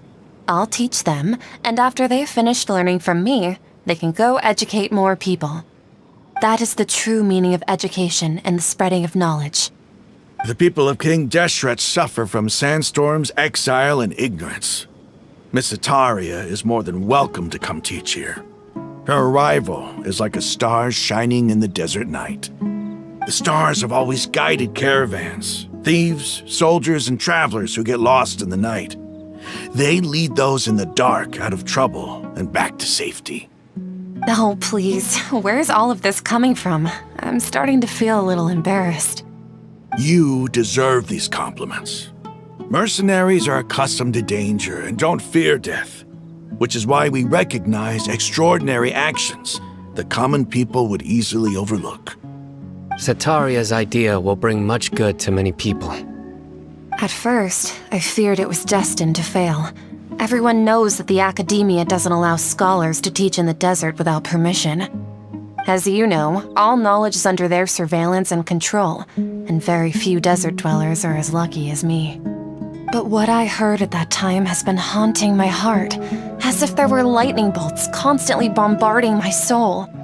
Setaria, you tread a treacherous path, and the longer you ignore it, the tighter the Academia's grasp on you will become. Setaria, why haven't you gone home? Never forget that the desert that belongs to you lies elsewhere. Miss. These words sparked something in me, and I knew that I had to bring something back to my people after going home. I gathered up the courage to approach the Grand Sage, only to find that he was no longer at the Academia. Lord Sino told me that Azar didn't belong there anymore. Azar has received much-needed punishment. Though, if you ask me, it may have been too light. You probably have already heard. Lord Sino helped me obtain permission to leave the Academia for the desert, and accompanied me here to discuss collaboration with members of the Eremites. My plan was able to go smoothly thanks to him and Rahman. You're all doing so much for the desert. Aside from that, I also have some other business to discuss with Sino. Lesser Lord Kusanali has allocated many resources to support and develop the desert. I've done some business for her, and part of it required the assistance of the Eremites. I applied for a few batches of educational materials from the Academia, and sent them to several groups in the desert, as instructed by Lesser Lord Kusanali. I believe the people will make good use of them. That's exactly what the people here need. Physical books and other related items. If it weren't for Sino and Lesser Lord Kusanali, I'm afraid we'd never be able to get our hands on them. Apart from this, the Academia is also recruiting scholars that are willing to teach in the desert. I'll let you and Setaria know as soon as I have any more news. We must be persistent about this, and maintain these resources to ensure long-term effectiveness. This is the first time in hundreds of years we've had a glimmer of hope. I think this may be the turning point for the desert. Remember these words. Here lies our faithful priest, Kasala. His wisdom is a miracle among the people, deserving of high praise and admiration. I hope people with wisdom like that priest will rise again among the desert dwellers. Then we'll once again see the wisdom and glory that once shook the world. Enough about us. Are you here to discuss some business too? No, not at all. We're actually here on behalf of Nilu. Nilu wanted to write to everyone, but she wasn't sure where the letters should be sent, so she asked us to come find everyone personally. A celebration feast will be held in 2 days at the Grand Bazaar. She hopes that all of you will be able to attend. At the feast, we'll also be celebrating Sino's reinstatement as General Mahamatra. Although, judging from your appearance, it seems you've already been reinstated. Paimon thought you would only start working for the Academia after the feast. Celebration? Feast? It's the first I've heard of it. Tighnari was right. He really didn't know. This feast is for you, Sino. Sounds to me like you'll have to be there. It's rare to see that kind of expression from Lord Sino. You must not like feasts very much. No, not really. But I'll go. Well, I still have a lot to handle here. Besides, I need to look after Miss Sataria in the desert, so I'll have to pass. I'm afraid I won't be able to join you. Although, if you'd be so kind, please give a message to Miss Nilu for me. The message is, I'm sorry for how I treated you before, but now I understand the beauty of your dance. It's like a light shining in the sky. You and the art you symbolize are not only beautiful, but also lively and powerful, so much so that it was prohibited. Please keep dancing, and someday I'll be able to appreciate your art in person. Okay, we've got all that down. Our job here is complete as well. Oh, Sino, remember, party's in 2 days. Make sure you're there. Got it.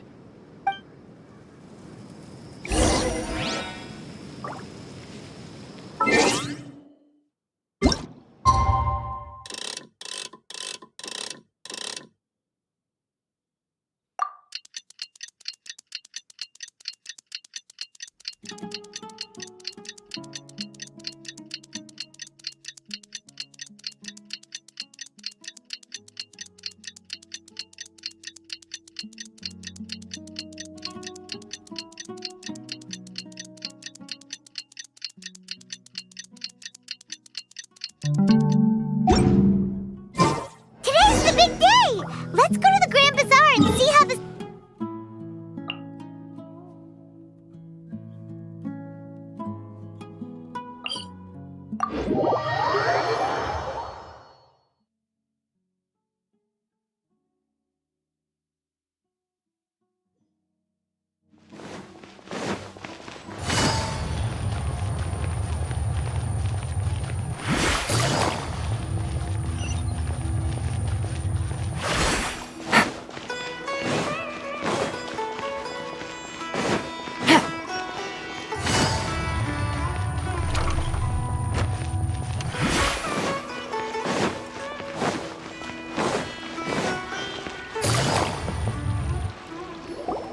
Everybody's already here.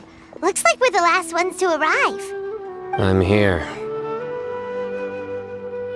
Ah, there you are.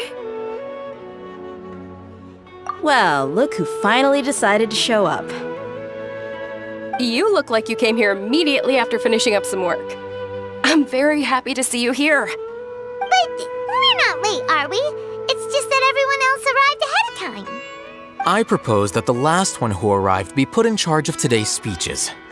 Nah, there won't be any speeches today. Oh, really? Well, even better. Come join us over here. Let's share some great food and drinks, and chat about all sorts of fun things. Everything looks quite good. Wow! Paimon can't wait! Traveler, just look at all the delicious food here!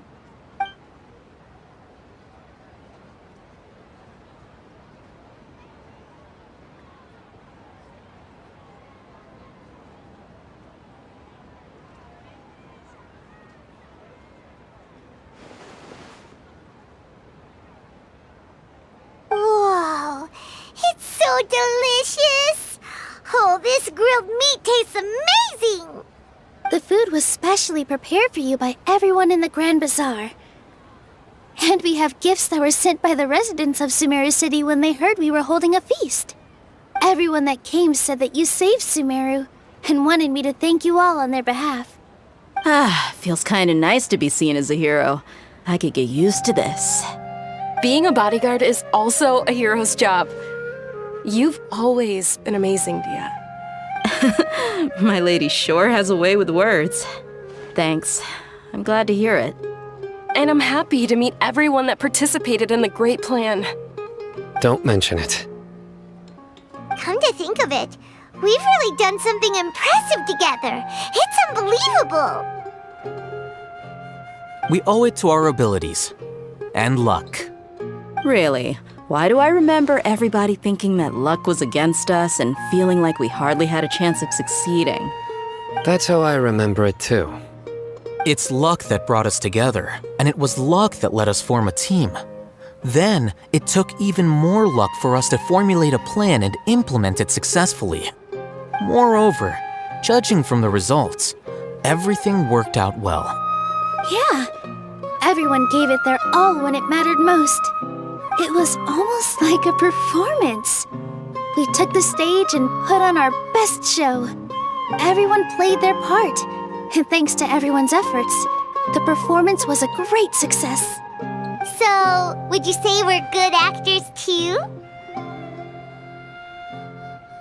It's such a blessing that Lesser Lord Kusanali was able to return to power at the Academia. Yes! Even after being abandoned and neglected so many times, she's finally returned. Uh-huh. Lesser Lord Kusanali once used all her power in a great disaster, which resulted in her losing all her wisdom and memories of the past. The Academia basically abandoned her because of it. This should be something everybody should remember. Huh? You look surprised. I didn't say anything wrong, did I? No, everything you said is correct. That's good. Something wrong? Yeah, what's with that face? You knew all of this already. Even if those two giants of the Academia are here, I still have to say it. Those sages really have some nerve. 500 years ago, Lesser Lord Kusanali used all her power for the people of Sumeru, and what did they do in return?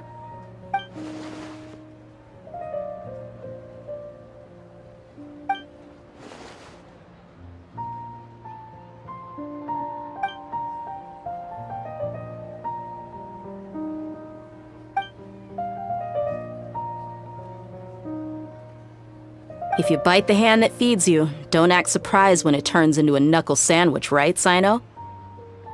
Perhaps I shouldn't say this, but their treatment of Lesser Lord Kusanali calls for a more severe punishment. You could simply tell Lesser Lord Kusanali that you wish to have Azar and his accomplices severely punished. I respect our deity's decision and won't interfere in any way. While we're on this topic, why didn't you accept the Academia's invitation to become the Grand Sage? Are you trying to say that I'm fit to be a sage? Not at all. But every person handling the selection process has said that you are the most suitable candidate to lead the Academia right now. Why? Because he dethroned Azar from power? Could you try to put it another way? This is a good thing, yet you're making it sound like I overthrew Azar for my own personal gain. But seriously, though, I always wondered if you had some personal motives behind it. I did have my own motive, but it had nothing to do with being a sage. If the rules of our nation were suddenly cast by the wayside, then it wouldn't be long until chaos ensued. I had no intention of letting their dreams disrupt my life. By that, you mean your life working as the Academia's scribe. Precisely. Wait, is that all? So, that's the only reason why you joined us and came up with all those plans?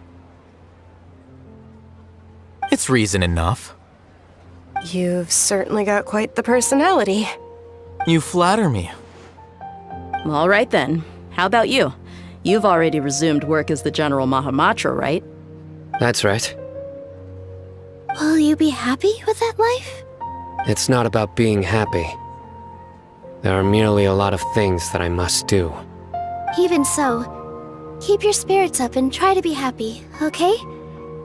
And try to smile more every day, just like I'm doing now. Thank you. I'll keep that in mind.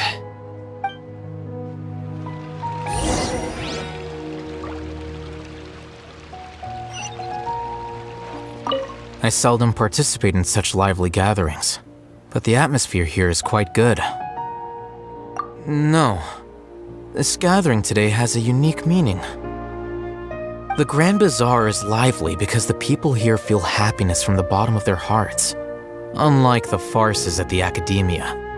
That happiness is an emotion that'll be forever alien to those bookworms who have driven themselves insane by studying. I seem to have taken both keys when I left the house. Oh well.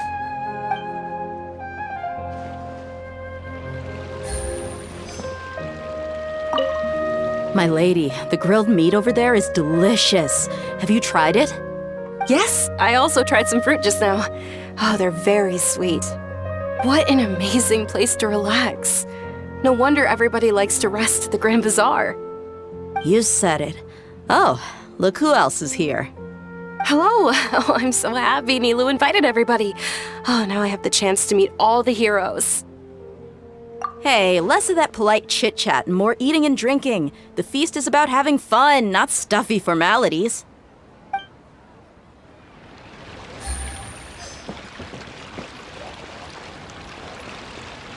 Ah, there you are, traveler.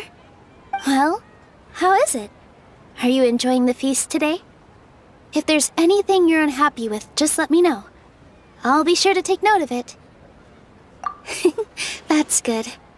It's the first time I've ever invited so many exceptional people to one place. I was a little nervous myself. You see, every guest here is quite extraordinary. It's unbelievable that we've got everyone together here. Almost like a fairy tale. Make sure you live it up tonight. I'll be happy as long as you're enjoying yourselves. I'm honored to have her think of me this way. If I have a chance in the future, I would really like to invite her to one of my performances. I can't explain why, but I just feel elated right now. Thank you.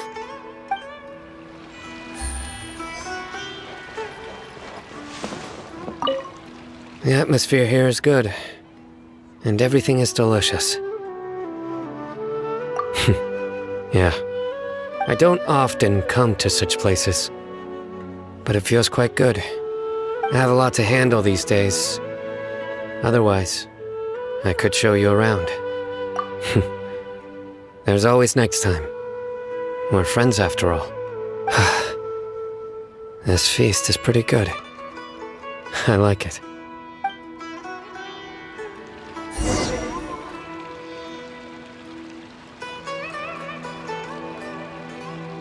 Hey, what's wrong? Your head is starting to droop. Hey, you can't just fall asleep here.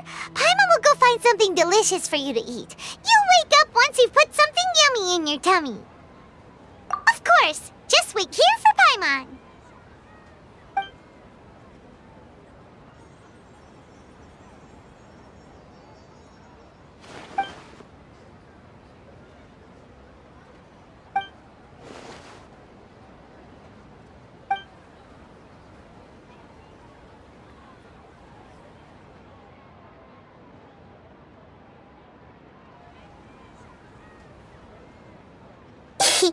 It's me.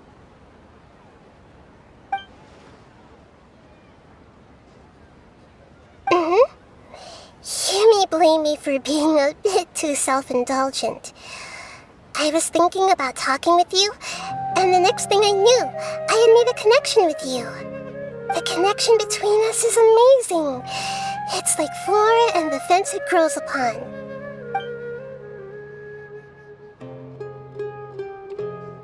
I heard there's an amazing celebration feast today at the Grand Bazaar. I wanted to have a look for myself, so I snuck in. Lately, I've been so busy dealing with all the fallout from recent events, so I really haven't had any free time. Although you've already helped me with a lot, there's still one more thing I hope you can help me with.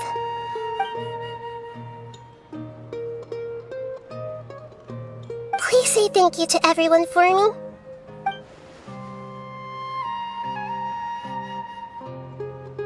Oh, is it not convenient for you to do that for me?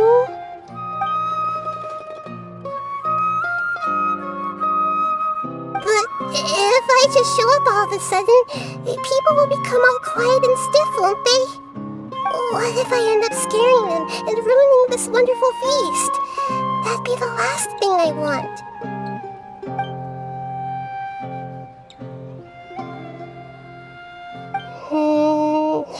Let me think about it. Okay.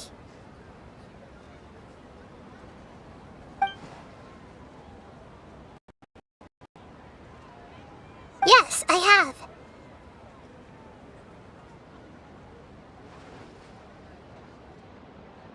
You said I should go thank everyone as myself, right?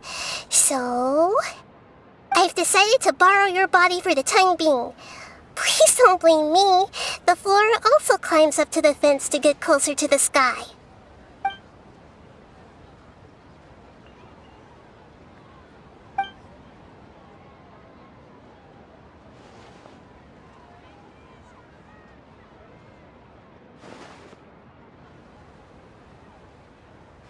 Everyone! Are you awake now? Paimon was just about to bring you the food. It's me. Huh? That voice. Nahida? Hold up, what's going on? I didn't expect to have a conversation with the consciousness of Lesser Lord Kusanali in the Grand Bazaar. Interesting. Is this also a part of the feast? No, of course not. Are you... Lesser Lord Kusanali? Hello, Nilu. You know who I am? Yes, I already know every one of you. Nilu, Alhaitham, Sino, Dia, Paimon, and Dunyarzad.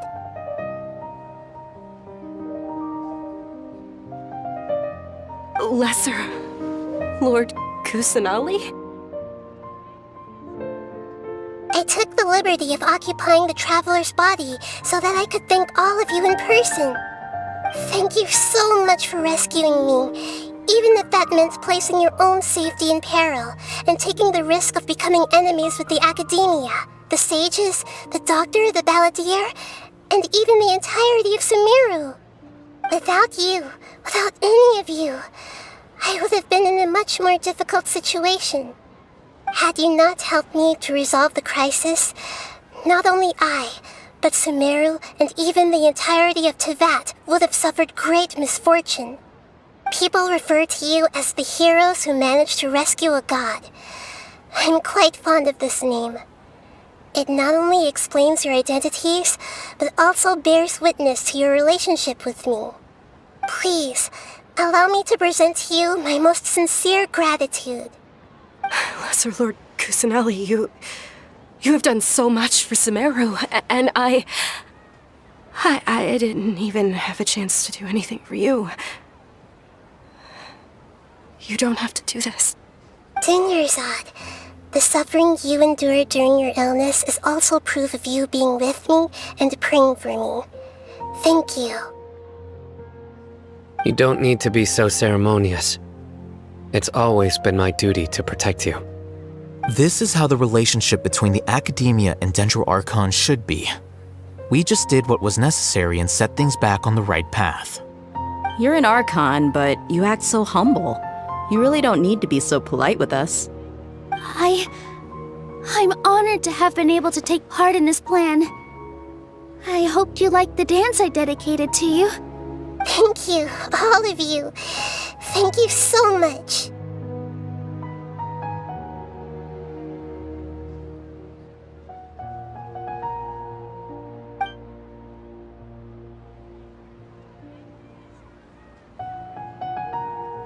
Yeah.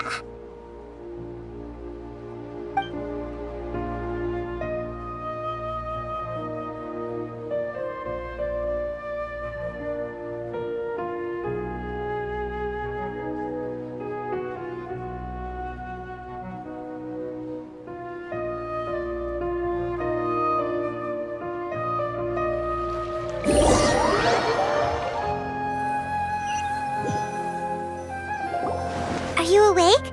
Did you rest well? After Nahida left, you ate a lot of food. You've become a glutton. That just means you still have a lot to learn from Master Paimon, the Sage of Gluttony. Alright, since you're awake now, should we go and have a chat with Nahida? She should be in the academia right about now. If you have any questions, now's your chance to ask.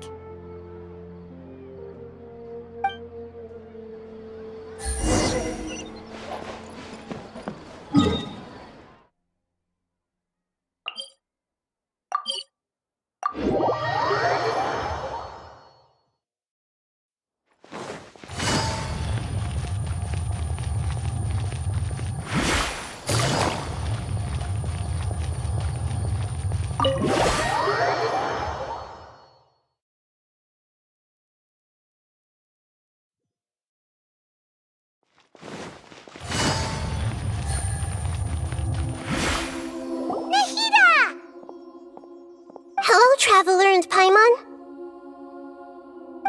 What a fantastic night. I'm still immersed in all the happiness and joy, like a candle floating on water. So are we, and that's why we're here to talk with you. Is there anything you want to know?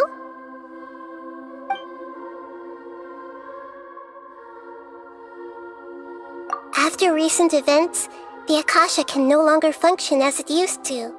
I've given it some thought, and have decided to shut it down permanently. But this is definitely not a bad thing. Even from the beginning, I've been planning to shut it down.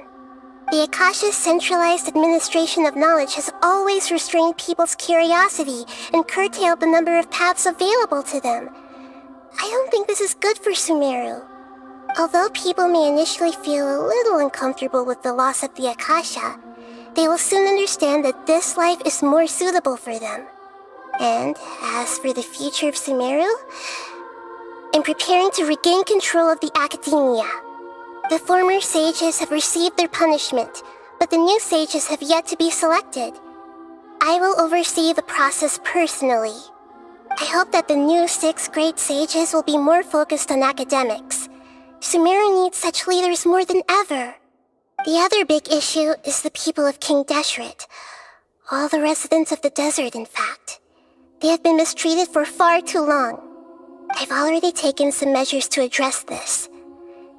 It will take some time to rebuild everything, but no matter if it's culture, friendship, or trust, we will rebuild it. You mean, what happened after the doctor put you to sleep? Not exactly. The top-ranked Fatui Harbingers, up to number 3, possess power comparable to that of gods. I was no match for him in that kind of situation. However, in spite of the bad situation, I still managed to make a fair deal with the doctor. I'm sure you remember the entity that changed your fate, the Heavenly Principles. In fact, the Heavenly Principles has been quiet since the Conria disaster 500 years ago. I used this point as leverage against the doctor. I told him that the Heavenly Principles may be awakened if I destroy the Gnosis. Although it was just a bluff, he still fell for it. I assumed that the Heavenly Principles wouldn't just stand by and let such extensive damage to its laws take place.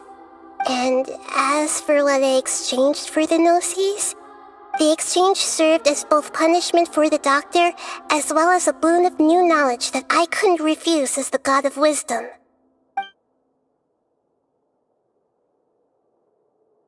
He's still in a coma. I've hidden him like how one would hide a feather.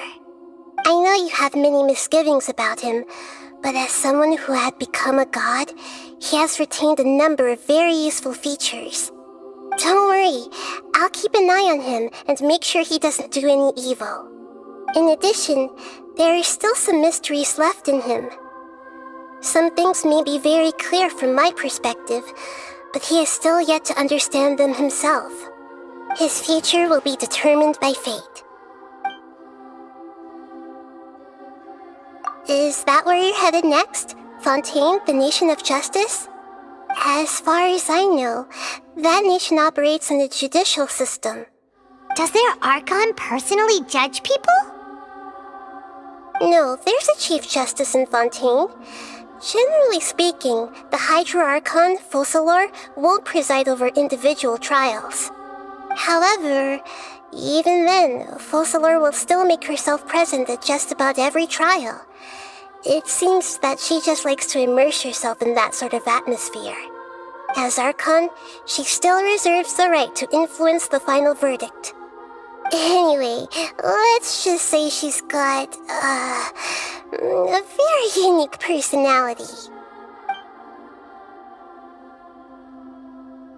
Are you sure?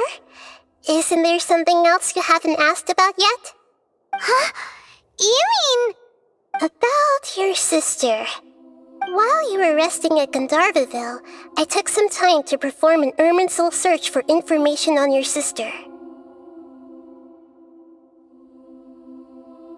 Yeah, Isn't Irminsul a repository for all the information and memories of Teyvat? So there shouldn't be anything on him or his sister. This is true in your case. Irminsul indeed does not have any information on you. However, there must be something different about your sister. Because, as it turns out, the world has recorded information on her after all. What? There is only one possible explanation. She belongs to this world.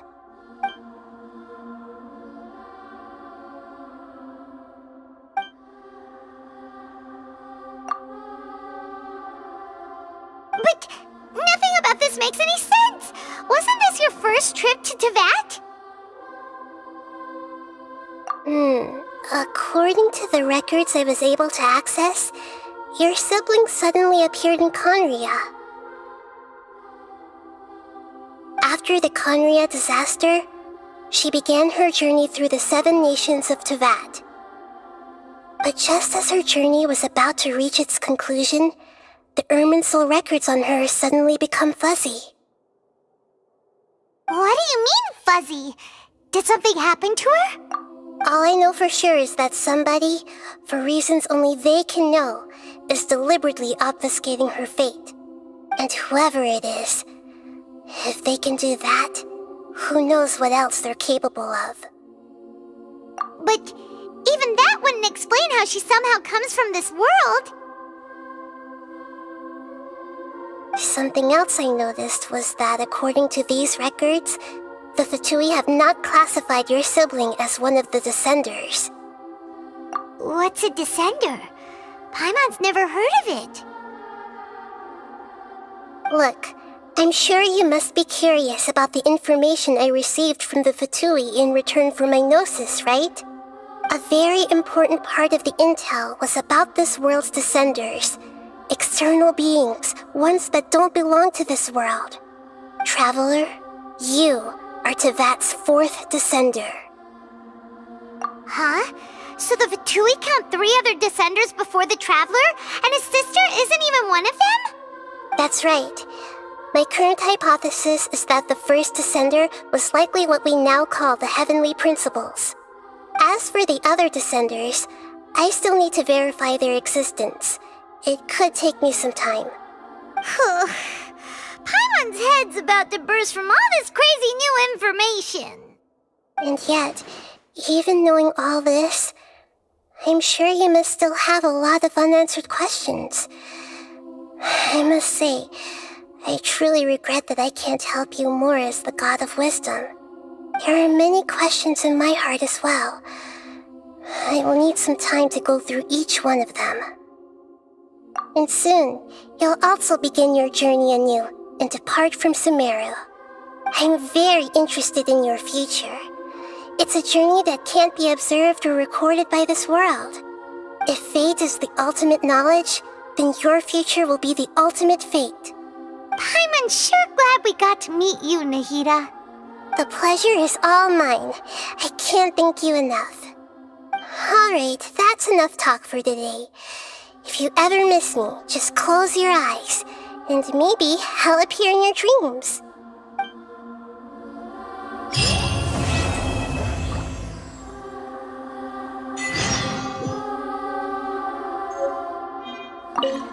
Is there anything you want to know?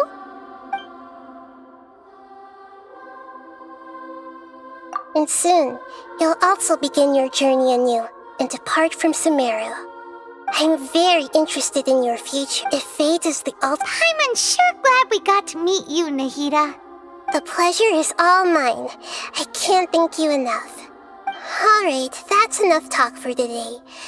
If you ever miss me, just...